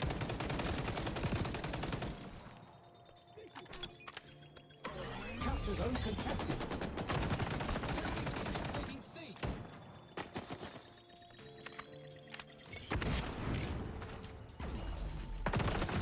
Zone B. Oh, dude, push up! Push up! What are you doing? Get cracking on those zones. Take them and keep them. Enemy taking A.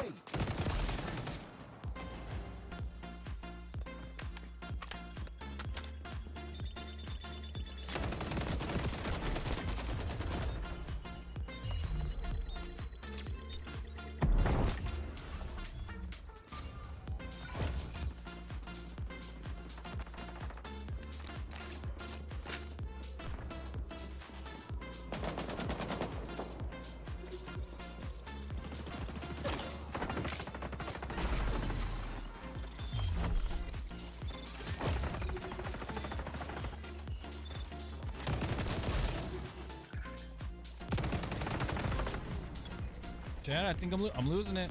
I'm losing it, guys.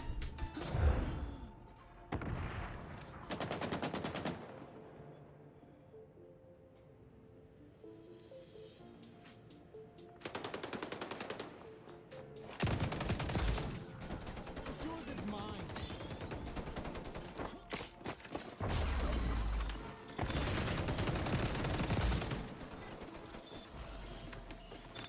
And guess what? You guys gotta destroy it to reuse it. To kill with impunity is going. You gotta reuse it, or you gotta, yeah. For it to be reused, you gotta destroy it. Hostiles on B.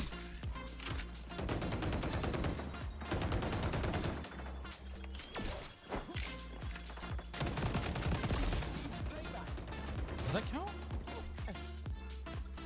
They're on A. Friends taking zone B. Zone contested. Zone owned by you lot.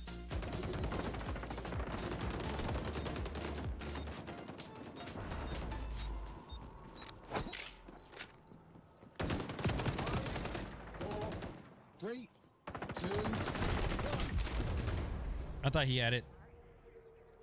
And then we swap sides. It goes past 750. I know that for sure. 3, 2, 1. Oh, I was like,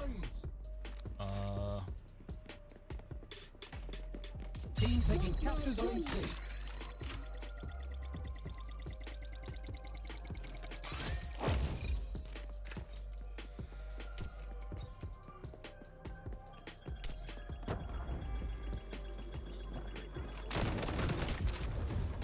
what the?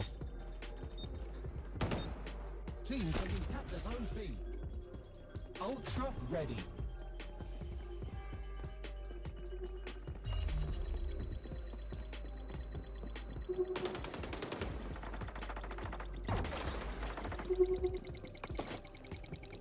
Zone secured.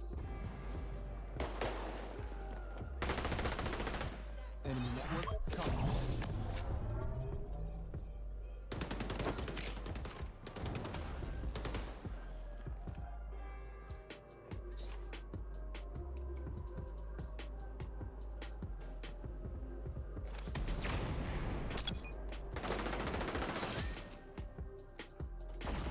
Capture zone.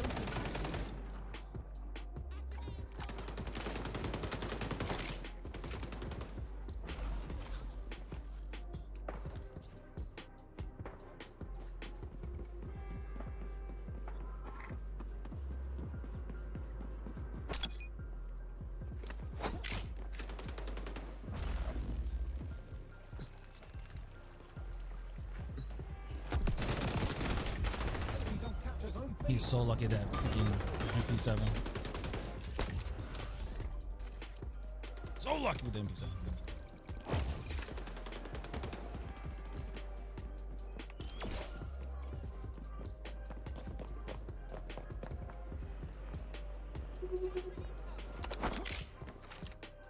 Capture zone contained.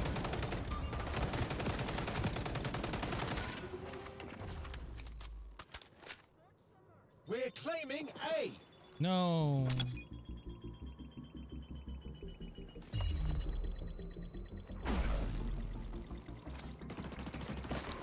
Friendlies hold all the zones. Several teams are all involved.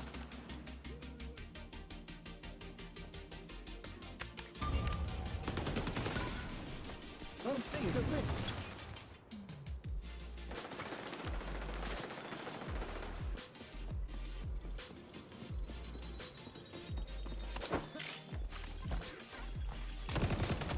Homicide. And Wait, where did my thing go? quit toying with those goons. They've no hope of a comeback. I think it didn't. Interesting. Just looking, I guess.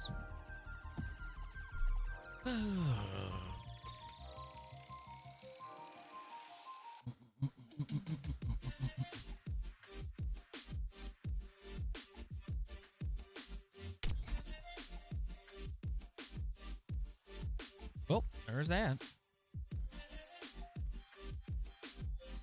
We should be at what, 5 and 6 now? Rank 6? We're at 5 and now should be at rank 6.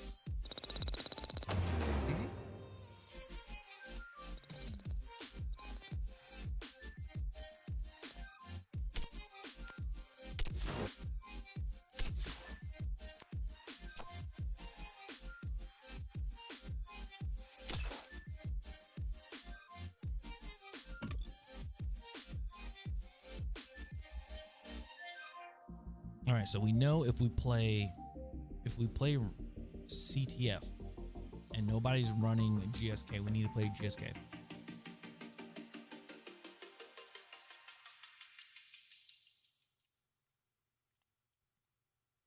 Because just like putting that, they'll always have to use a grenade. So if they're not running, what's it called? If they're not running DedSec, that's already a grenade gone, like a waste of a grenade. And they don't get it back until they die. And I can just constantly put those things down. Now, if we have two GSKs, one use it, and say for instance, I can't use the shock wire because somebody else has it, then I'll use ADS and I'll just put that there. So if somebody tries to throw a grenade, so then no matter what, they have to go through it or they have to melee the stuff. So that works either way.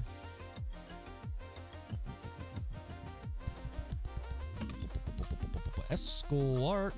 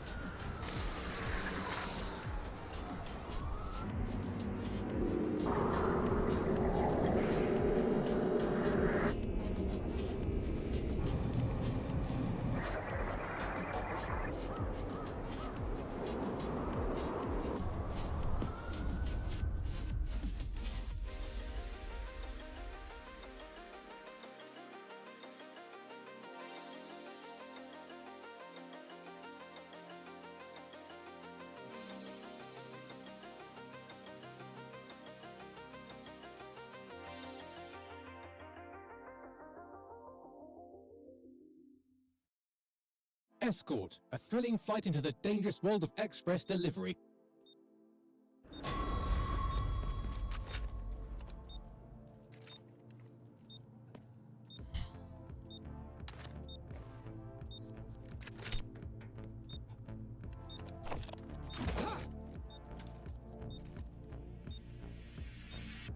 Escort the package. What would we use? DedSec, Phantoms. Highwayman, we have the grenade launcher. GSK, we have the ADS. Riptide, we have the heals. Get pushing on that package and don't let any goons stand between you and the delivery zone.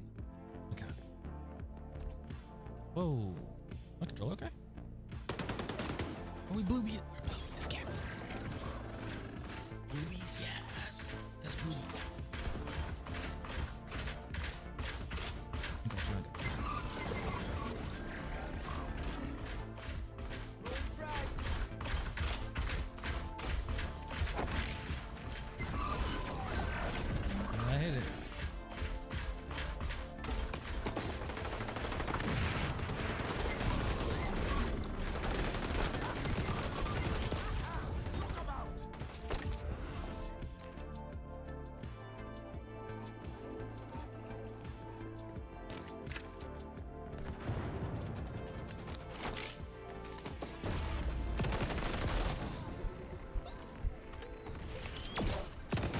No, an M16. Shit.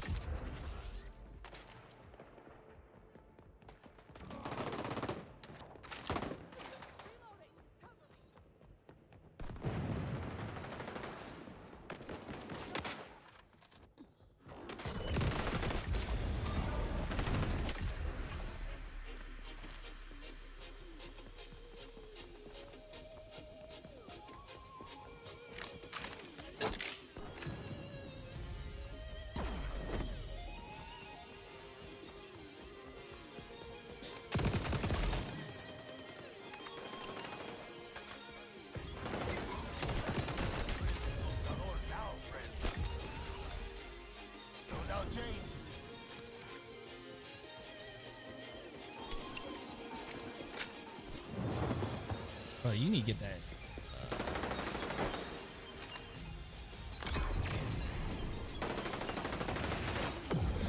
Package in retreat.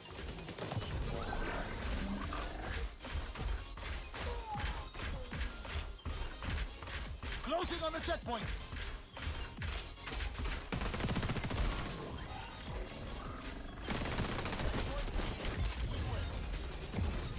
couldn't shoot through the window?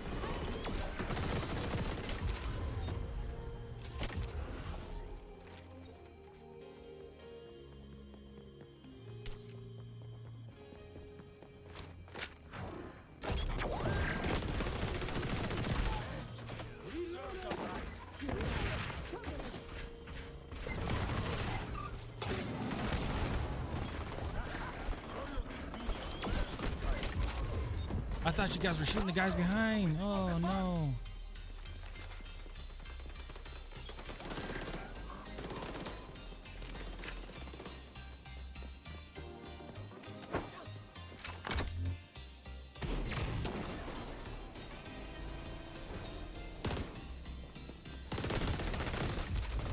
Dude. What's that freaking vector?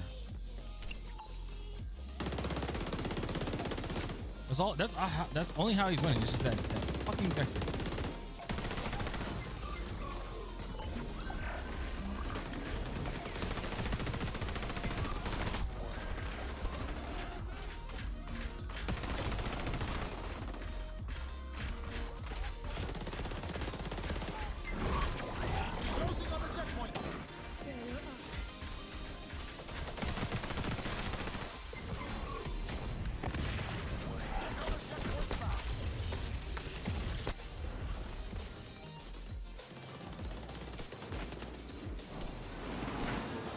Grenade out!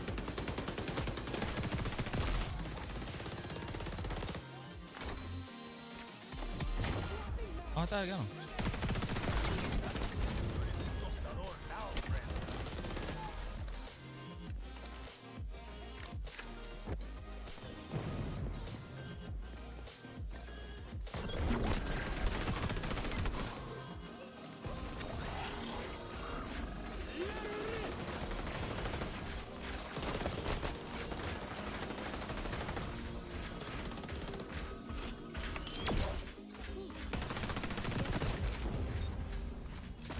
Wait, I lit that dude up. How the hell did he still kill me?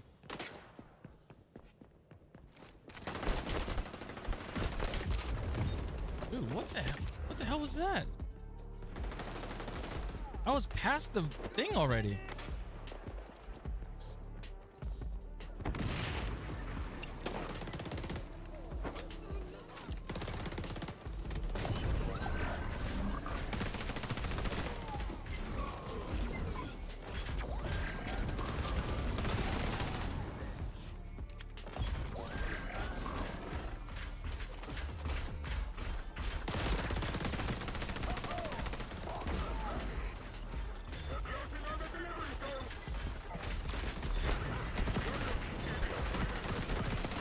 So faded.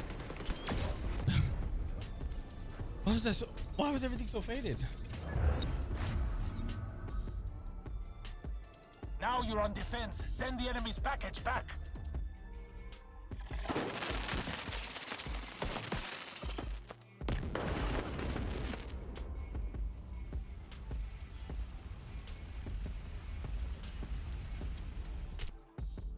I'm with you.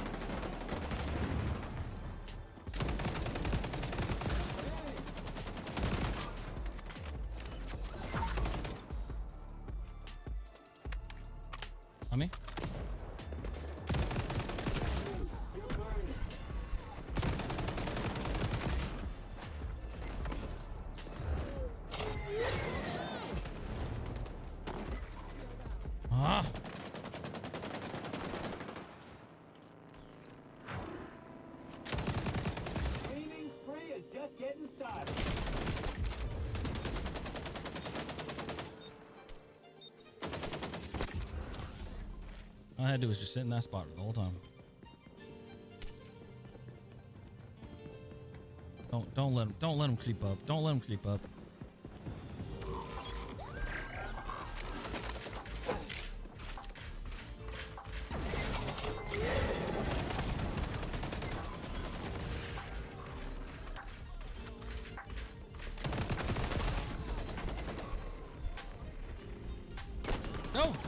No, Carlos, get the fuck out of my way. Come on. Ah.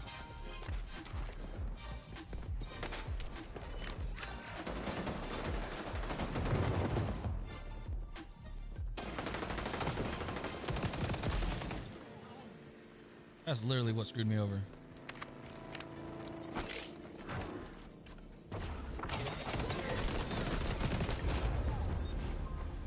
All right, cool.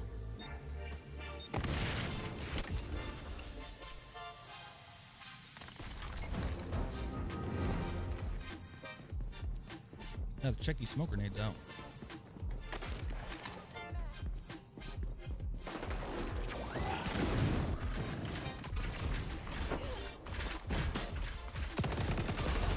You're burning. They're coming up on the checkpoint.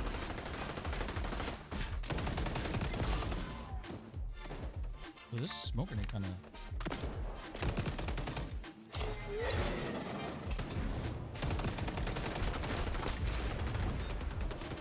Wait, what? Get him! Get him! Get him! Get him! Get him! Get him! Get him! Get him! Stand in the way of the bad guy's package delivery scheme.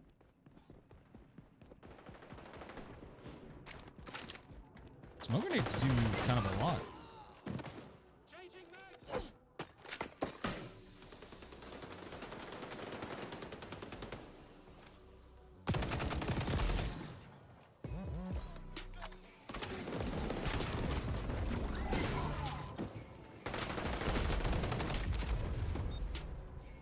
Okay.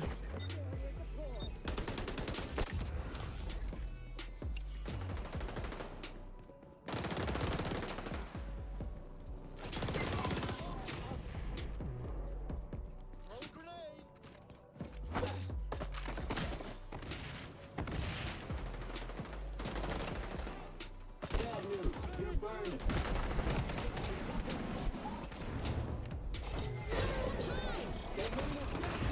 Stop them. How?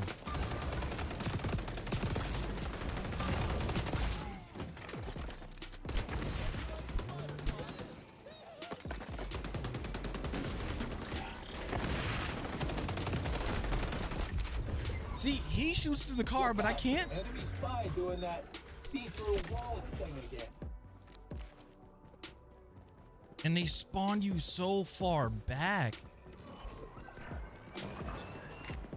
Like that right, that's wild right there. It's just like they.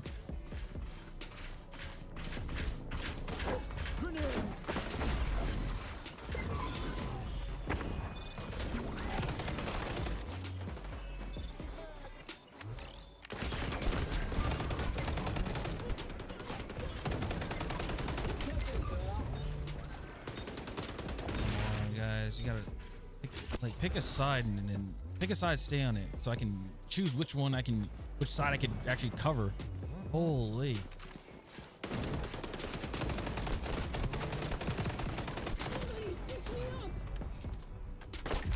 Behind.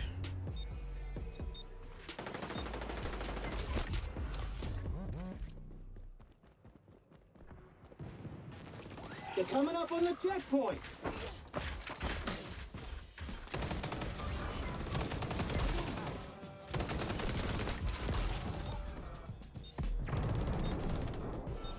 I don't know how he's just like one shot me with a freaking that LMG, which is insane.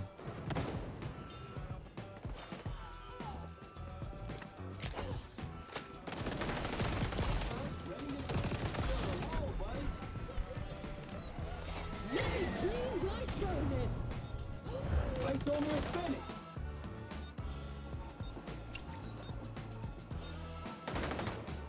Packing new hardware. Killing the Speed down, crew. He's moving in the right direction. Go for it.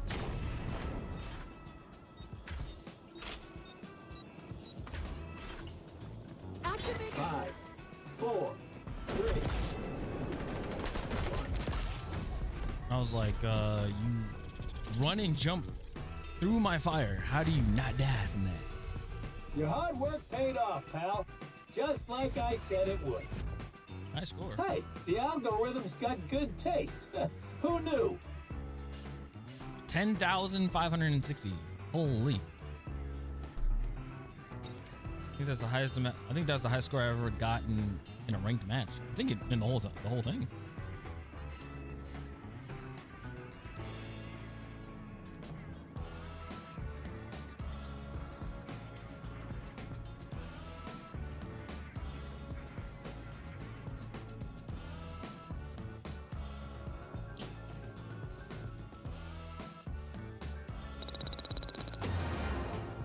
Got 105 on that. And I got my smoke grenade.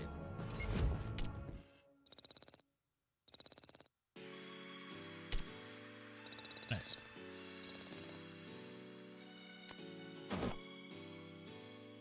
So now we're at 7. It's over 7.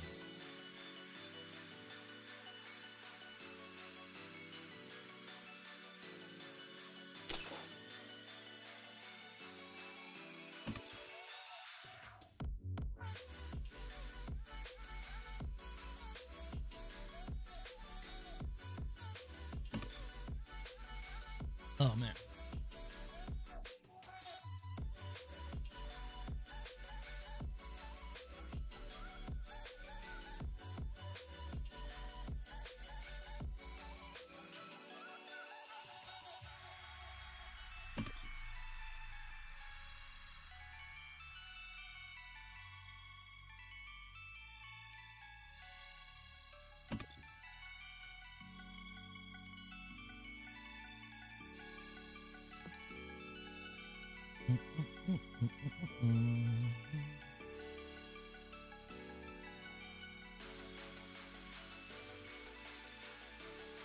Domination.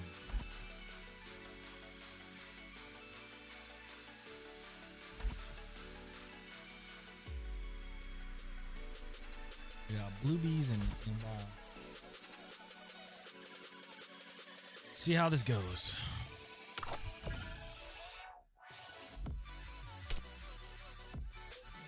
Minutes. We got 20 minutes and then 2 hours and 40 minutes total. Is this where it happens? Let's see. We got blue bees and we got violet again. Okay. All right.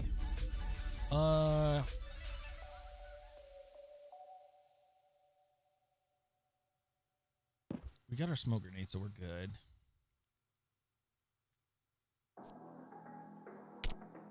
On it. Domination. This op's a bit raucous for the Echelon playbook, but I'm sure you'll manage. Yeah, Vile's the one with the LMG. 3, 2, 1. Secure those capture zones, Agent. Friendlies capturing Zone A.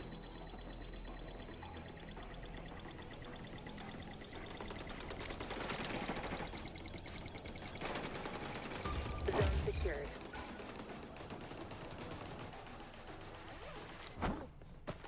Active camo.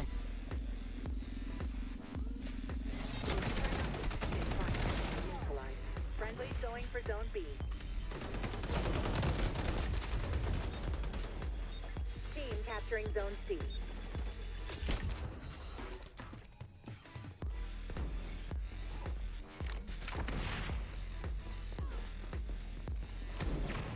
I might have to put the smokes away.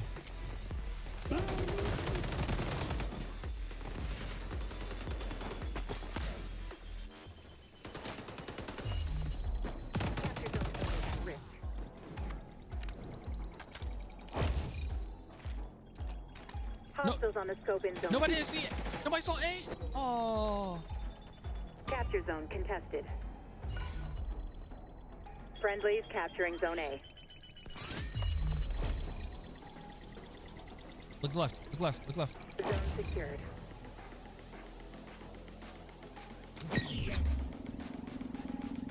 Go, go, go, go.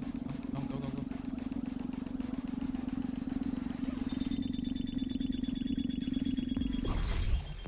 Panic. Watch over me. Watch over me. Watch over me. Watch over me. Team capturing Zone C.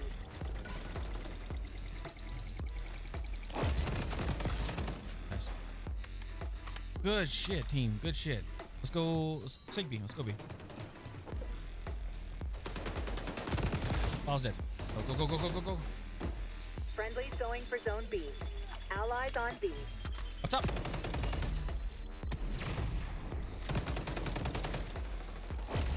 Nice. Nice.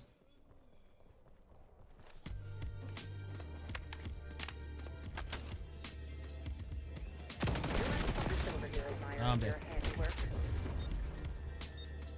This incendiary rounds. We're going for B. Going for B. Zone B is vulnerable. Friendlies securing A.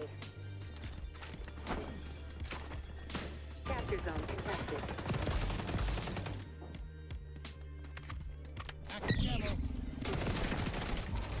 He's so lucky with the fire bullets. He's so freaking lucky. Take the zone, keep the zone. You know the mission.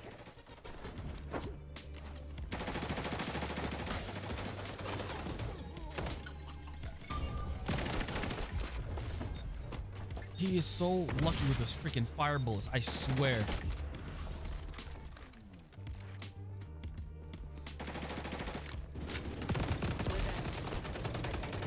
But I get it.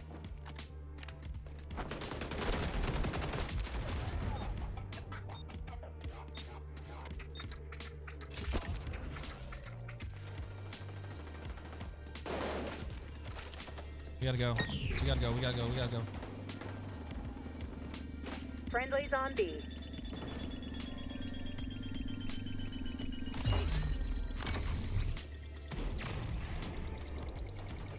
Good to see you paid attention to the mission objective.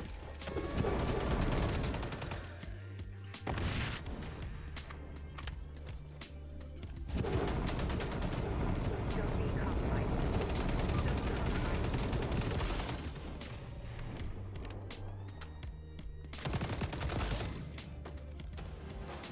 Nice.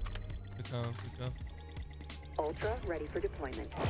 Activating sonar. You coming in?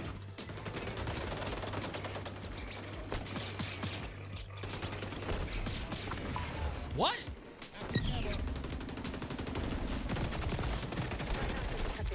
Oh, he's so he's so freaking lucky. Damn it. I'm getting pissed. It's those incendiary bullets that are just finagling everything up. We're securing B.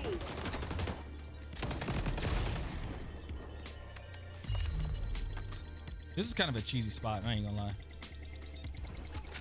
Capture zone secured. There you go. 3, 2, 1.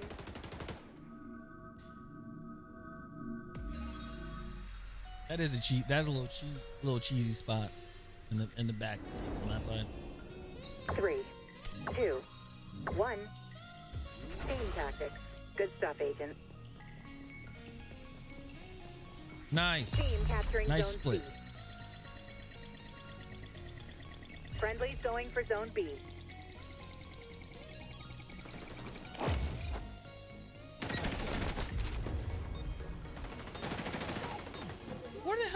Where the hell was he? All right, I think I just need to not use the ACR, even though I need to use it because I want to level. I want to level the gun up. All right. I'm detecting hostiles on zone C.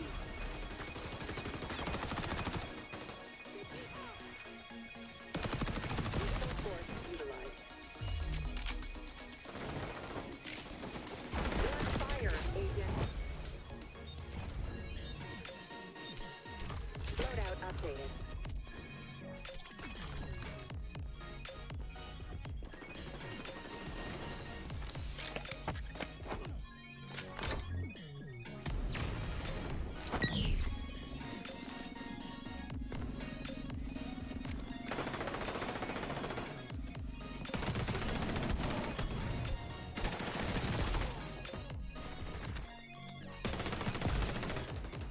Friendly's going for Zone B.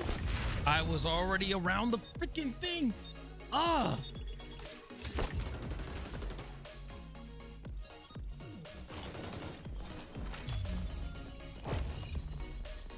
Capture zone contested. I thought he got him.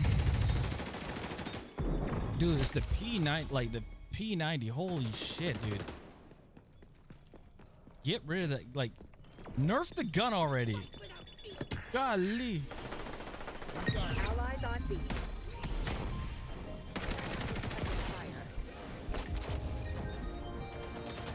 They should give you like an extinguisher or something, because that is ridiculous. Like, give me something to counter fire bullets. Heads up. I'm detecting our sonar tech in enemy hands. This is no bullshit. Like, give me something to defend against that. A professional courtesy. Zone B compromised. Capture zone contested.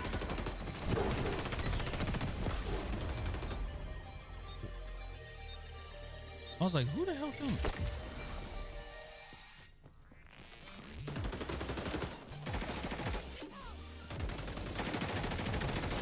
Dude, this is...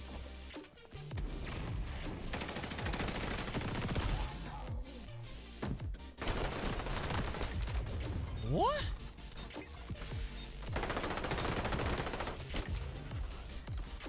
All right, that's just not... That ain't working for me. Going for B.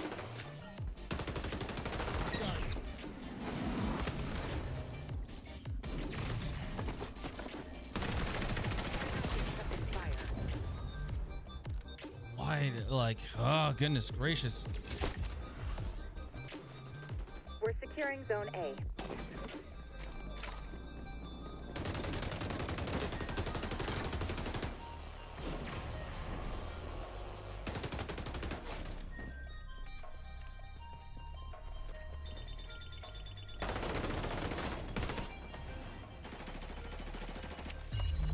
Move.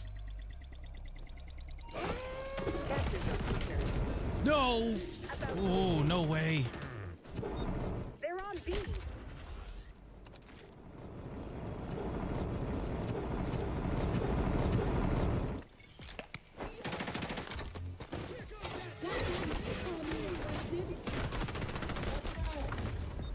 We're on B.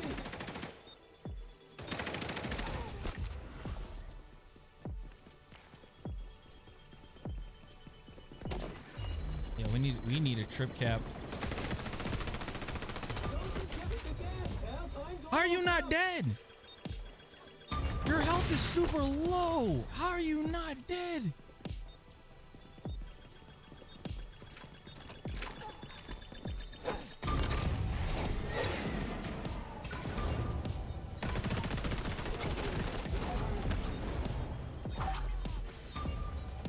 Nobody's getting burnt. 4, 3, 2, 1. Bro. Coulda, woulda, shoulda. Nobody was Whatever. getting You burned lost. by my bullets. Or it wasn't killing them. Why? That is such that was crap. That was crap. I put so much damage on them, and I was not getting any kills from the incendiary bullets. That was some bull. I ain't gonna lie, that was some bullshit.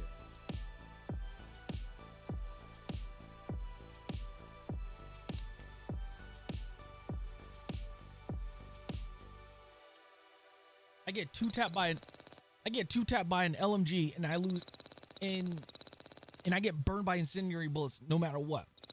But then when I'm doing it, their health is at 2. Come on, like those should have been kills.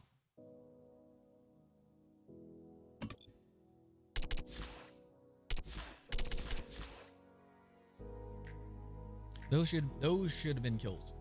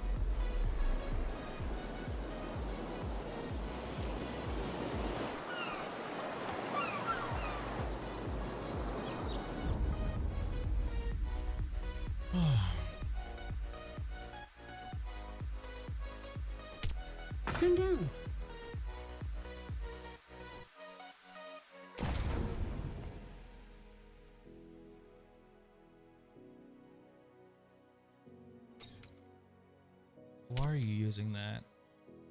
Okay, so we have him. Occupy. The capture zone is already yours. 3, 2, 1. Take over the capture zone.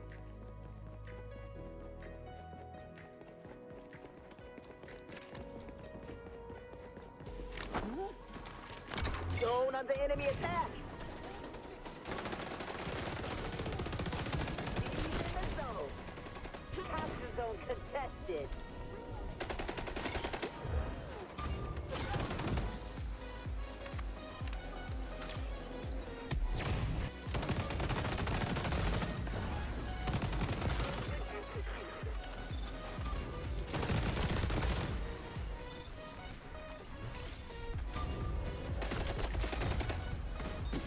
Bluebies! Bluebies! What are you doing? Taking the zone.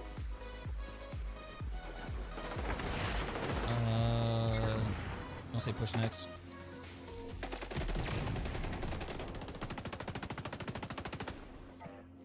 Capture zone's changing location.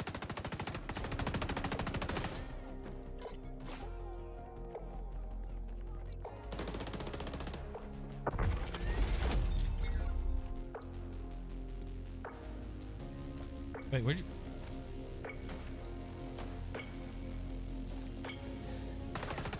I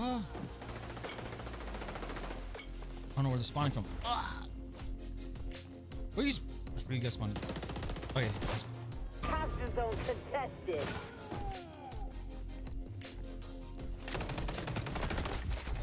What? Taking the zone. I don't know where you're coming from.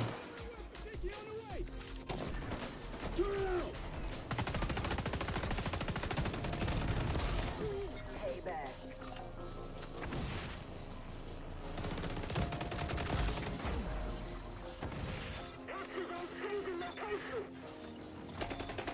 Next.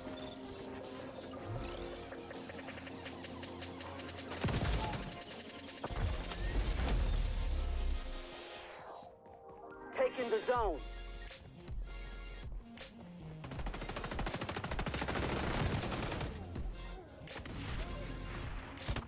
Capture zone contested. You're such a bloodthirsty rat.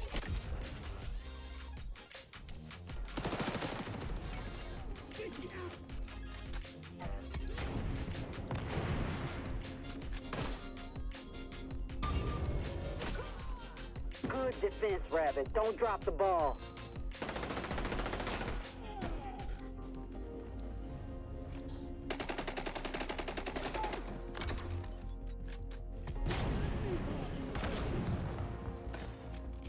Capture zone's changing location.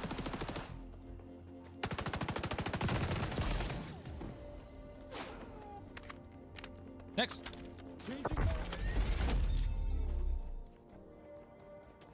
Zone under enemy attack.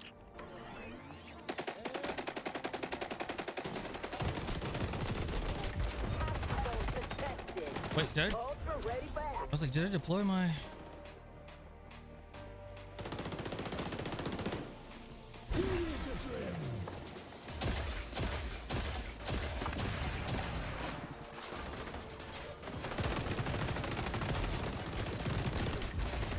Taking the zone. All my saw blades are all too high. Turret on Overwatch. Even score. Capture zone is changing location.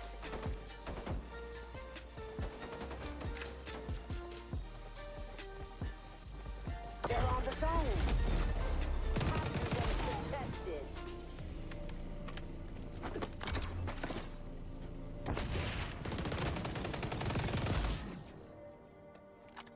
Taking the zone. Team?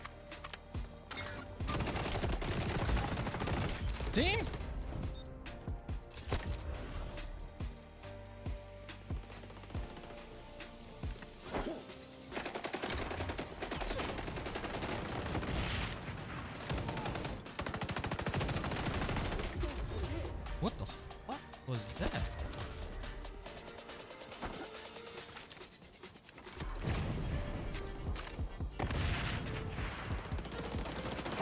zone is changing location. This zone's becoming a real hostage zone contested. Zone under enemy attack. Guys, they're all. Oh my goodness.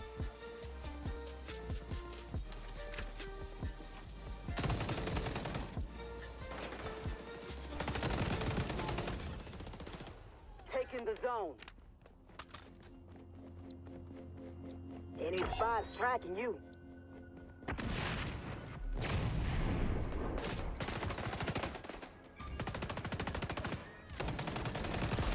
They're on the zone. He's so. Oh my goodness, so lucky.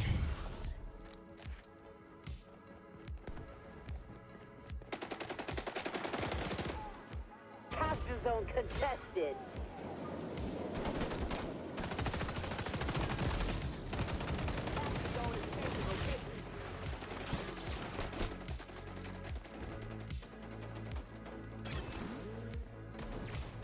Taking the zone.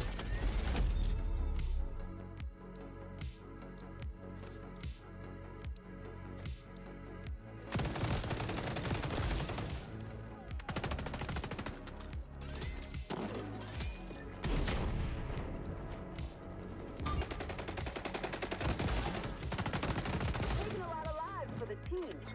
Love it. Ultra ready back. He's in the zone. Capture zone contested. You're about to win big. Those boots have no chance.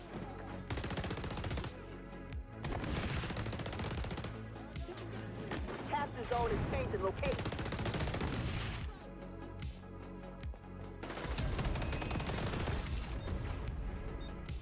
He's still got that. Zone in danger. He's still got that kill off, even though.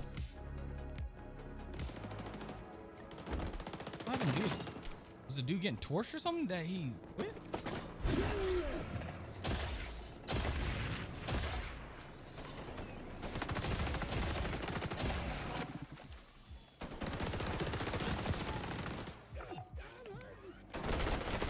Zone contested. This zone's becoming a real problem for us.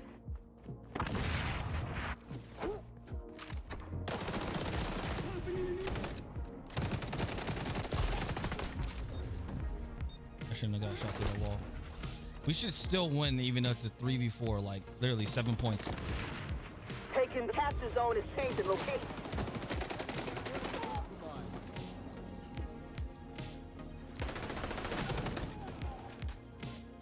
There we go. Victory is addictive. Our little rabbit got some moves. Maybe we'll keep you around for a while.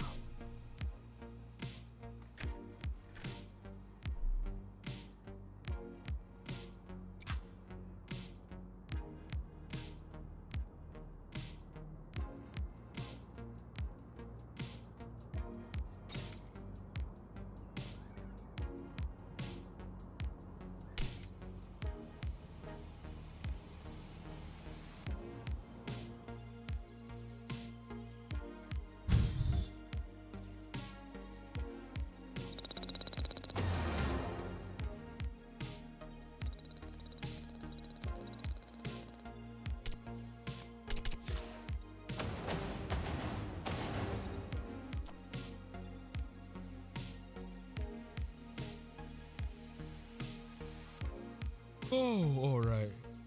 The silver 8. Let me get this. If we win this game, we get silver 9, and then if we win the next game, we'll get to silver 10, I think. And then after silver 10, and then we win that, then we get to gold 1.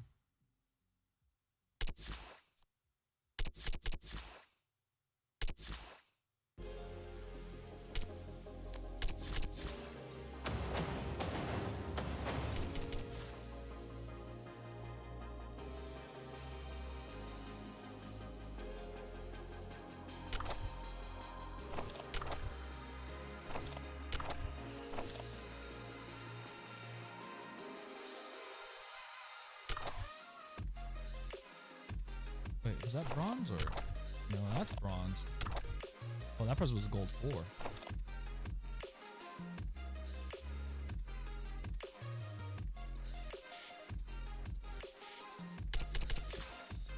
Dang. Gold 4. All right, let me go get some water and come back. We got to add that. It's gonna hit in like 2 minutes, so just giving you guys a heads up.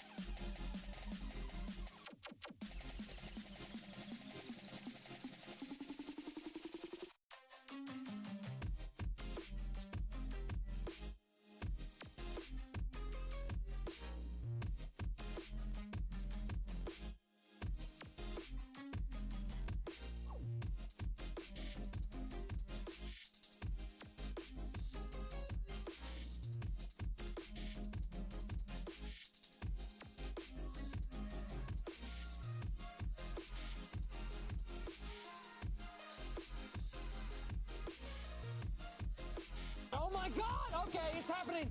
Everybody stay calm.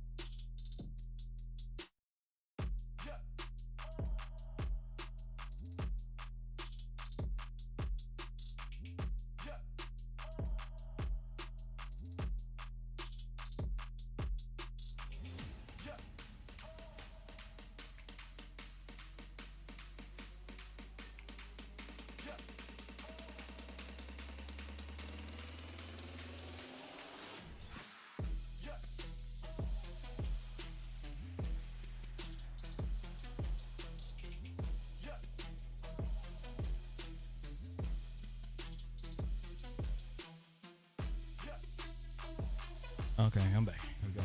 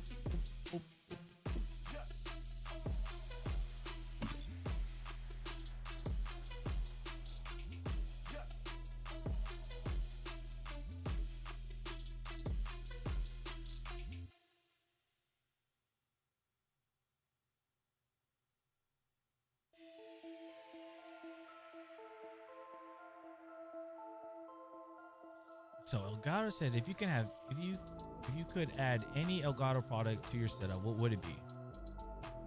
Ring light? No. Face cam pro? No. Key, probably the key light.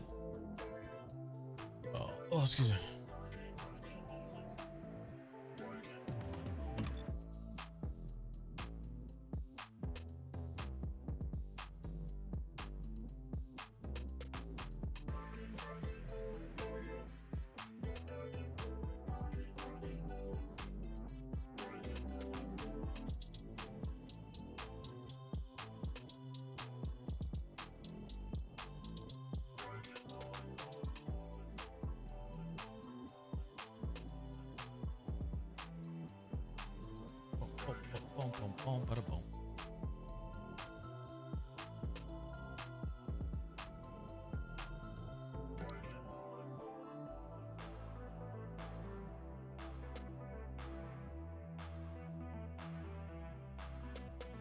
Wait, Shroud on what he hates about Call of Duty titles. I hate unlocking stuff. It's like, hey, be the worst version of yourself until you finally get something good, and then level that good thing up until you have all the best things.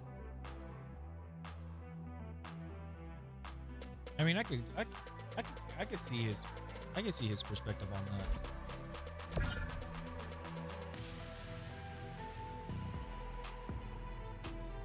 Yeah, I can see his perspective on it.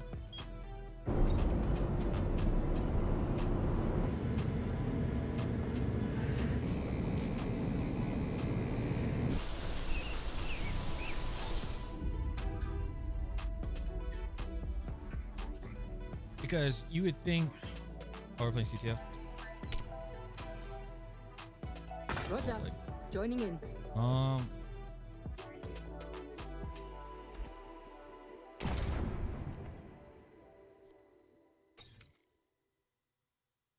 Capture the flag. You know the drill, operator. Yeah, I could. I mean, I could see his perspective on that. 3, 2, 1. Like bring the enemy flag home. Like you grind on a weapon. You grind a weapon and use that like ever living hell out of it, right?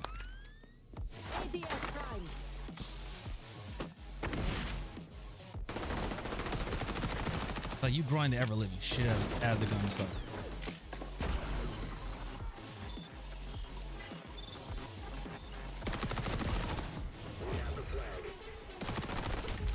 Oh, I was in his face. Have our flag.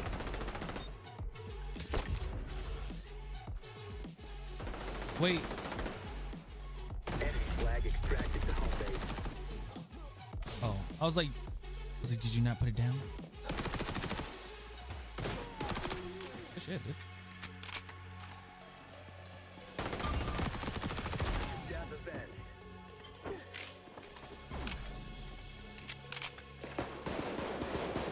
Take position on the nearby friendly flag to return. Allies drop the flag. Oh, he's camping right there. Allies have the flag.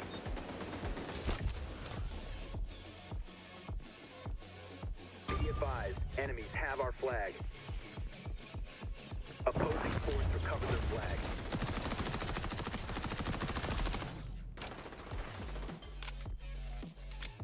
Go, go, go, go. Check. Check. Deploying countermeasures.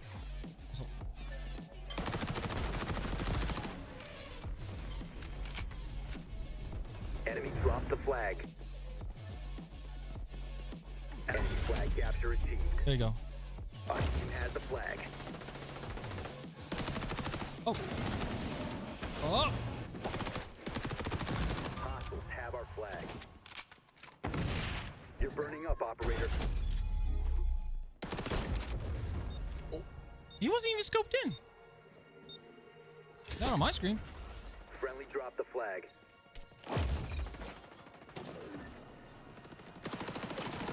Enemy flag capture achieved.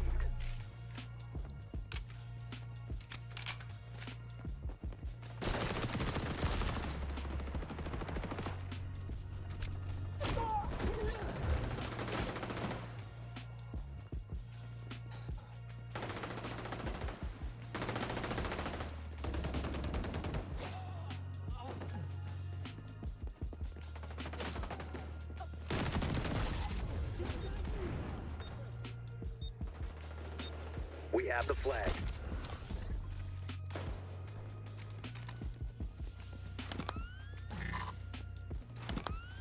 Activating defense system.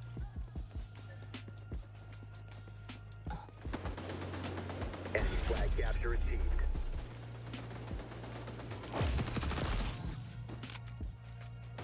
Be advised, enemies have our flag.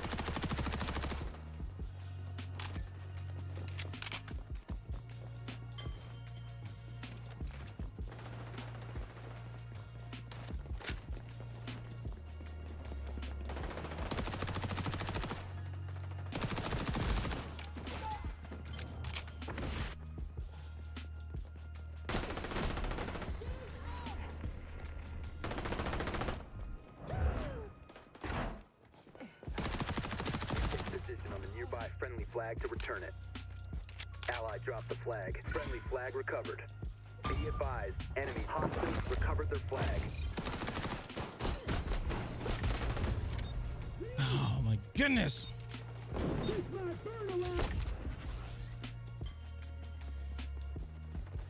Enemy dropped the flag. You're burning up, operator.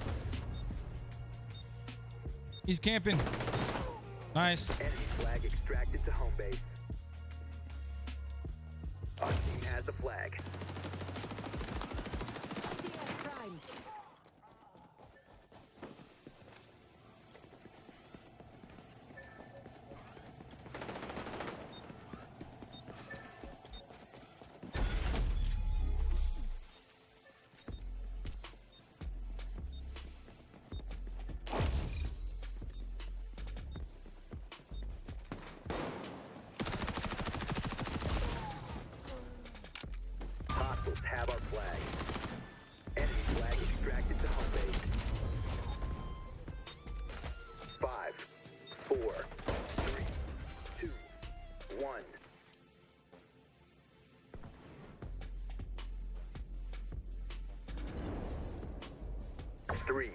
2, 1.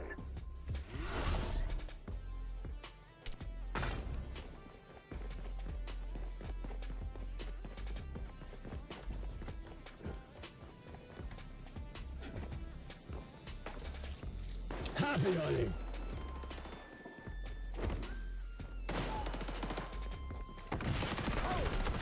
Those flames. Our side got the flag.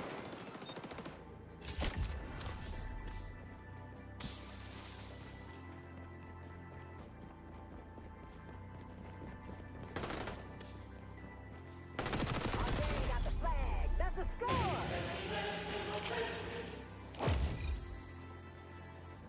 Hey, Tim Benjamins, what's going on? I hate when people say that the game is dead. I know, same here. It keeps like, the game is dead, the game is dead. No, it's not. if there's a steady player base, the game's not dead. Got the flag. Our gang dropped the flag. And as I see, there's still a good amount of people in here. There's like Well, they got over that flag back. over 1,000 people playing this damn game.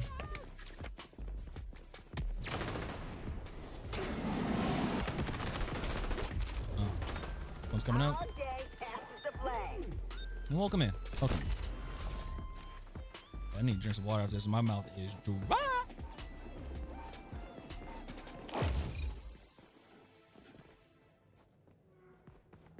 You should turn your mic up. Oh, it is. I mean, it is up, but probably because the game's low, or the game's probably up high. Hard to hear over the game. Oh,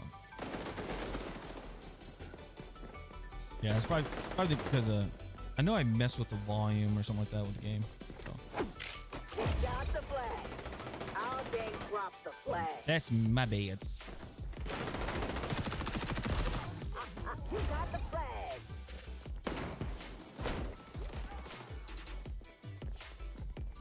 I get it.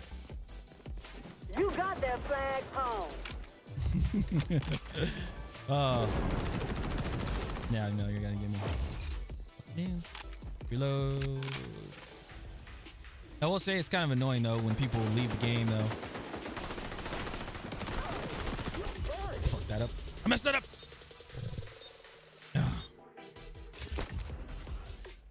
Our gang passes the flag. Oh yeah, I'm not even scoring a damn thing. I need to get some points.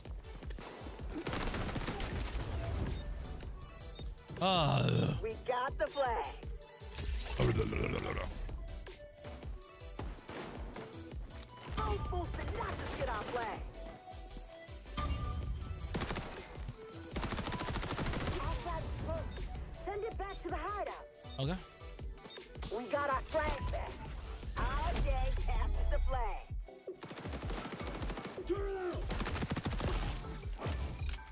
Got him.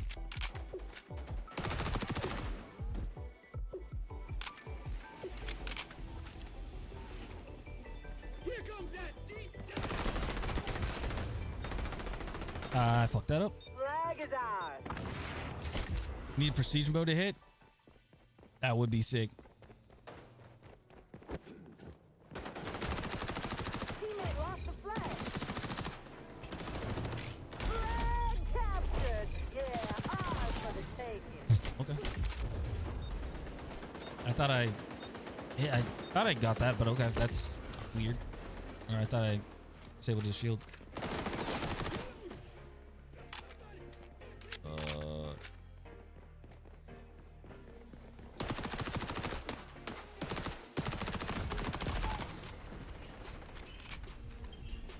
Still not used to this MP5. Got the flag.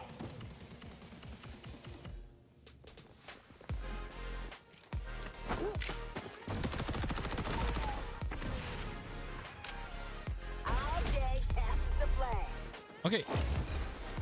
I was like, shouldn't the mercy rule be like... yeah, shouldn't the mercy rule be like inflicted on this?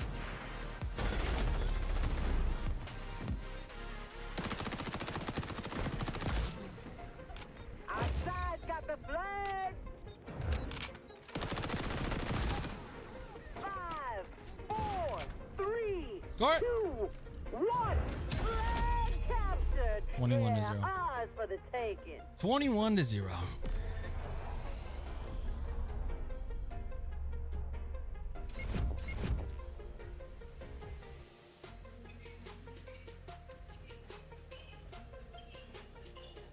All right, let's see here.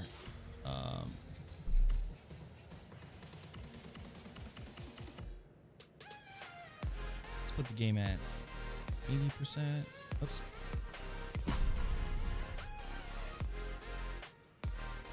Oh. 27 kills, yeah. All right. Microphone, yeah, microphone's at 100.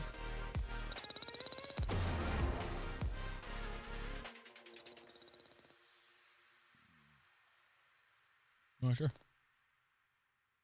Not entirely sure. This game can be loud though. I know that for sure. What am I at? Okay.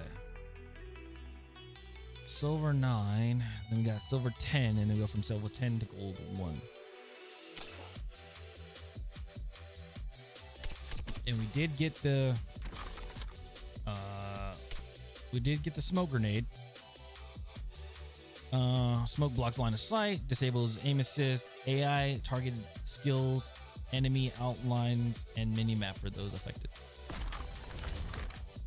So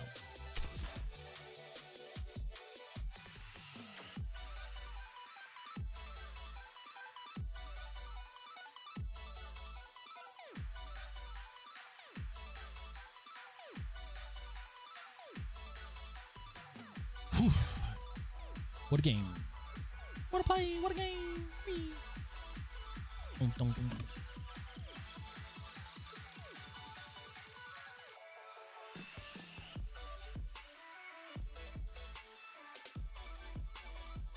All right.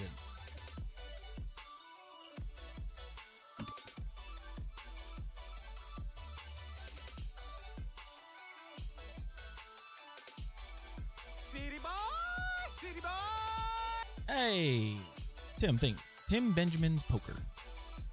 Thank you for the follow. Appreciate it. Welcome in. Welcome. Dang, that thing's bright. Yeah. Is it season 3 Prestige comes in? Is it season 3 or season 4? One of those. And then we're supposed to be getting season 3. I know they're doing an update on ranked where if you get DC'd, you don't receive a punishment for it, but it's still implied right now. But yeah, if you receive a DC, you can you have a chance of joining back into the game, which I think is cool.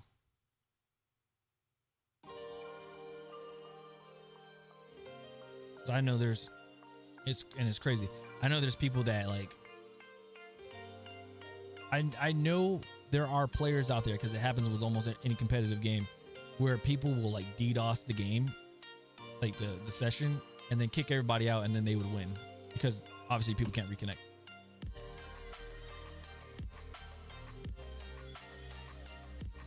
Or if you're, unfortunate like I am and have Spectrum internet, and they just randomly cut your internet off randomly, and yeah, there's that too.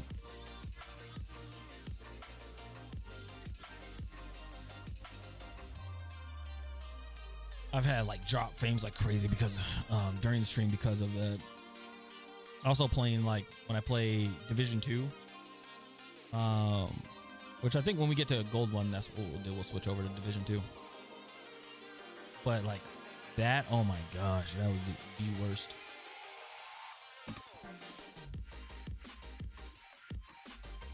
It's like every time I'm like playing the game and everything, having a good time, and it's like, oh, remove, like, or you just immediately get thrown back into the main menu because like, oh, disconnected.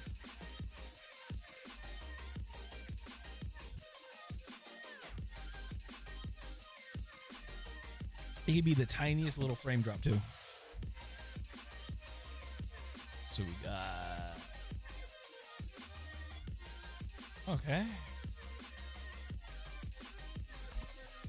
cheap pickle.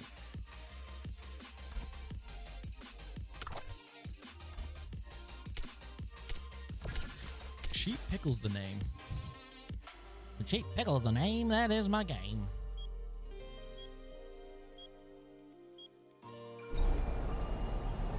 I gotta think of who, like, I gotta think of a character to run around with on, I was gonna say on Domination. Yeah, on Domination.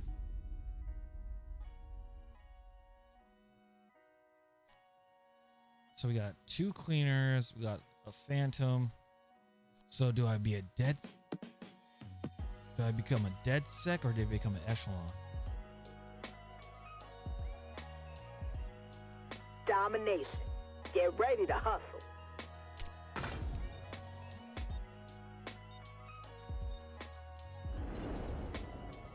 Three, two, one.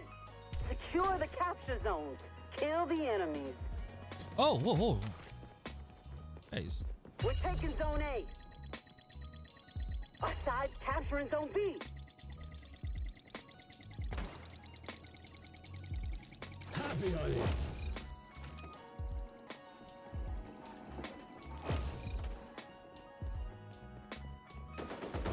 Don't. We got.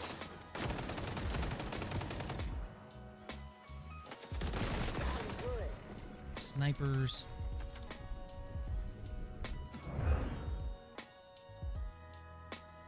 I honestly could have put that in the middle. Oh. So that.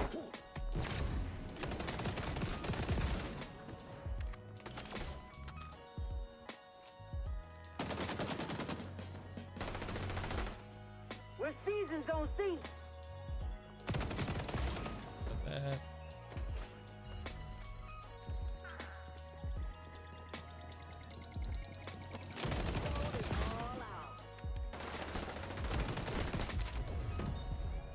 Oh. Rivals taking C. Oh, you guys are like straight. Enemies on Zone B. You guys are cutthroat. Damn. Okay. I guess I'm down for it.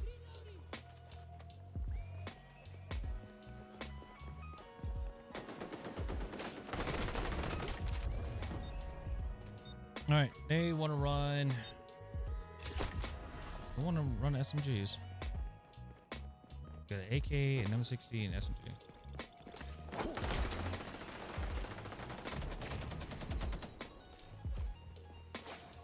Zone A is under attack. Capture zone contested.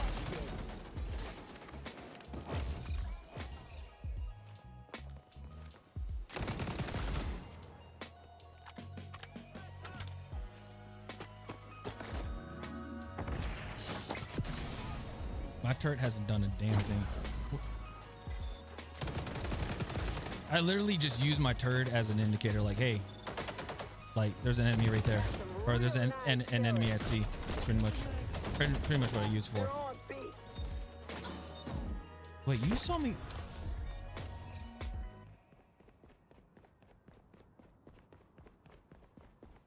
I'm sorry. I'm still trying to understand people's sense in this game. Like, I get like somebody's right next to me. I get shot in the back, and they know I die right next to them, but yet they don't turn around. That's what throws me off, and I'm like,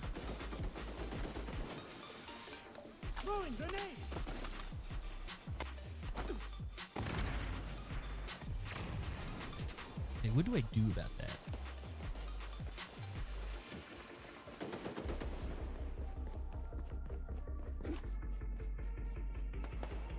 Our side's on C. Enemies taking A.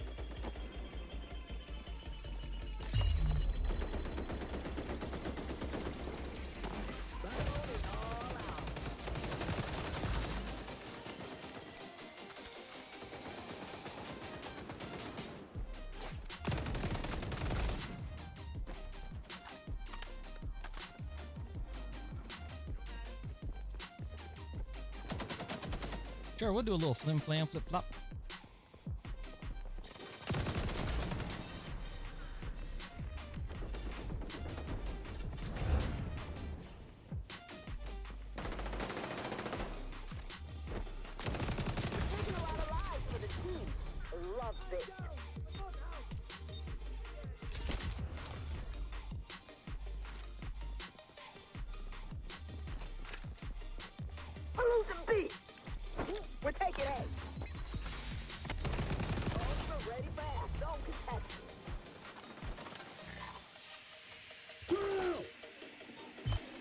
about to end.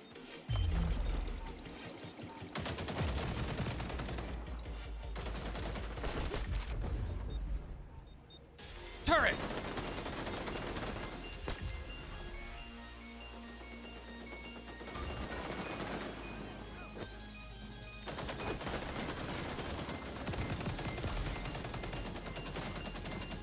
Five, four, three, two, What? You didn't kill him? Ugh.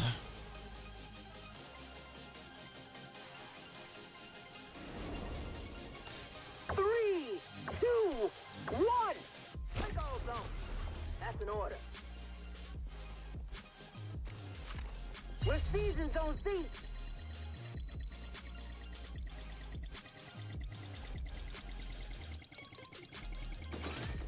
We got the zone. Our sides captured enemy spies watching you with sonar goggles.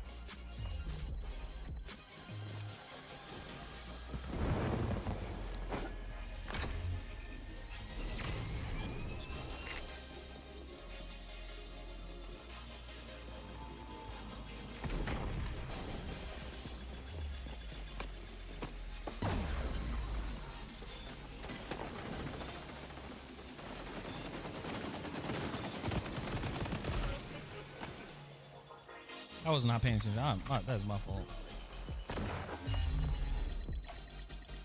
What are you looking at?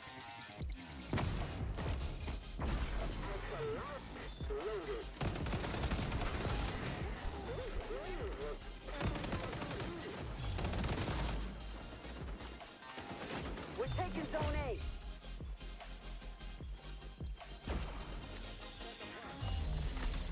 Capture zone detected. Keep going. You're such a bloodthirsty rat. Zone is all out.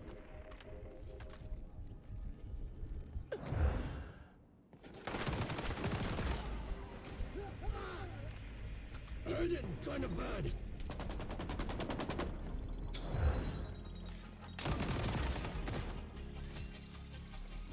The capture zones are all ours, like they're supposed to be. Happy on it. I don't know why I did that.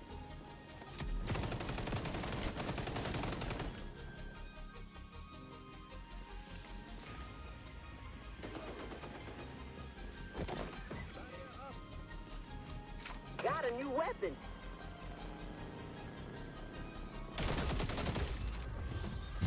Leave me, wasn't my plan. Sweet payback. Ultra lust. I'm not much for showing mercy, but this game is 8-10. pathetic. Damn. Come on. You ain't intimidating nobody with that look.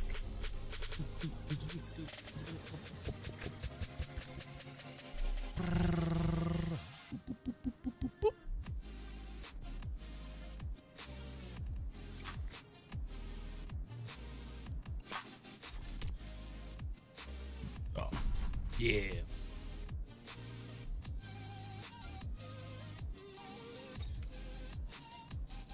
$1,300 objective points. Yes. There we go. All right. Almost there.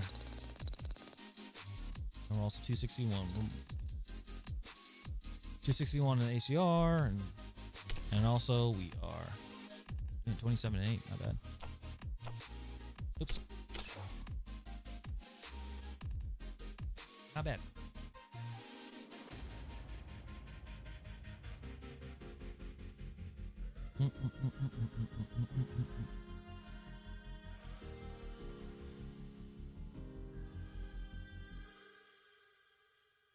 See, in here, this is when I get, this is what?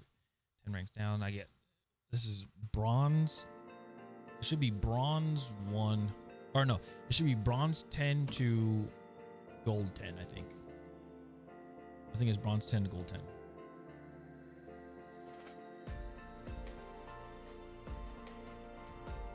Please give me escort with a good team. Please give me escort with a good team. Please give me escort with a good team. Or zone control with a good team.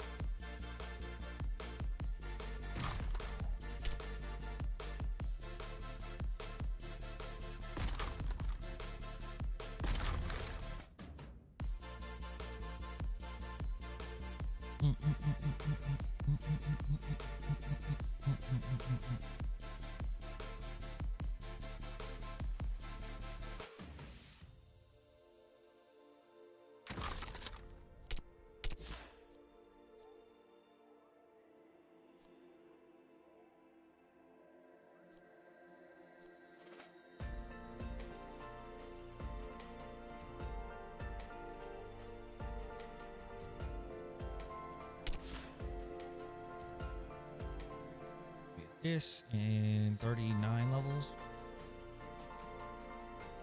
Go that next, and then that. And we'll be done with. Yeah, we'll be done with ACR unless we want to go 500.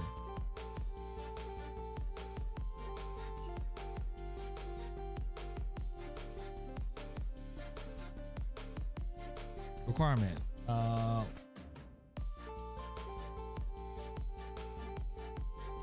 Weapon level 400. Okay. Wait. Weapon level 400.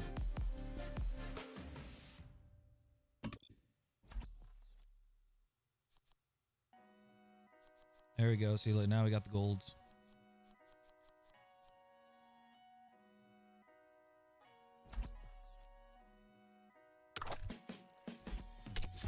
Weapon level 400 with. Hold on. What is it?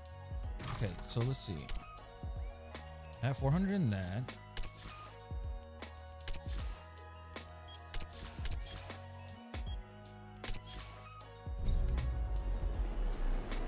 I only have 400 with two guns, but they say I have 4.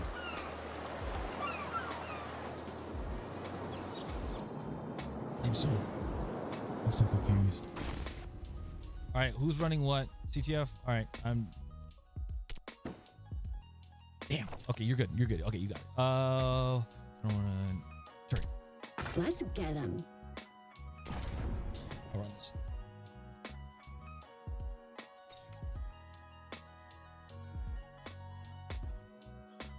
Capture the flag. This ain't just fun and games. Okay. 3, 2, 1. Go grab the enemy flag. Bring it back to our hideout.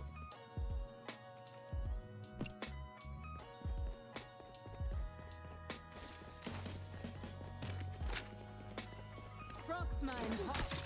Turret on Overwatch. I just realized that might be a dumb way of putting that.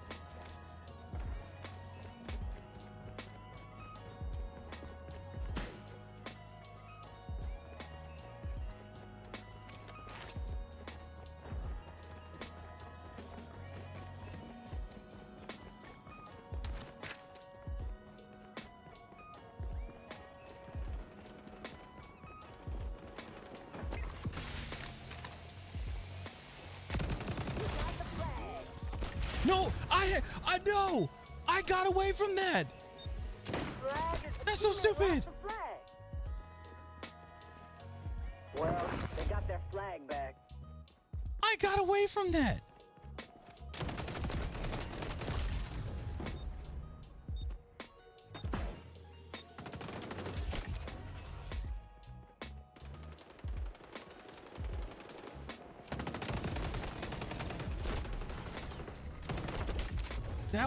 That shit was mine. I got away from it. How?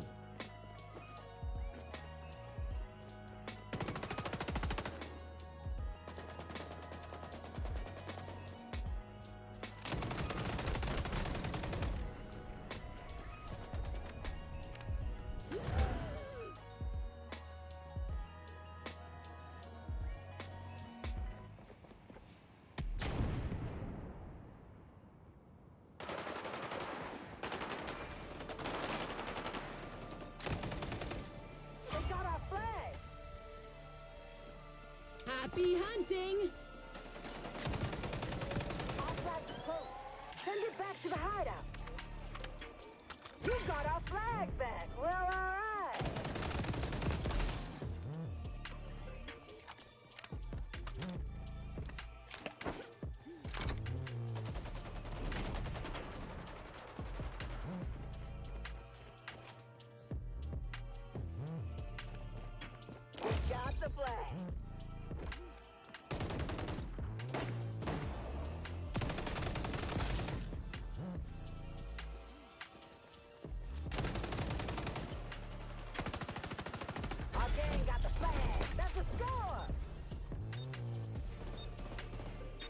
This dude is so like. That dude is so pissed that I fucked him up in his thing. Damn.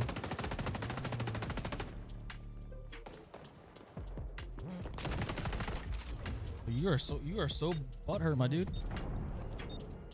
Flag is ours.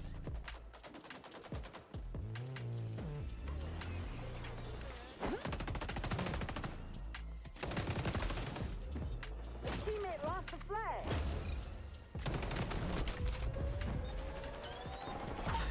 Get his ass. There you go. RJ passes the flag. Turret out!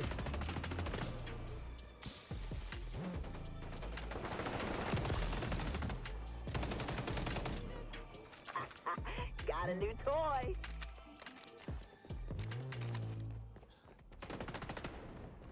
Guy wants to be a dickhead and start shooting bodies. Okay, fine.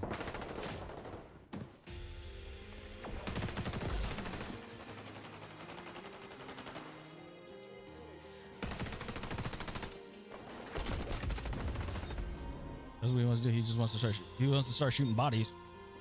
Okay.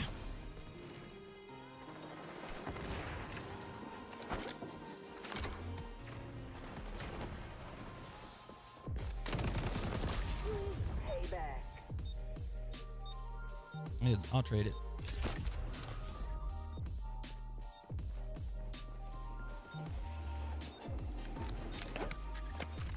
I mean, hey, guys, we're only down by 2.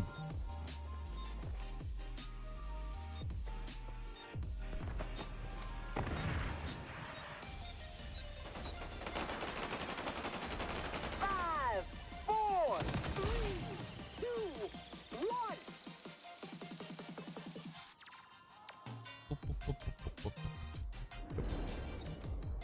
3, 2, 1. His cow doggy person didn't have to shoot my body. But then they go, what is it with people always wanting to make shit so personal?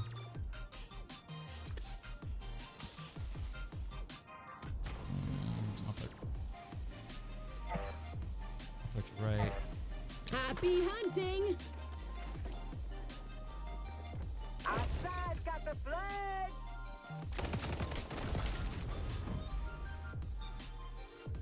A teammate lost the flag.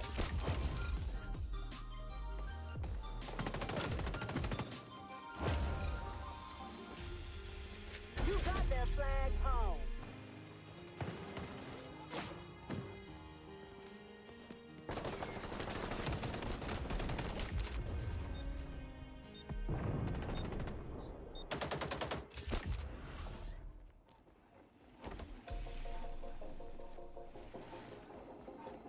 I was gonna say, everybody in ranked gotta sweat their asses off, but no shit, it's ranked.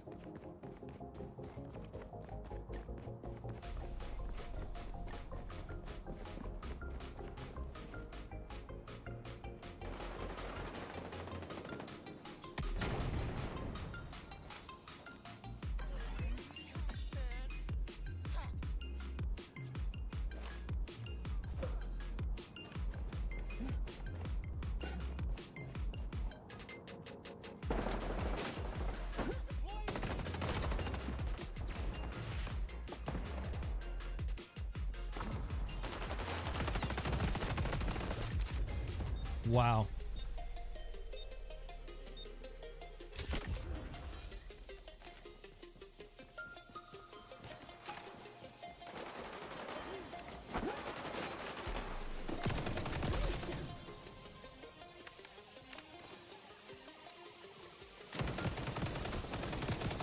The hell happened?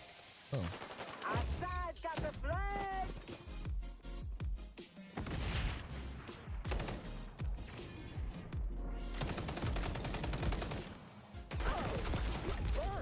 Incendiary bullets.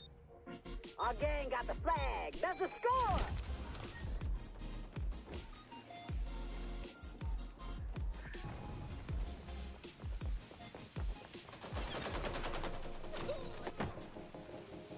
You tried.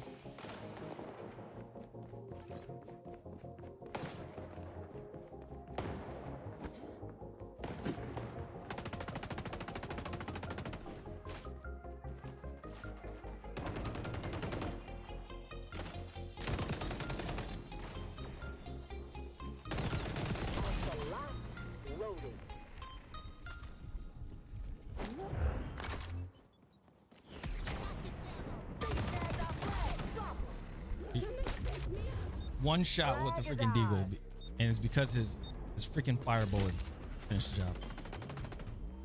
Whoa, they got the flag. They dropped our flag. We got our flag back.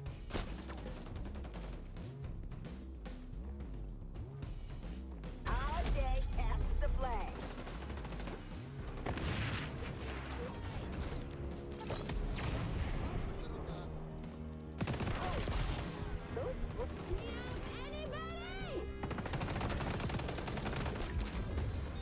What? Those last 2 bullets didn't kill him. It didn't do the reg. Our gang dropped the flag. The enemy rescued their stupid flag.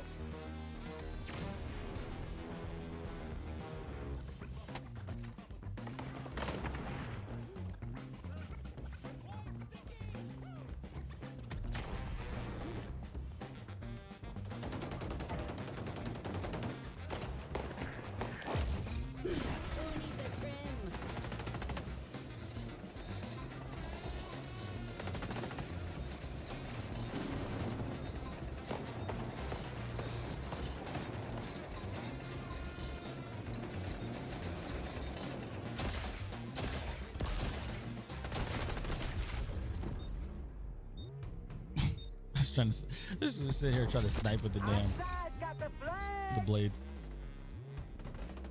5, 4, 3, 2, 1.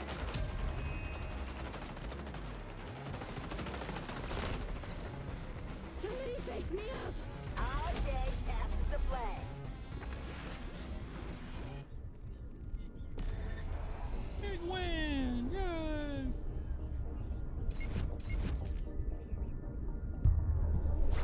Nice. Person that shot my body.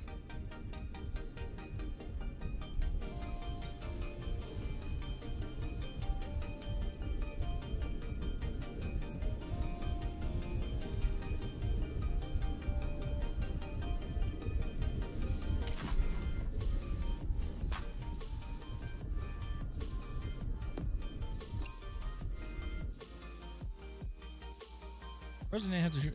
The thing is, the person didn't have to shoot my body. They just didn't have to do that, but they did. And we're in gold.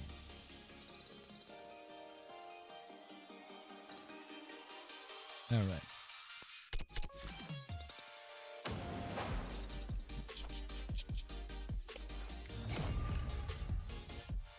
All right, and then we work on gold. We get through gold, and then 2000s. Oh yeah, so we get through gold, and then when we hit ruby, we get the flying tigers. Emerald, we get the flying. We get the flight tigers for Singa, and then we get flying tigers for the M44. And then Captain, we get.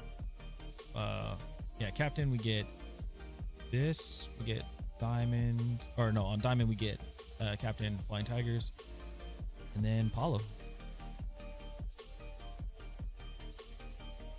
And this is the goal, guys. The main goal right here is to get the legends. So we're only 1, 2, 3, 4, 5, 6, 7. So once we hit when we hit Ruby 5, I believe we hit Ruby 5, then we'll be halfway through. We'll be halfway through the ranks. But I heard after this, Ruby is where it gets interesting.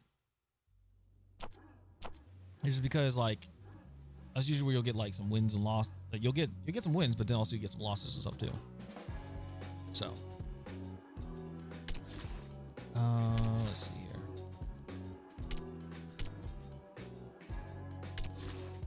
Yeah.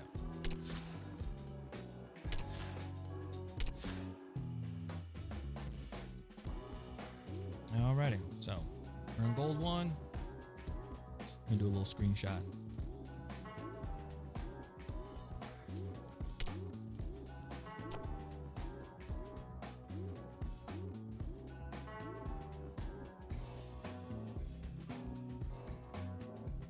There we go.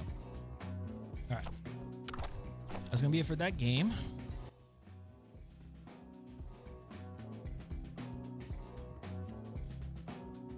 Also, hold on. 1 second. Let me.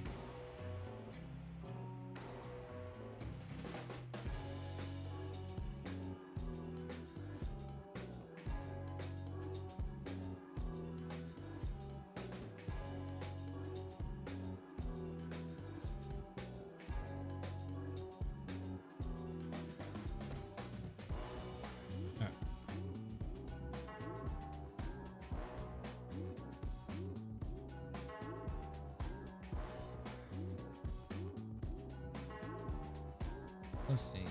Win 3 matches of zone control, 75 kills with shotguns, and then 50 marksman rifle kills. Interesting.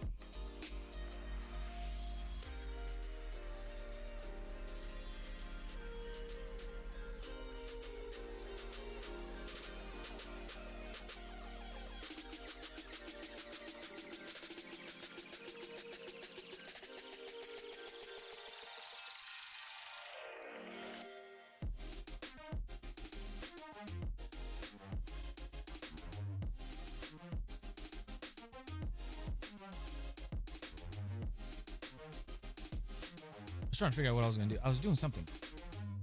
My brain just shut off.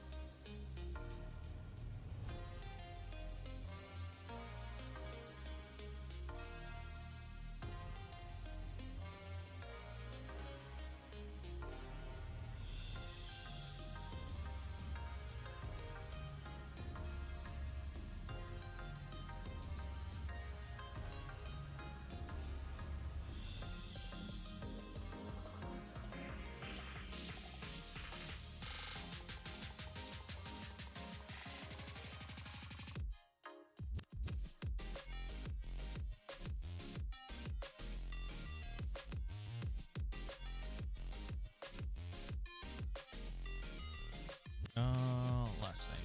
All right, so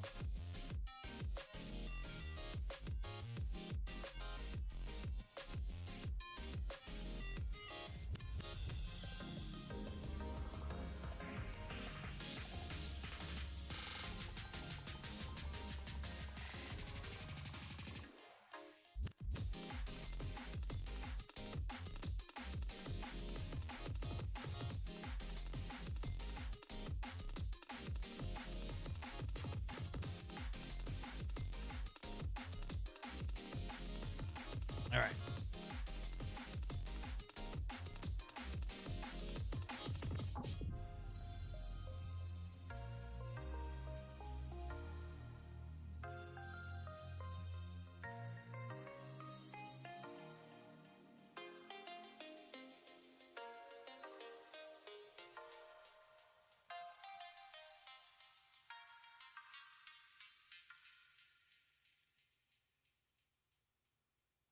We good.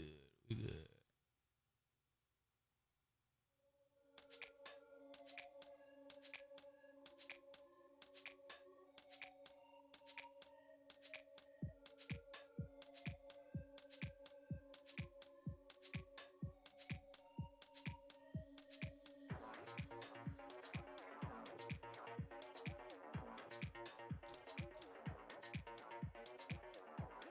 All right.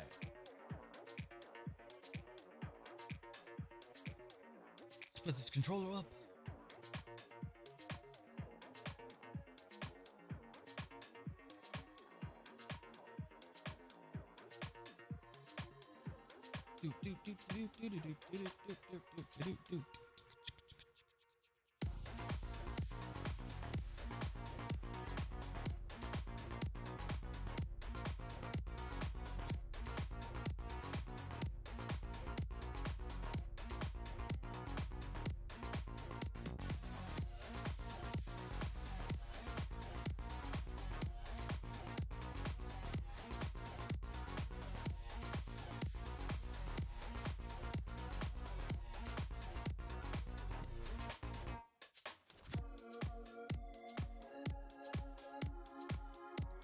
Okay.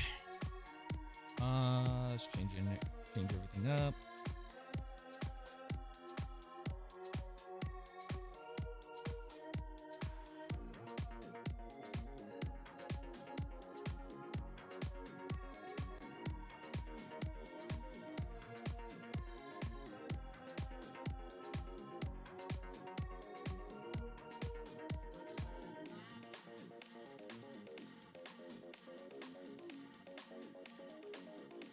All right. Let's see. I think this ad's about to hit. It is.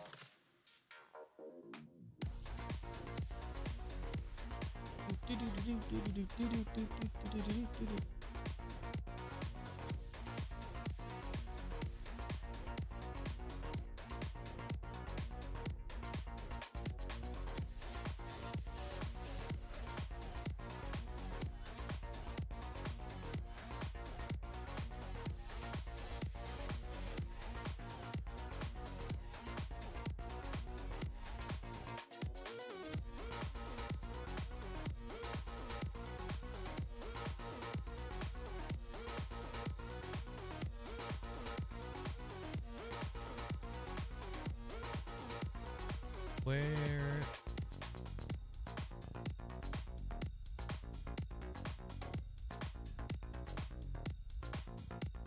What happened to gamers?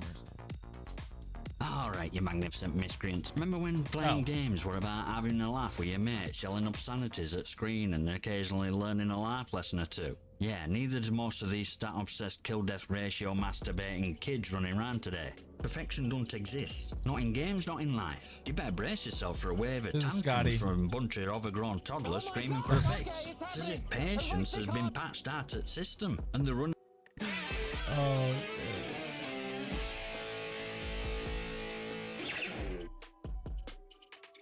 all right, chat. I will be right back. I'm gonna get me some.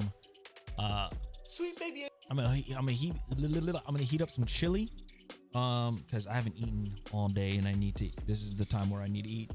I'm gonna heat up some chili. We're gonna watch some videos a little bit, just so I can get the food down and everything, and then we'll be back. All right. Give me 1 second.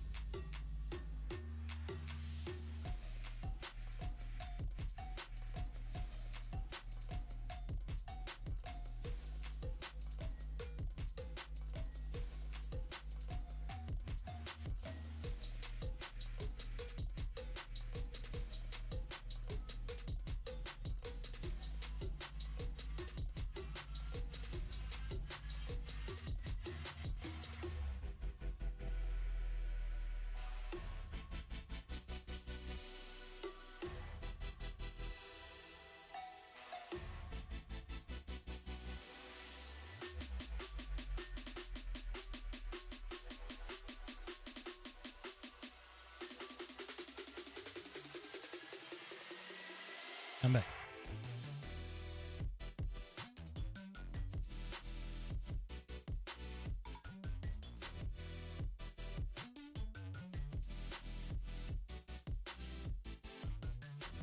There.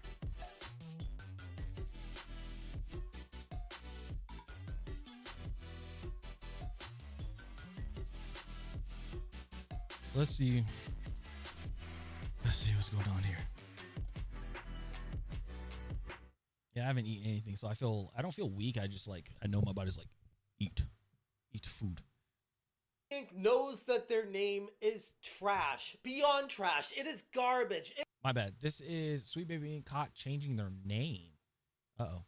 Sweet Baby Inc. knows that their name is trash, beyond trash. It is garbage. It is the kind of name that when it comes up, a game company will run the other way. And because of that, they have now been forced into trying to manipulate what their name is in order to continue getting business. And it's not gonna work. What's going on, guys? Welcome to another episode of Smash JT. And huge shout out to Master of the TDS for finding yet another banger of a situation where Sweet Baby Inc. has partnered with a company called the Powell Group. And when you go to this website for the Powell Group, you'll think, wow, this is some sort of massive corporation that helps these game companies get with these independent creators and push the industry forward, and they must have so much experience and all these connections they have. And then you do a little bit more research and you find out that's just a mom and pop shop that has I don't know, 12,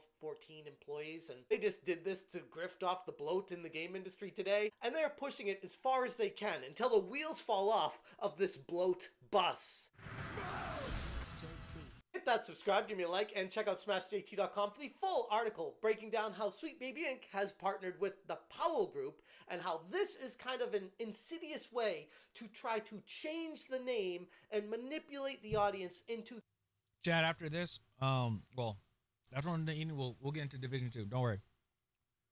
Thinking that they're purchasing a product that's working for another company, when at the end of the day, ultimately, it's still Sweet Baby Inc. In a newly discovered development that will surely steer the entire gaming industry further into questionable DEI territory, Sweet Baby Inc. has ever so quietly partnered with the Powell Group, behind the scenes, exposed on the Powell Group's LinkedIn page. And this positions Sweet Baby Inc. to gain more influence over game narratives and push their controversial agenda further under the radar, trying to hide who they are by using another company's name to get business. As YouTubing sleuth Master of the TDS, the host of Gothic Therapy with his wife, recently revealed, the collaboration is more than just a typical business arrangement. It is a backdoor entry for Sweet Baby Inc. to sneak its way into the hands of even more developers, publishers, and most importantly, investors who may not even be fully aware of the agenda being attached to Sweet Baby Inc.'s name. And this was discovered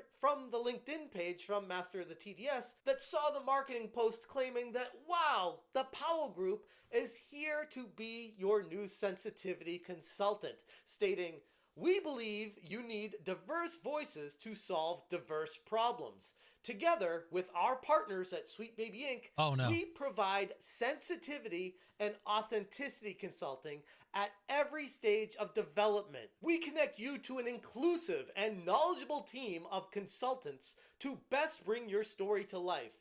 Our approach leads with the creation of joyful and authentic experiences." And then they go on to talk about some bullet points. But before I even get to that, I always find it fascinating that all these people always speak from some sort of higher position of authority, like, "We believe that diversity makes better games." And I would stop you right there and say, prove it.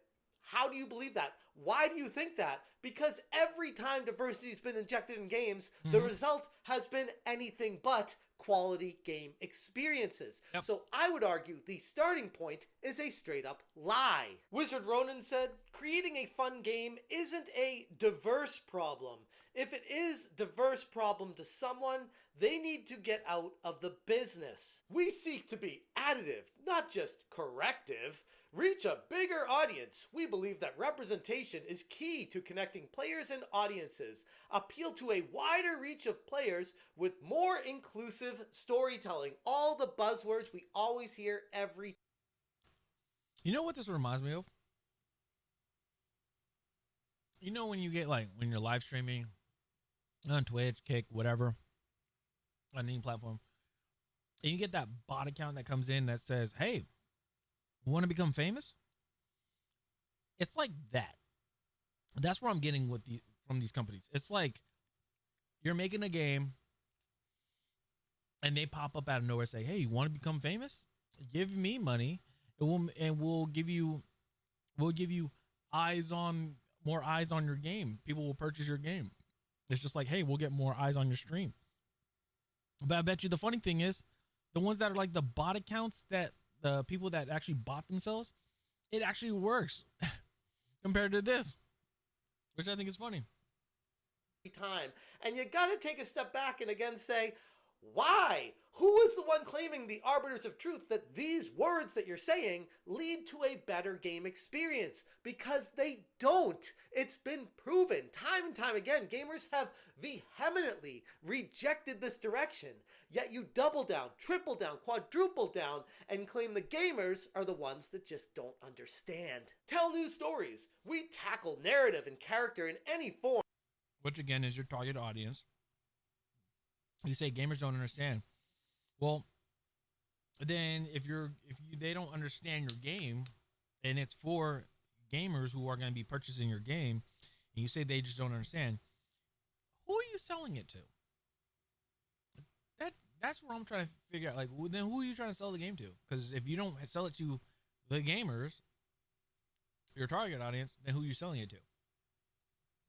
Keeping emotional resonance and authenticity at the heart of our work, which, going back to the whole storytelling with Kim Belair and the narrative consultant and designing and writing the stories, all of the stories that are created by Sweet Baby Inc. are so sanded down and PC and making sure they're HR compliant that they don't challenge any of the borders and restrictions that the games that have already come out have.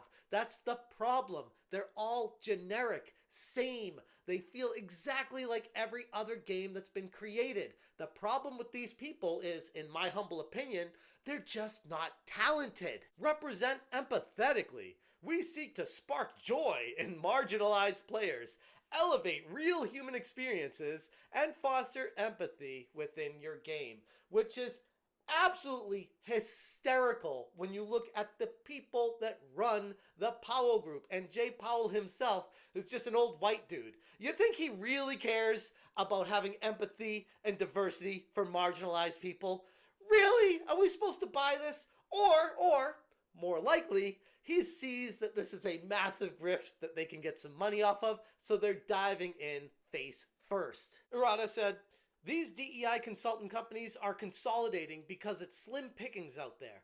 Companies are increasingly on their grift and rejecting their blackmail. They don't have their buddies in control of Twitter anymore, so they can't organize a cancel campaign against them if they refuse to hire them." So who even is this Powell Group? Well, as referenced on their LinkedIn page, the Powell Group claims to be a leading video game consulting firm specializing in business development, publisher support, and licensing. They say that the focus on delivering timely, accurate information to enable informed decision-making for their partners is the key, claiming to have access to a broad network of over 4,000 developers and 600 publishers. They supposedly hold extensive industry reach, using their quote-unquote connections and insights to address the...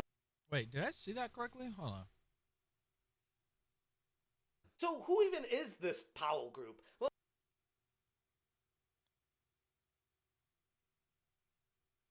14 employees. as referenced on their LinkedIn page, the Powell Group claims to be a leading video game Median tenure 1.4 years. consulting firm specializing in business development, publisher support. Game Sentinel is software development, representing games. Sounds weird. Lunacy Studios. And Okay. licensing. They say that the focus on delivering timely, accurate information to enable informed decision making for their partners is the key. With a vast network of over 4,000 game developers and more than 600 publishers. I didn't see that. And that's on your LinkedIn. I didn't see that. That's like saying that I published 32 games. I didn't.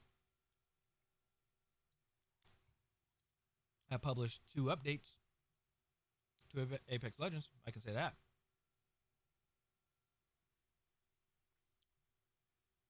So dumb. Key, claiming to have access to a broad network of over 4,000 developers and 600 publishers. They supposedly hold extensive industry reach, using their quote-unquote connections and insights to address the needs, strengths, and future directions of key players in the industry. But I don't know about that. My research on the Powell Group exposes them for being what amounts to a mom and pop shop that pretends to be a major player in the industry, signing on with Sweet Baby Inc., which is what looks to be another mom and pop shop pretending to be a power player in the industry to push around these gigantic multi-billion-dollar organizations in order to get their business. And if they don't get the contract, they get their journal buddies to get them canceled. By cloaking their agenda in the language of empathy and authenticity. Yeah, so here's the funny thing about that, right?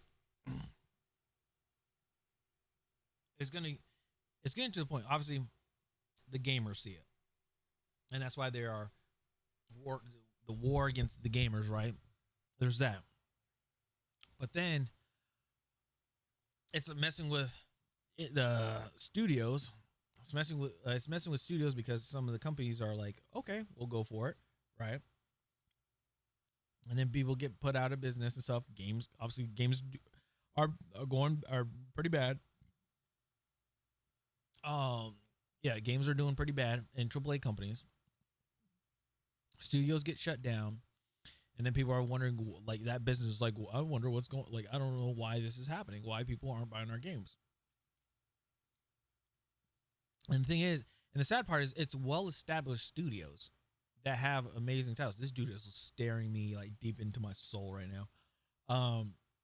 But it's so interesting. There you go. So it's just so weird to see. Like, not weird. It's the funny thing is eventually, and I mean very soon, studios are gonna start realizing these companies are like, I don't know, like, your experience from, like, you know, the past experiences and the results of these products that are coming out after consulting with you guys, they're not doing so hot. We're gonna pass, right? Okay, they'll do like they'll have their journal things come up and everything. The thing is, all you have to do is figure out the pattern, pick up on the pattern, and don't worry. The gamers are going to, the gamers, they can do a bad review of, like, journalists can do like a bad review on that company, right? Or for a said game that just came out. Or a game that you recently published, right? They can do all they want with it. But the thing is, what people need to understand is game journalists, reviews and stuff like that, don't take word to heart when it comes to that stuff. All you have to do is just, if you don't like it, or if you're like, you're not sure about it, pull up a live stream. Somebody will stream it. Pull up the live stream. See gameplay of it. Pull up YouTube videos of it and check out the gameplay and see if it piques your interest. Because a game could be what you think is good for you. The person reviewing it, or game journals that are reviewing it, they say, oh, it's dog shit. But it's not. It's fun for you. You enjoy it. You having a great time. Cool. That's how it is. That's just what it is for me. And I'm sorry, going to the whole, no, I'm not even going to pull up the Helldivers thing. You guys already know. People love Helldivers. Cool. I just don't like what Sony did. That's why I don't play it. And I'm not, And again, it's not against Arrowhead. It's just it's the only way is against the publisher. So anyway, let's go. And in this case, lack thereof, because no one's even heard of these people, to hide the influence and sneak through an agenda that has faced substantial backlash among so many gamers. My guess is their line of thinking here is if they can use a different coat of paint on the vehicle, maybe the average gamer just won't recognize them because they won't see the Sweet Baby Inc. logo anywhere. It'll just say the Powell Group or contracted with Powell Group Incorporated or something like that, where it won't say anything about Sweet Baby Inc. anymore. Source Entry 13 said, at this point, no matter what they try, we will eventually find them and shine a light on them. The only thing they did now is put a mark of the beast on Powell, so now they will take the fall with them. Let's see how the next year hashes out, shall we? The Powell Group claims to promote the partnership as a means to help developers reach a bigger audience and tell new stories and represent empathetically. They declare that representation is key to connecting players with audiences and aim to spark joy in marginalized players.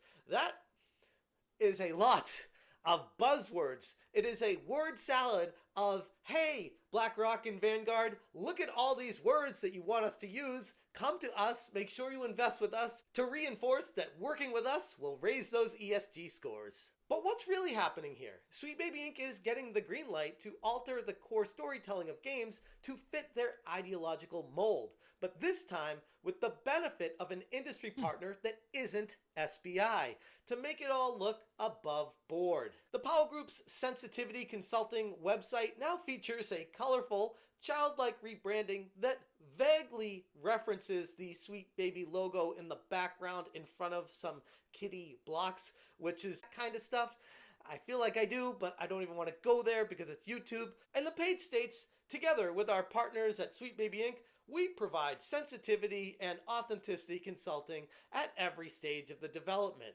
We connect you to an inclusive and knowledgeable team of consultants to best bring your story to life. That all too familiar language masks a much deeper agenda at play here, cleverly being repackaged in the friendlier, more palatable form to avoid drawing any kind of direct attention. For Sweet Baby Inc., this kind of partnership is a win-win. They get to expand their ideological footprint in the gaming world without having to face the kind of scrutiny that they're so accustomed to when working alone. By riding the Powell Group's industry's coattails to a connection and reputation, Sweet Baby Inc. is effectively sidestepping the criticism that has dogged their name so badly, giving them a shield to advance their agenda forward. And the more research I did on the Powell Group, the sketchier all of this gets. I did a live stream the other day talking about this and going into a lot deeper detail on them, and it looks like Kim Belair, the CEO of Sweet Baby Inc., had been having conversations with Jay Powell of the Powell Group for over a year before this contract was made. So they've known each other for a while, and I feel like this is something that behooves both of them. A win-win. We get to use your name, we'll pay you some money, and we can try to advance our agenda through you now. Bad Ghost said, I have always said that this will get worse before it gets better. As they are forced out of the industry, the harder they will pander and push agenda. We have a road to travel, but with thousands of back catalog games to play that are actually good that we never got around to, easy. As Sweet Baby Inc. consolidates their influence with the help of the Powell Group, this kind of sensitivity consulting collaboration will have far-reaching consequences, making it easier for them to try and shape gaming narratives to fit their ideological agendas while bypassing any kind of real accountability that comes through acting independently that they've already faced the consequences for. So now they're doing the next best thing. They know their name is complete garbage, so they're trying to latch onto a different name and push that forward and hoping that no one would notice. Don't fall for it. Anyways, I'm going to leave it there. Again, huge shout out to Master of the TDS for finding yet another banger of a story. This is actually a... Nice. Nice. All right. I really want to build a computer. That'd be so cool. Uh-oh. Wait, Z?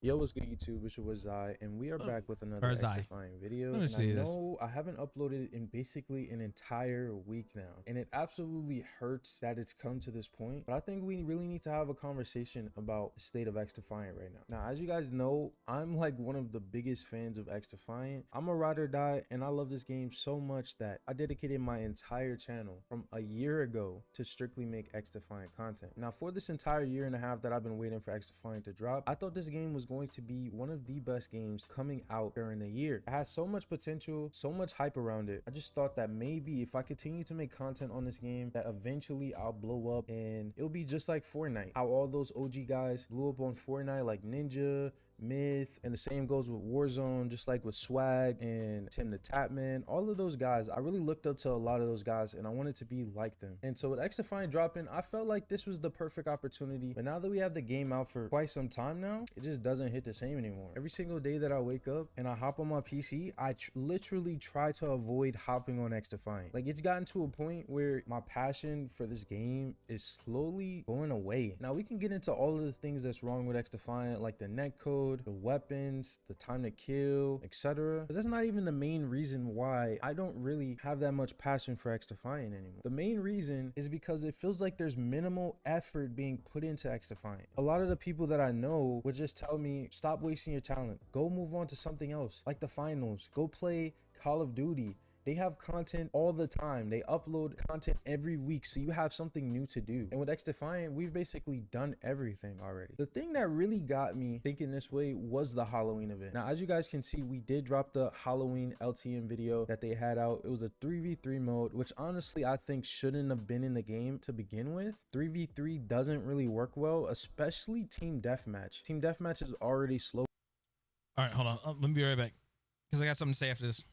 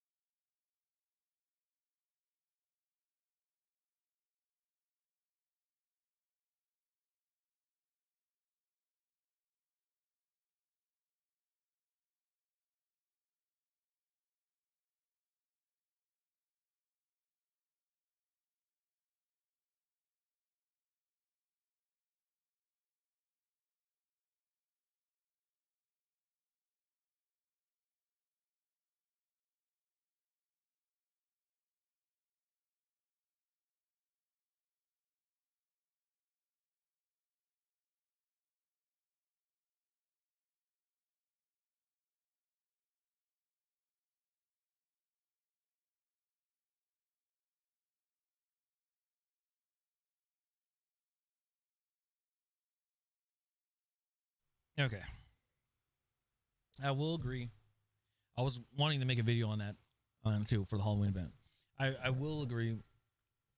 When they did the Halloween event, there could have been a good amount of stuff to like there's improvements. There's some improvements with the game when they do the modes. Like, it would be cool to see a reskin, like reskin a map, put like some Halloween theme,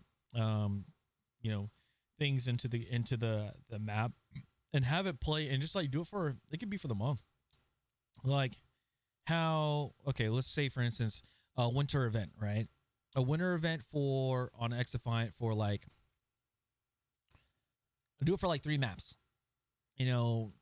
Do Arena, do Pueblito, I guess Rockefeller, like some like very known maps, right?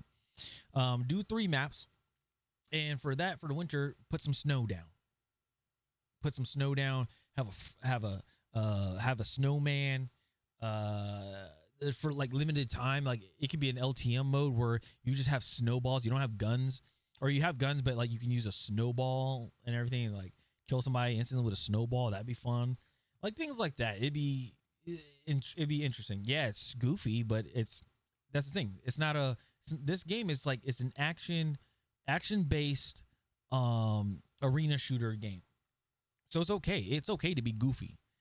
But that would be something cool. Like instead of just having like, okay, we have the skin and that's it. Like a skin in like a 3v3 mode. Like I said, the 3v3 team deathmatch, it was just weird because the map makes it too large. To find 3 people on a map to try to kill. It's a little too much. In itself, so adding a 3v3 mode to that just didn't make any sense at all. If they would have had something like a 10v10, you know what I mean, 8v8, something cool, like it would have been cool. But also there was no map changes at all. Now if we're looking at all the rest of the games, like the finals, Fortnite, Call of Duty, they all did something very special for this day, and it made for amazing content. Like they changed the sky. They could have made the sky black or made the sky a different color. They could have changed the way the map looked. They could have put some Halloween decorations on there. Bro, I remember playing Call of Duty Mobile, bro, like 4 years ago, and they changed the map and had a Halloween theme for standoff and all kinds of stuff, bro. And it's like, Ubisoft, what are we doing? I can't tell. Like, I genuinely don't understand what they're doing right now. The finals has less devs from what I heard, and somehow, some way, they're putting out more and more content every single week. I've been trying to tell you guys, I really want to stick to XDefiant, but the state that XDefiant's in, nobody really wants to play it. It's become stale. It's become repetitive. Nobody knows the direction that XDefiant's going in anymore. There's no promo for this game. Nobody's promoting the game. Literally everybody that's a supporter creator basically are not even playing the game anymore. They moved on to different games. They literally have 6ix9ine as a supporter creator. That's when you know, like, it doesn't make any sense at all. Who's making these changes? Who's directing anything? Now, as you guys know, I'm a Ubisoft partner, and I'm grateful to have that opportunity to be able to do things early and see things early, and you know, I love that. But I will never sugarcoat anything. I don't understand the direction that we're going in with XDefiant, and if maybe a dev can hit me up on Twitter, ZyYT_, you can let me know what's the direction, because I don't understand, and I have to treat this as a business. If it's not making any content and it's not getting any views, I might have to move on to different games. I really don't know what the future might tell, but also they made changes to 2 of the best weapons in the game. They changed the ACR and they changed the AK-47, and you guys know my AK-47 is my favorite gun in the game. Like, even though they nerfed it, it's fine. I don't have an issue with that, but they didn't change anything else. They didn't make any changes to the MP5, to the MP7, the P90, any other ARs. They just said, all right, we're gonna touch these 2 weapons and then call it a day. Nobody is doing anything else. There's no content being made. I don't know what to do. A lot of the content buddies that I know, they're thinking about quitting XDefiant. They're taking breaks from XDefiant, and it's just been a real struggle for me to try to figure out what to do. Now, you guys know I love making XDefiant content. I love making high quality videos and entertaining videos for you guys, but I just don't really know the direction right now. I hope the devs, they see this video and understand what I mean. I'm not bashing the game in any way. I just don't understand what we're doing. Literally all the changes that's been made in XDefiant don't make any sense to me. The direction's in a bad state, and then Call of Duty just came out. Also, side note, I feel like we need to stop talking about Call of Duty. It's like we need to stop bringing up Call of Duty, because Call of Duty was only being brought up for clickbait titles, and now it's at a point where if we keep on talking about Call of Duty, it's going to completely destroy the XDefiant fan base and the community in itself, because now we keep having these comparisons, and while we know Call of Duty is by far one of the best multiplayer games, we keep putting high standards. The reason why people compare it, because every time when right, so every time when XDefiant was being played, especially during the beta and stuff, Modern Warfare 3 was out, right? And we were playing Call of Duty. Like, Call of Duty was out. It's been out for a bit. The game got stale, so then they're like, "Ooh, XDefiant." Some people from Call of Duty that were from competitive Call of Duty we're playing the game, or we're making the game, we're designing it and everything. Okay. People were playing the game, or people played the game. Scump was one of them. Scump was one of the people that tried XDefiant and was having a good time with it. Symphony did the same thing. And they just simply said, I'm having a good time on XDefiant. Like, there's no skill-based matchmaking, so it feels good. It feels refreshing to play. It feels like I'm playing an old Call of Duty game. They did a comparison. They're just trying to analyze.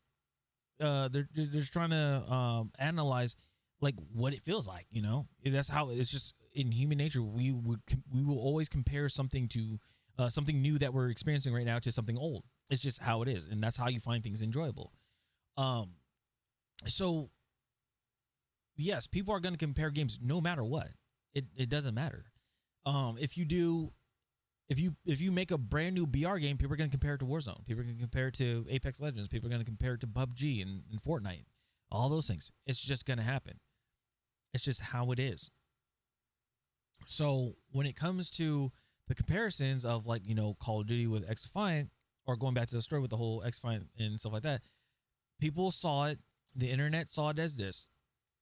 An ex Call of Duty pro is playing XDefiant and having a good time.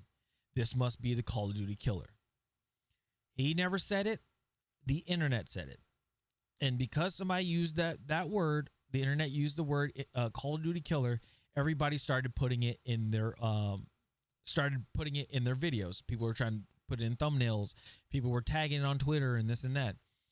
And Mark Rubin came out with a story.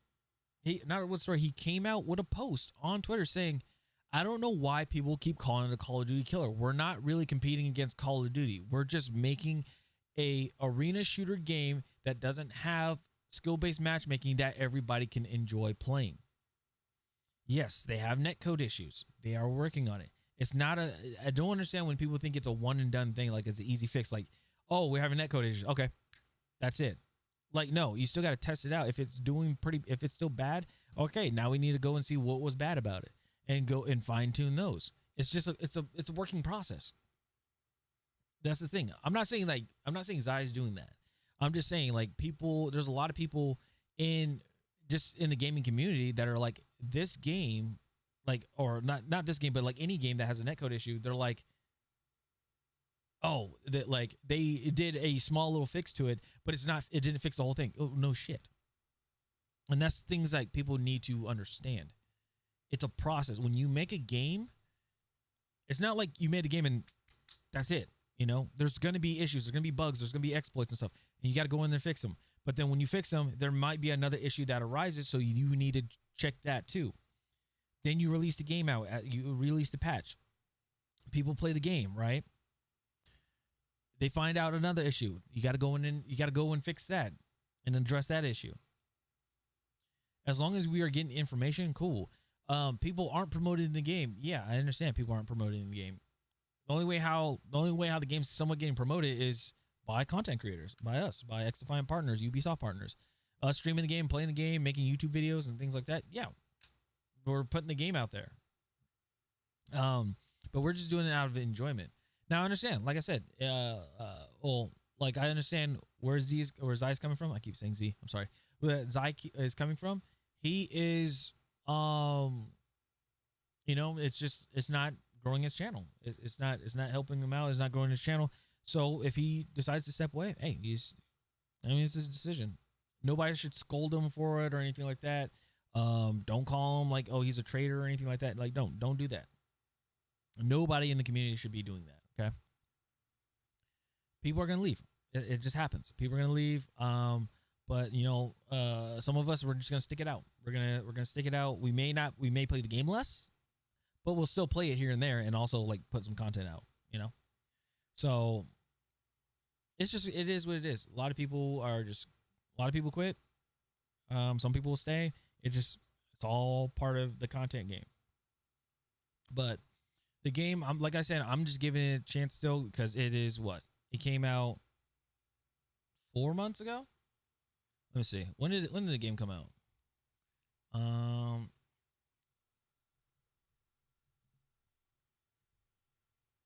XDefiant release date.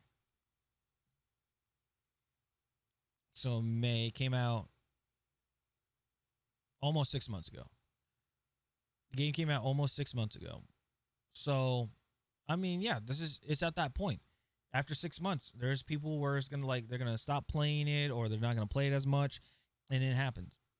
New titles come out, people want to play it. It is what it is. I can't really what else can you do? It's just like when I played Modern Warfare 3. I'm just saying, I gotta do a comparison, but just the thing. I played Modern Warfare 3. I played Zombies. I played it, it just got repetitive. I got bored of it, and I just stopped playing it. And then packet bursts and stuff started happening again, so I definitely quit playing it. So yeah. Standards to XDefiant, and it's just not going in the right direction. But yeah, I've been taking care of my family. I've just been trying to figure out what to do with life. I did move around with my setup. Everything is completely changed now, so I've just been trying to figure out a perfect time to go live and chat it up with you guys, make a video. But for the meantime, you know, I just wanted to make this video real quick just to let you guys know how I felt about XDefiant, and I hope you guys understand where I'm coming from. But yeah, I love you guys. But before we go, I just want to let you guys know that Jesus loves you, and I'll see you later.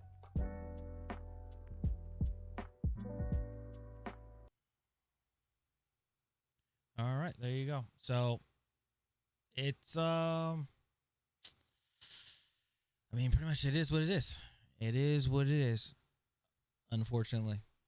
But what can you do? What can you do? Can't keep everybody. Can't keep everybody here to stay. So, let me see here.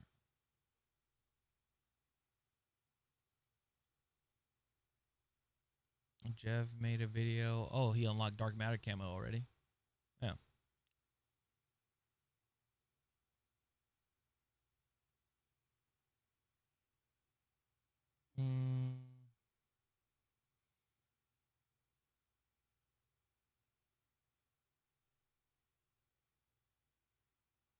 Let's see what.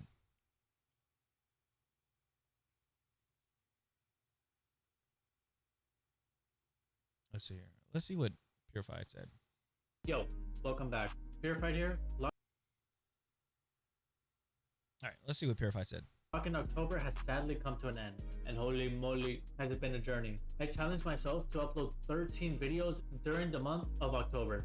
So our first video in October was explaining what Locktober was, so I will now count that. We got 1, 2, 3, 4, 5, 6, 7, 8, 9, 10, 11, 12, 13, and 14, but this video got blocked because I was listening to Lil Uzi. Oh, this one got blocked too. Yes. So we uploaded 14, but 2 of them got blocked. Our best video in October was this one. 12 secret features you probably didn't know about in XDefiant. I just want to say thank you to all the new people who subscribed and joined my journey in October. At first, I'm not gonna lie, I was disappointed I didn't hit 300 subs. However, I realized if I continue to focus on those types of stuff, that will be my downfall. But that being said, looking at my analytics, I didn't do that bad.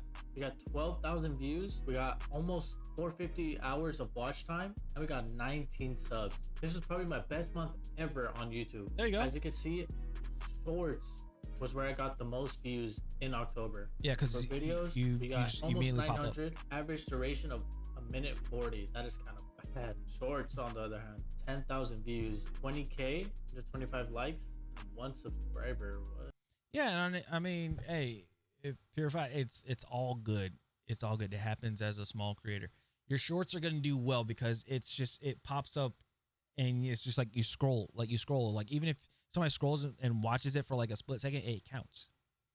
So you're gonna be fine. You're fine with that. Videos, it's good. It takes time. There's some videos that will pop off. There are some videos that won't pop off. It's totally fine. I had videos where, some videos where I got 1,000 views, but then there's videos I have where I got 9. You just gotta see what works, pretty much. Oh, live streams. I forgot about live streams. 800 views on live streams. I had a lot of videos planned for the last week of October, like collabs and stuff to end October with a bang. But sadly, things didn't go as planned, but it's alright. We move on. Now, for November, we are gonna do No Miss November. I'm still working on the name, I'm not gonna lie. We are completely changing everything. I will focus on making short form content and doing more live streams. I'm not gonna lie, I am not liking how low of a viewership I'm having on my long form content. I feel like I'm spending all this time making long form content for nothing. So I want to test my luck on short form content, since that is where I'm getting the most views from. However, I will continue to make a long form content, however, just not as much. My new schedule will be streams from Monday through Thursday. I will be streaming on YouTube and on Twitch from around 6:30 to 9:30 a.m. PST, for a minimum of 3 hours. I'll be reacting to TikToks, learning to dance, and playing games. On Monday through Friday, I'll be uploading 3 short form content a day. I will be uploading on TikTok and on YouTube Shorts. On Fridays, I will be posting regular videos. And finally, Saturday and Sunday is going to be my re-upload day. So if you see videos that I've already posted before, that is why. Also, make sure you guys are in the Discord. It will be linked down below in the comments, so you won't miss an update. Hopefully, the 3 of you guys who always watch me will continue to stick with me. But that being said, if you guys are new, please make sure you guys are subscribed. And if you enjoyed the video, please make sure you give it a like. All right, later. Yeah. Chaos or Choas? I think it's supposed to be chaos, but okay. Yeah, I'll do.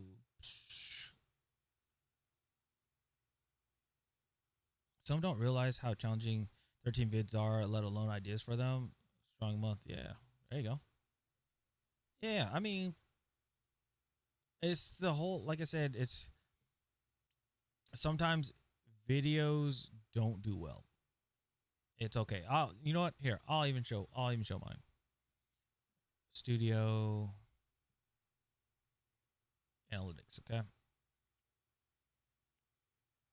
Overview. Let's see. Content. All right. So videos over the 30 days, I've had 598 views. 23.7K impressions. Impressions click-through rate 1.9. Average view durations, okay. The biggest one that I have was the Xbox showcase, and then reacting to Char Lanazard's video about what the game industry is doing, especially like basically it's when Xbox closed the studios for a lot of when they closed out the studios, and this was simply me playing a game, playing XDefiant using the M4. That was pretty much what it is.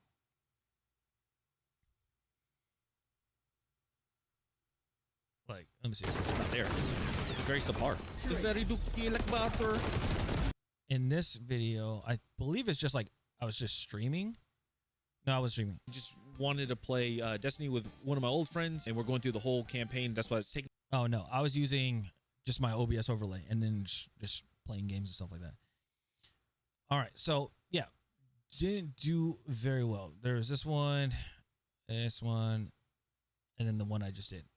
Okay, let's go to shorts. Shorts, 5.6K views.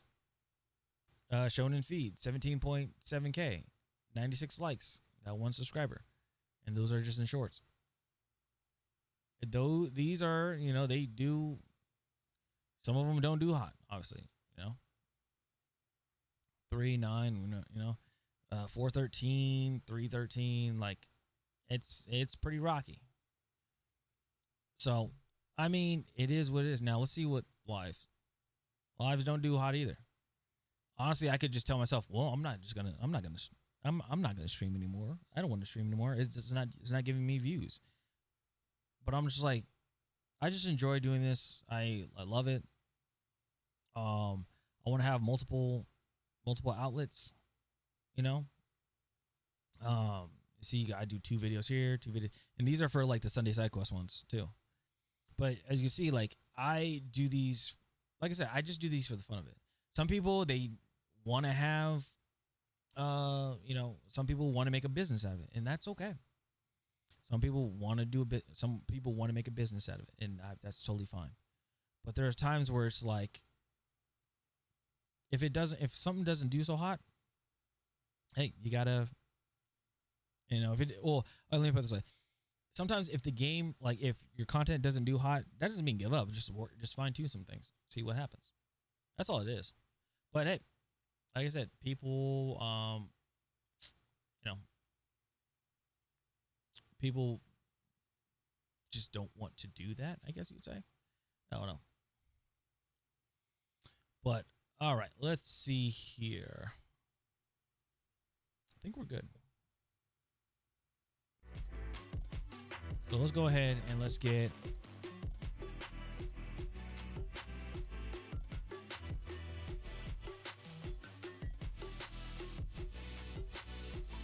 all this stuff going.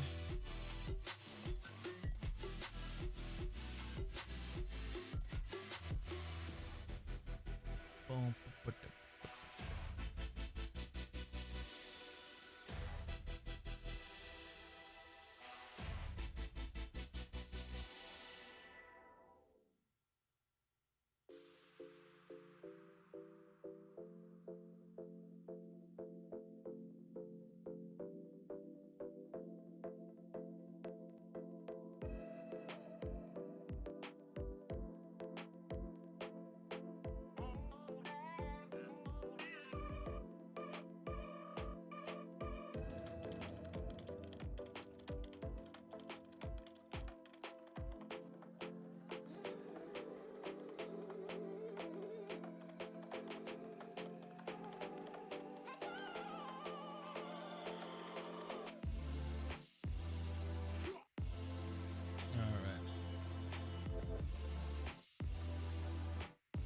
What do we got here? We got, I'll say, should pop up.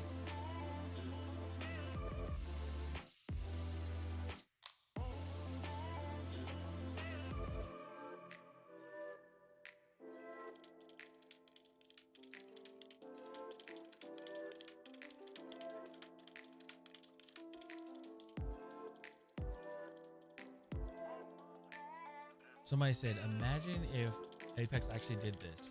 Cloud9 skins coming to ALGS Championship in Japan. That'd be sick. They did like skin bundles and stuff.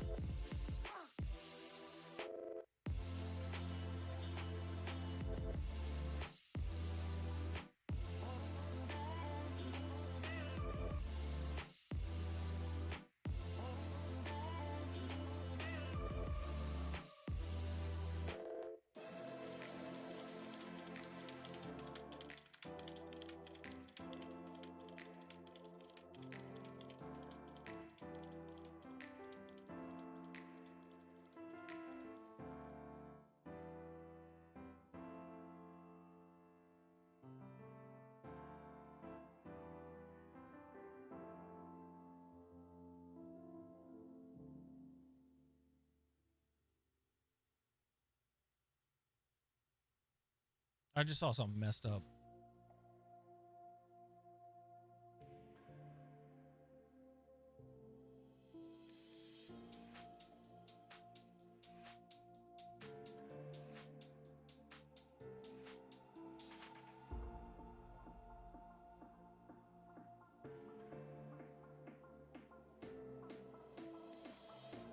Wait a minute.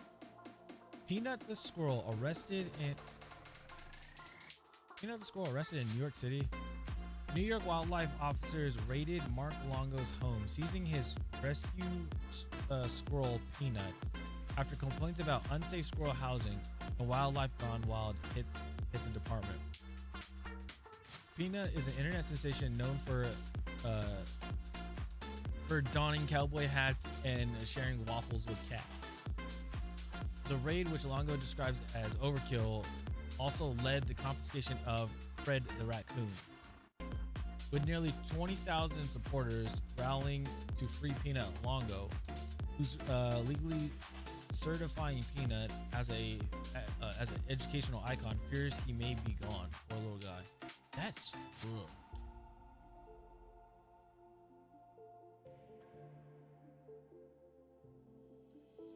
No. Mark Longo has confirmed that the New York Department of Environment Conservation has euthanized his beloved pet squirrel Peanut, whom he rescued as a baby after its mother has tragically run over by a car 7 years ago. Bro. Without a search warrant,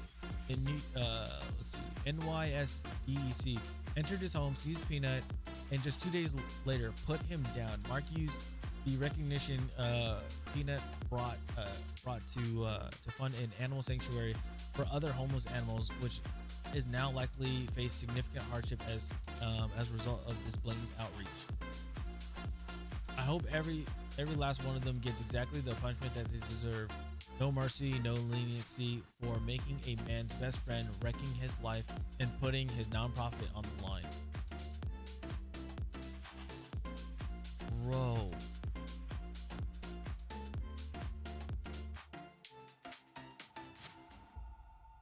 Like, what the fuck did they don't do it. They're not, these animals ain't doing anything.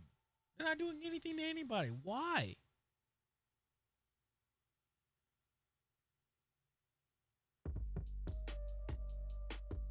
If you got, oh my God, if people are doing this,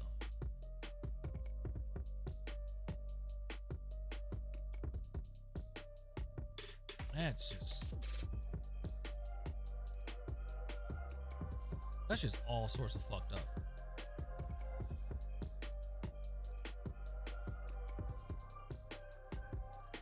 The only reason why, like, it caught my eye because it just somehow trending on Twitter, it was squirrel.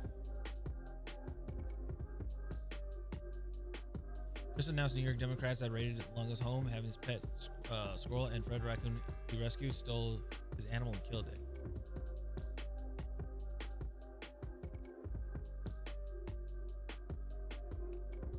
Bruh.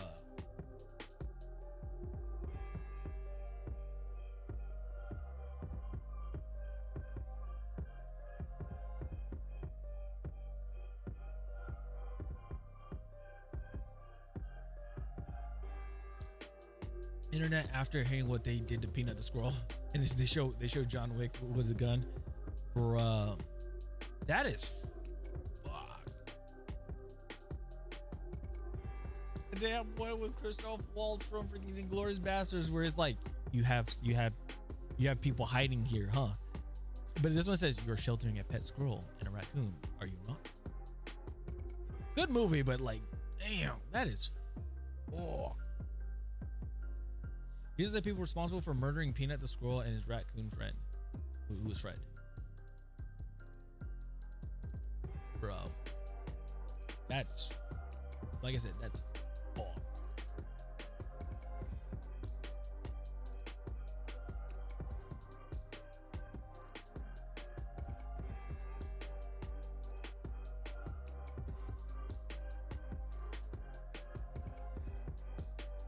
I still think that is funny. Freaking off the grid made a Trump and oh my Kamala God. skin. Okay, it's happening. Everybody stay calm. All right.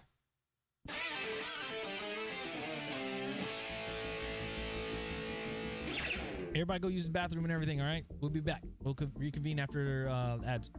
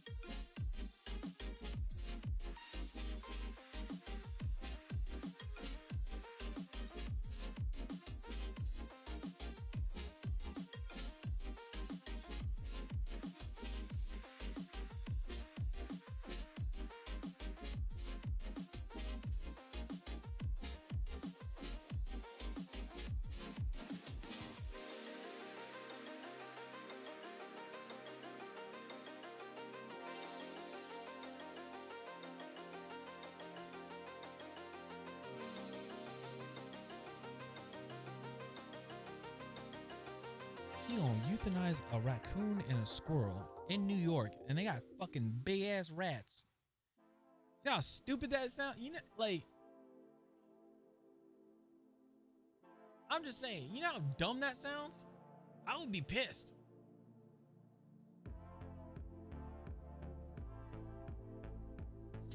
I would, me personally, I'd be pissed. Which I know that guy is upset. That guy and his wife is upset. You rescue a squirrel and you rescue a raccoon. They don't have rabies or anything.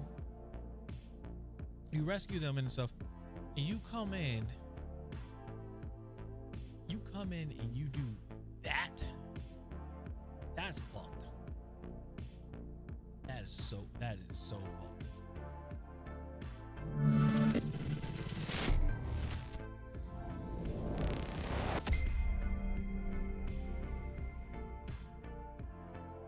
Press A to start. Press Y to switch profile.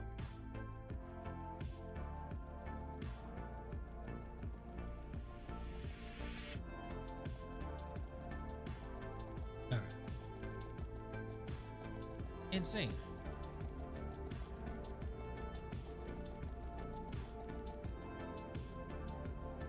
All right, so we're level 37. I think I did off stream. I could be wrong, but I think I did off stream. So we are going against, or not going against, but we are, I finished one of the guys. There are like 4 lieutenants, or 3 lieutenants. 3 or 4 lieutenants. I can't remember. No, there's 4 lieutenants. There's 4 lieutenants. I killed one of them. And what we're doing is we're hunting these mother suckers down. We're hunting them all down. And in the process, I believe if I kill the other 3, I'll get to level 40. And then I'll be able to use my full potential of gear that I have that are locked up in these caches that I can open up, but I refuse to open them up because I'm not level 40 yet. So, we're gonna see what happens.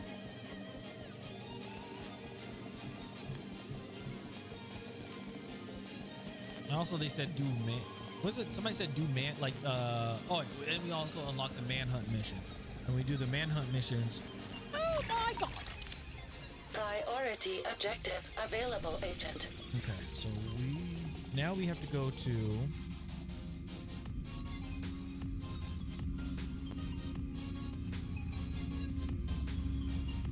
Rhodes told us that the Peacekeepers and 2 bridges have been tracking cleaner movements for the past few days. This is our best bet to learning more about Conley. She's deep in bed with the cleaners. If we poke around in that nest enough, we're bound to find a trace of her. all right.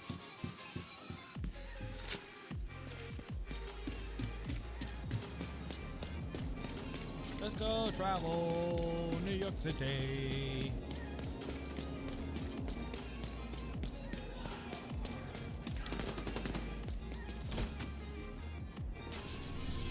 You know what? Why do that? I can just fast travel on this. It's a lot closer.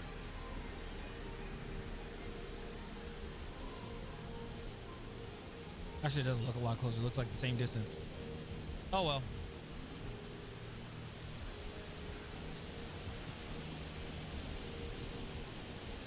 Man. Crazy world that we live in. Remember when shit was just so simple? Remember when things were just simple?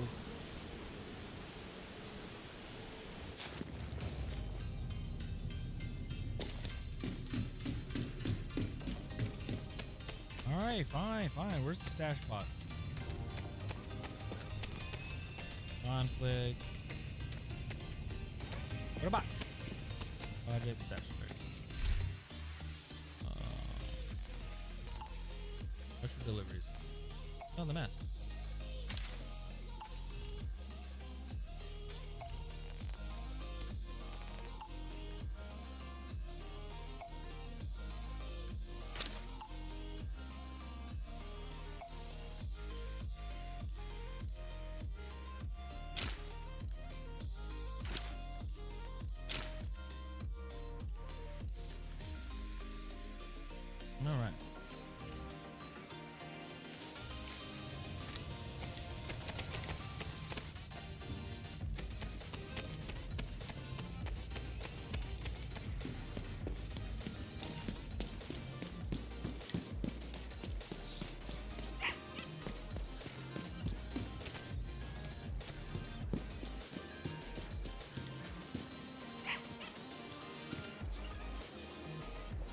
Don't worry about Rhodes. He'll warm up to you.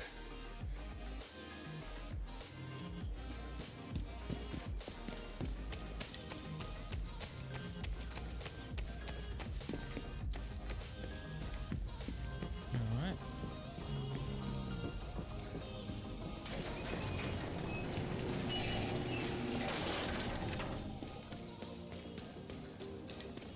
Two Bridges was one of the areas that held out the longest after the outbreak. Many of the locals refused to leave their homes and move into Sarah camps. They tried to set up neighborhood community centers rather than relying on the government. Most of them didn't make it. With the cleaners and the other factions wreaking havoc in the area, it was never really sustainable.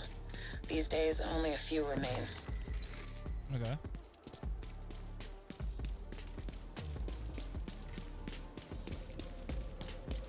Let's see, what kind of trouble can we get in here?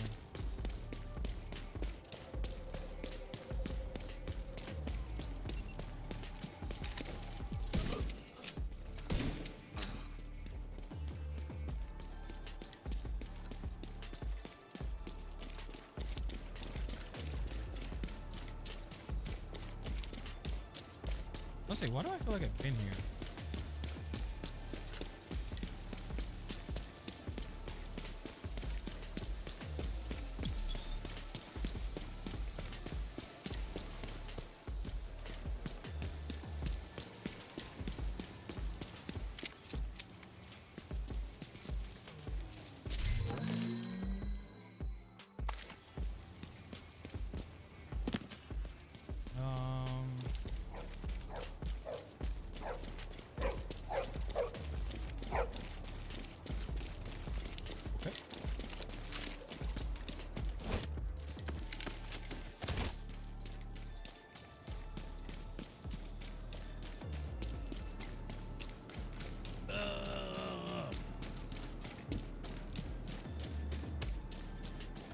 All right, here we go.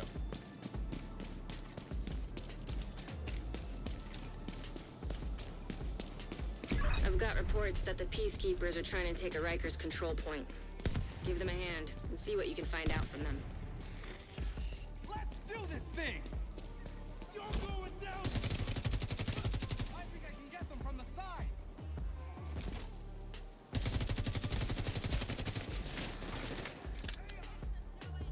Come on.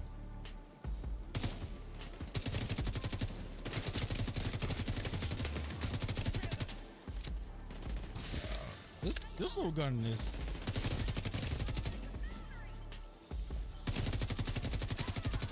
That little gun is very nice. Here! I'll get them from the side!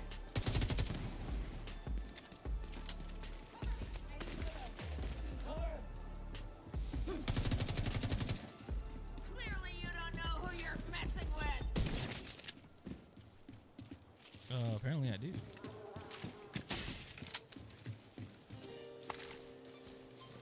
Rhodes told us you're looking for a rogue agent working with the cleaners. Yeah, we've seen her. She's sneaky, but still seems to go out on missions with the rest of the guys. Check in with the community near here. They're keeping track of the latest news. Sounds like Comey's been busy. Head to the community and see what they've found. We're getting warmer. Sounds like Comey's been busy. Head to the community and see what they've found. We're getting warmer.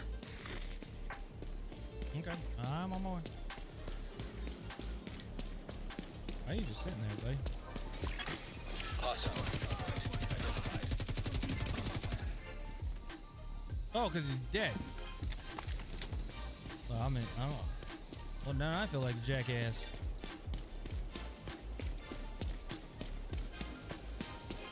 I feel like a jackass now. I'm like, why are you sitting there? And I'm like, oh, this dude is, he has a gun. Hey, why is your buddy sitting there? Oh, no. Yeah, your buddy's dead. And you're the one that killed him.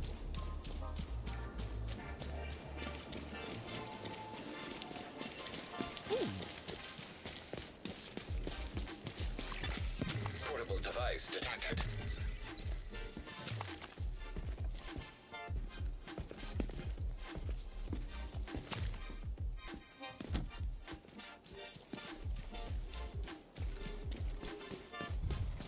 Where you guys at? Fuck y'all up. Click on that. Nope. We got this. Oh. Oh, loot.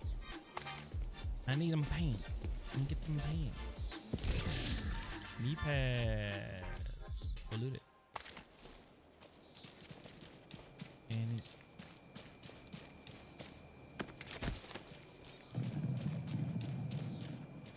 is there? Okay. I wonder why that's there. Okay, so I go this way.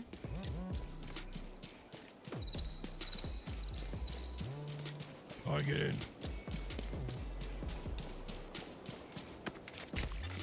Portable electronic device detected.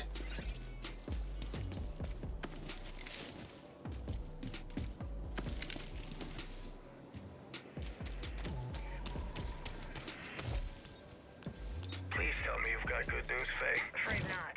Network's still down. We're losing people out there. We need to get you guys back to full strength again. There's an active protocol. We've sent agents from all over the country to DC. We're doing everything we can. Isn't there anything we can do here to help, to speed things up? If we could, we would have done it already. Whoever attacked the network knew what they were doing. They hit it right in the nerve center. So, that's it then?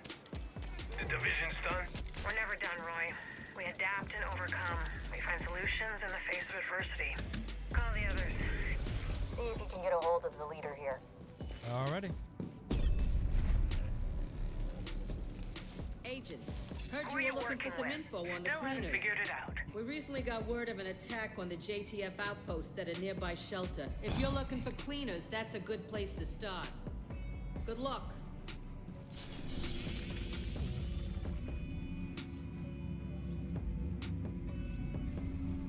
Cleaners just torched one of the last. We need to get going to the shelter. That's our best lead on Conley. The cleaners like to make sure everything is sterilized. Chances are they'll still be around. Hostile supply convoy detected. I don't give a damn. I don't care about that.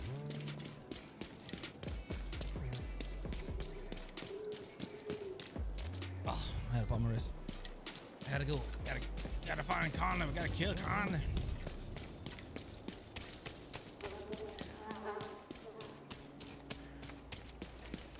Weird noise.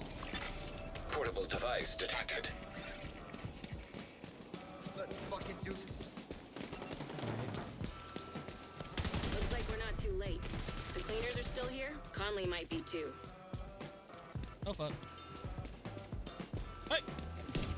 Oh. I fucked up.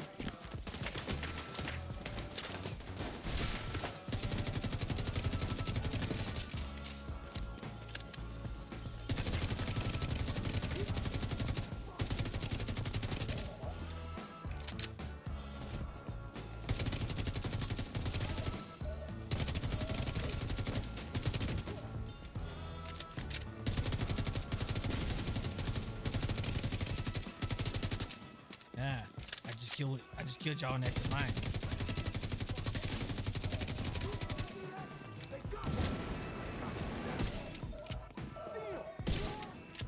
This is terrible. Par for the course for the cleaners. Head into the building and look for Conley.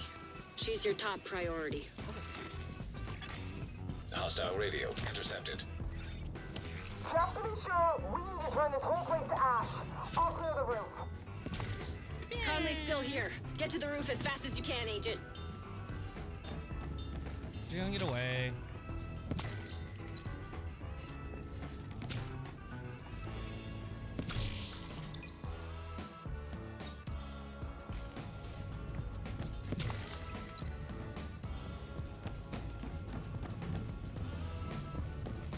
So what's gonna happen? She's gonna get away, and then we're like, oh, we gotta find her. You guys know all the.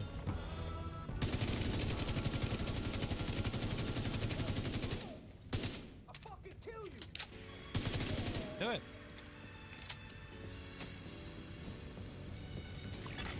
Portable electronic device detected.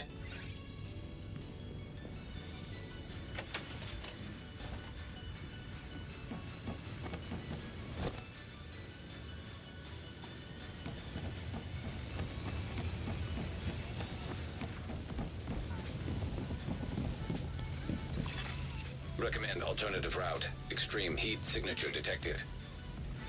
That's your only way up. We need to get to the roof. The sprinklers should have come on automatically. Maybe the cleaners shut off the water.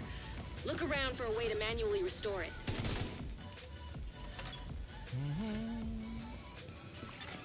Fire suppression system detected. Fire suppression system operational.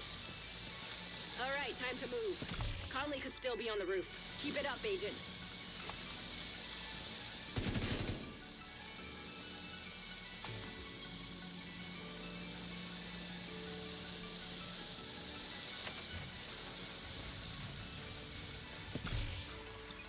Pissed off.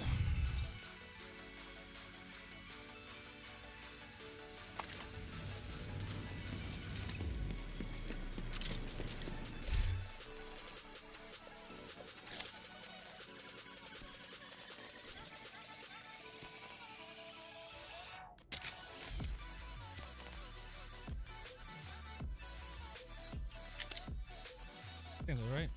Yeah.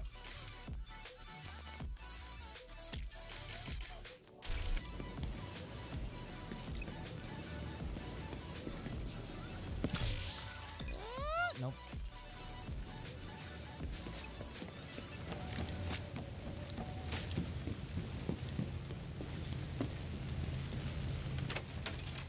Oh, I feel like I gotta pop my thumb, but it won't pop. It's very annoying.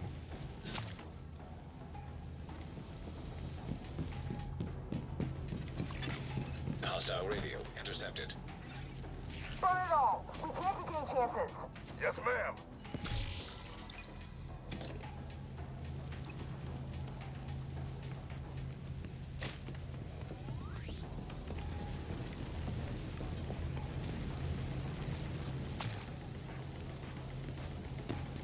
Here's my question. When did cleaners start taking orders from?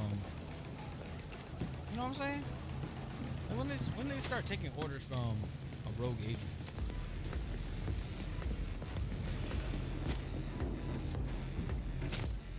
That's all I'm trying to figure out. They're like crazy, like super crazy.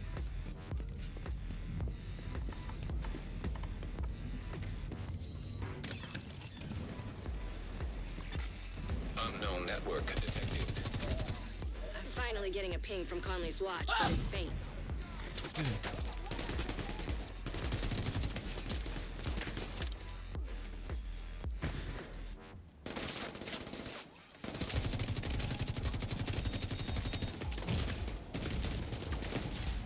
Immediate medical assistance needed.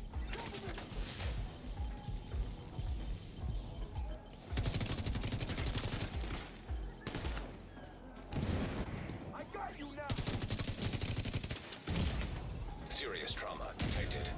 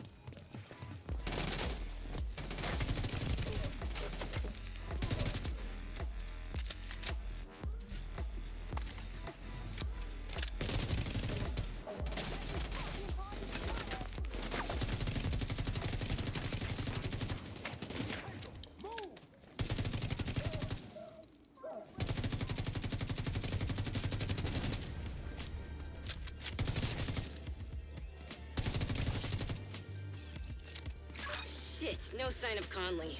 Check that echo. It might give us a lead. I told you. Echo detected. But do you want to believe me? No.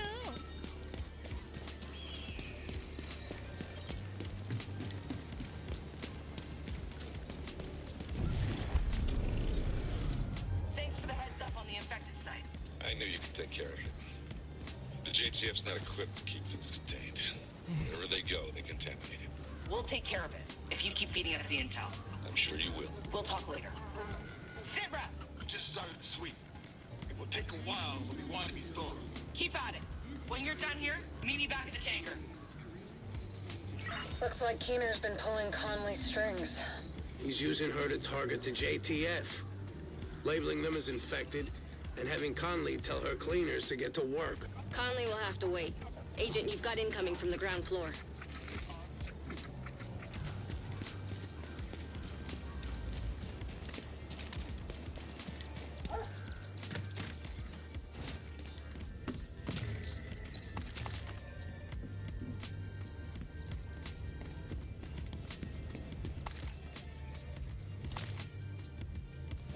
Secure the second floor.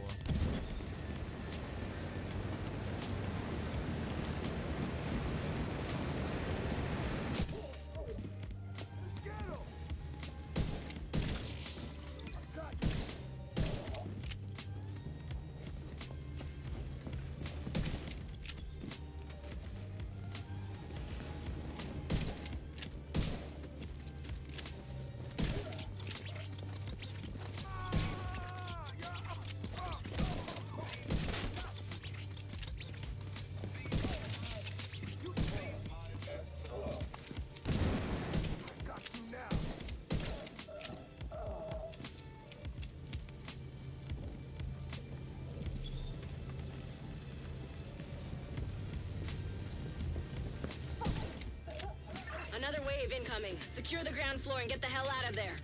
Okay. Y'all got any keys?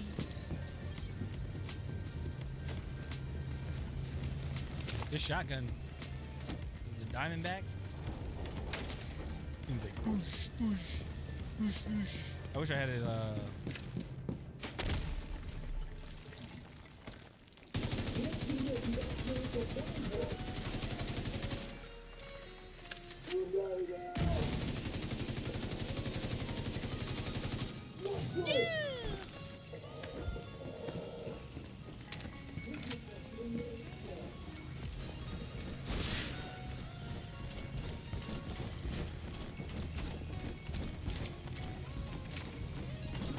What?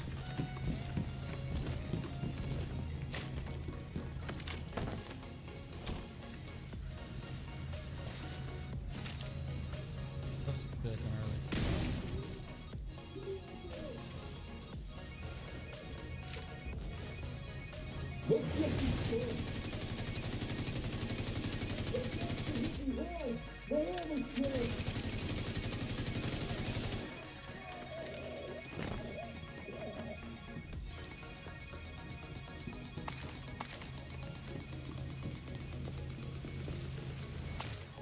This.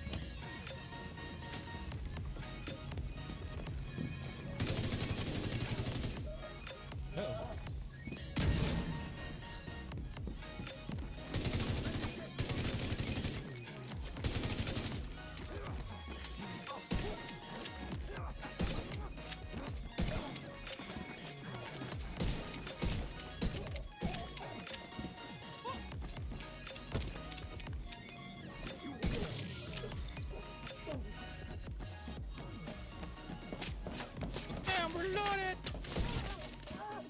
Conley got lucky this time, but her luck is about to run out. The cleaners are maintaining a perimeter around a stranded oil tanker in 2 bridges. Conley said she was heading back to the tanker. We should go pay her a visit. Okay. I do like tankers. I wonder if we're gonna blow it up.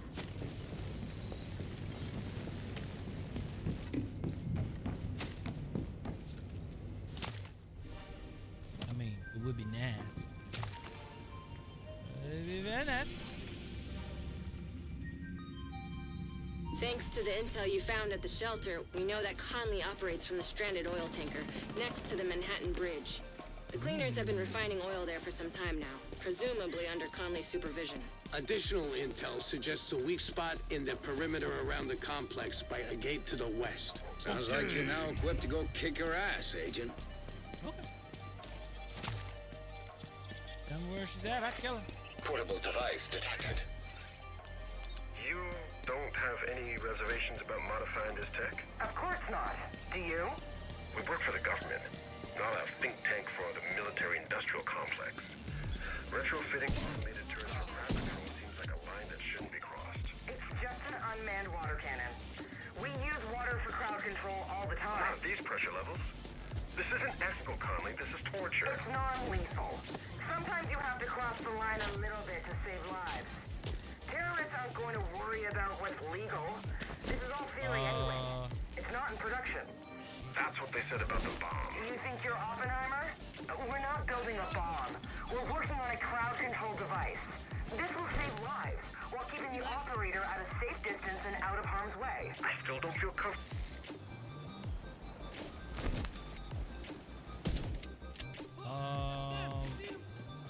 What the hell is going on?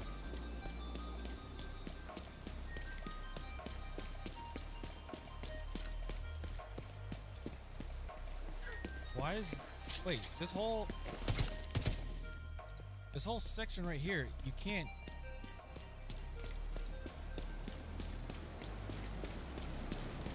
All right. That whole section right there, you couldn't do anything. Like, you couldn't go into it. There's a giant collision.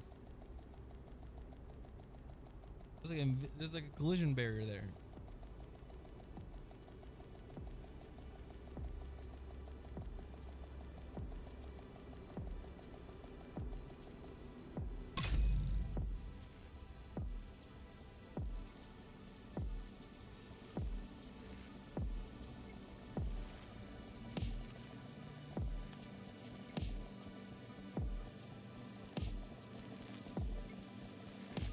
Why is a collision barrier?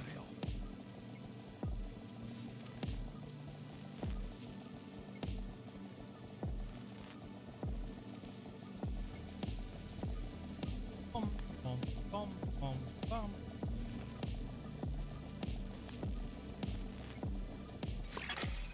Safe area detected. Thanks to the intel you found at the shelter, we know that Conley operates from the stranded oil tanker next to the Manhattan Bridge. The cleaners have been refining oil there for some time now, presumably under Conley's supervision. Additional intel suggests a weak spot in the perimeter around the complex by a gate to the west. Sounds like you're now equipped to go kick her ass, Agent. Yeah, if I can get there.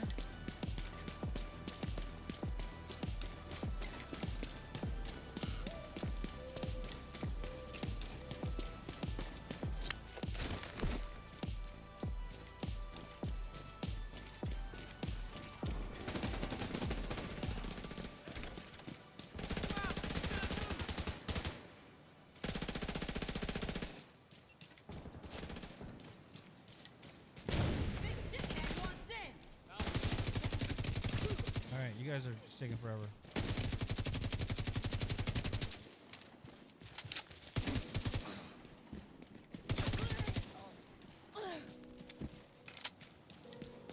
Take forever to kill each other. Jeez. Just die already. Thank you.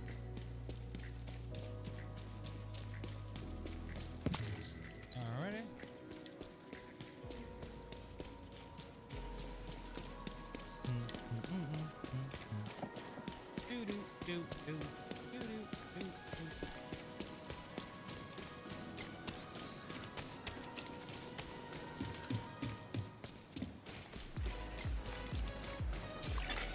Electronic device detected.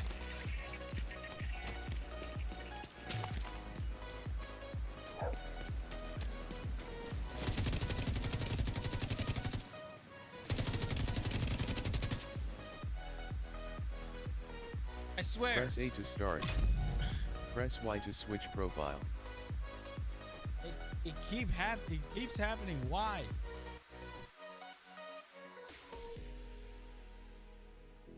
Why does this keep happening?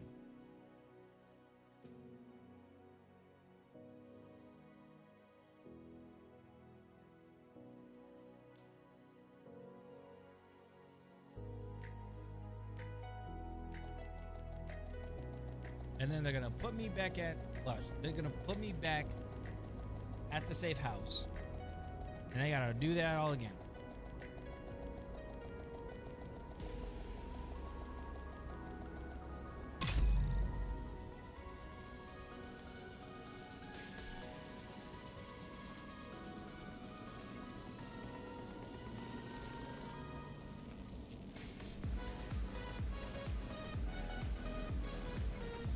Positioning Q.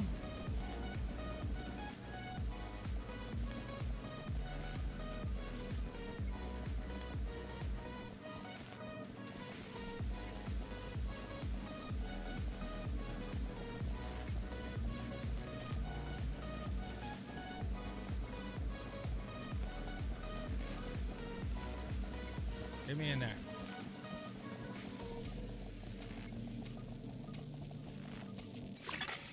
Safe area entered. See, now I gotta go back.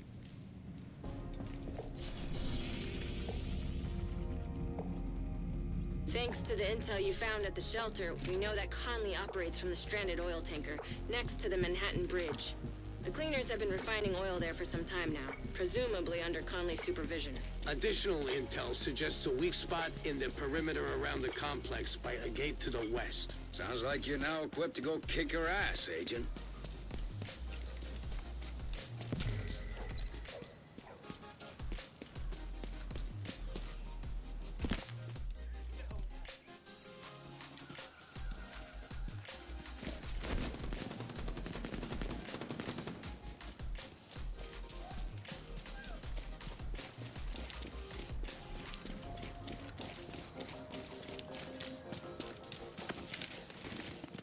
What up, dog?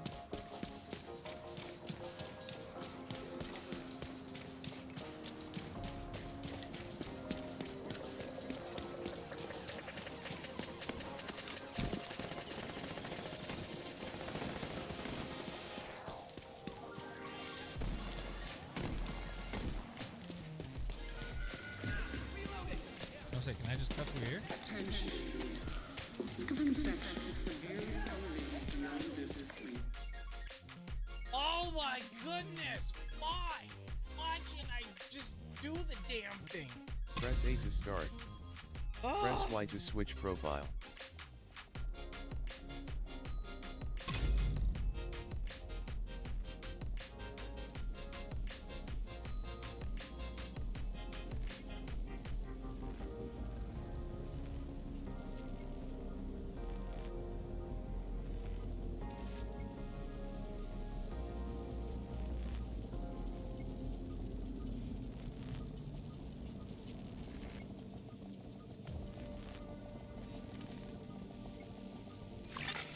Entering safe area.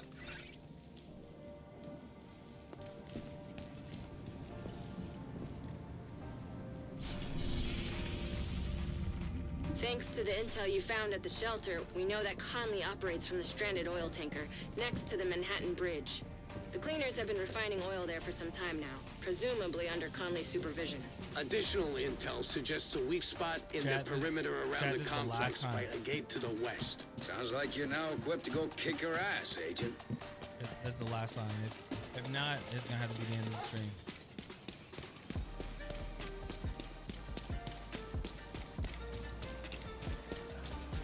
I get very close, and then it's just like, nope.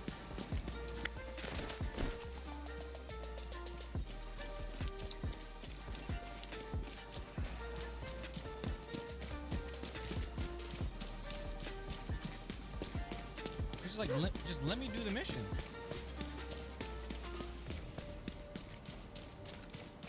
Let me do the mission, let me kill Conley, and then that's it.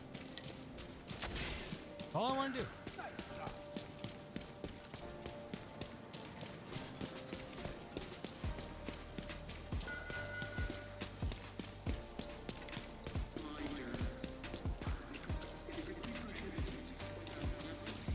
I got there before, but the thing is, they just wouldn't let me get past a certain area.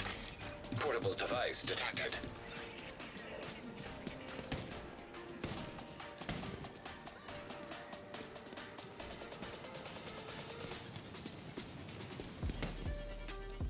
Why? Why is the game doing this? Why is there a collision right here where I need to go? Like, you guys are seeing this, right?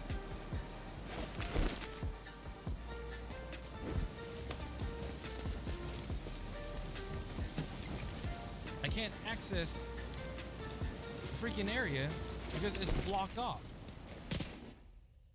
And then that happens. That's it. I'm done. I'm done. I'm done. I'm done with this. I'm done. I'm done. I'm done. I'm fed up.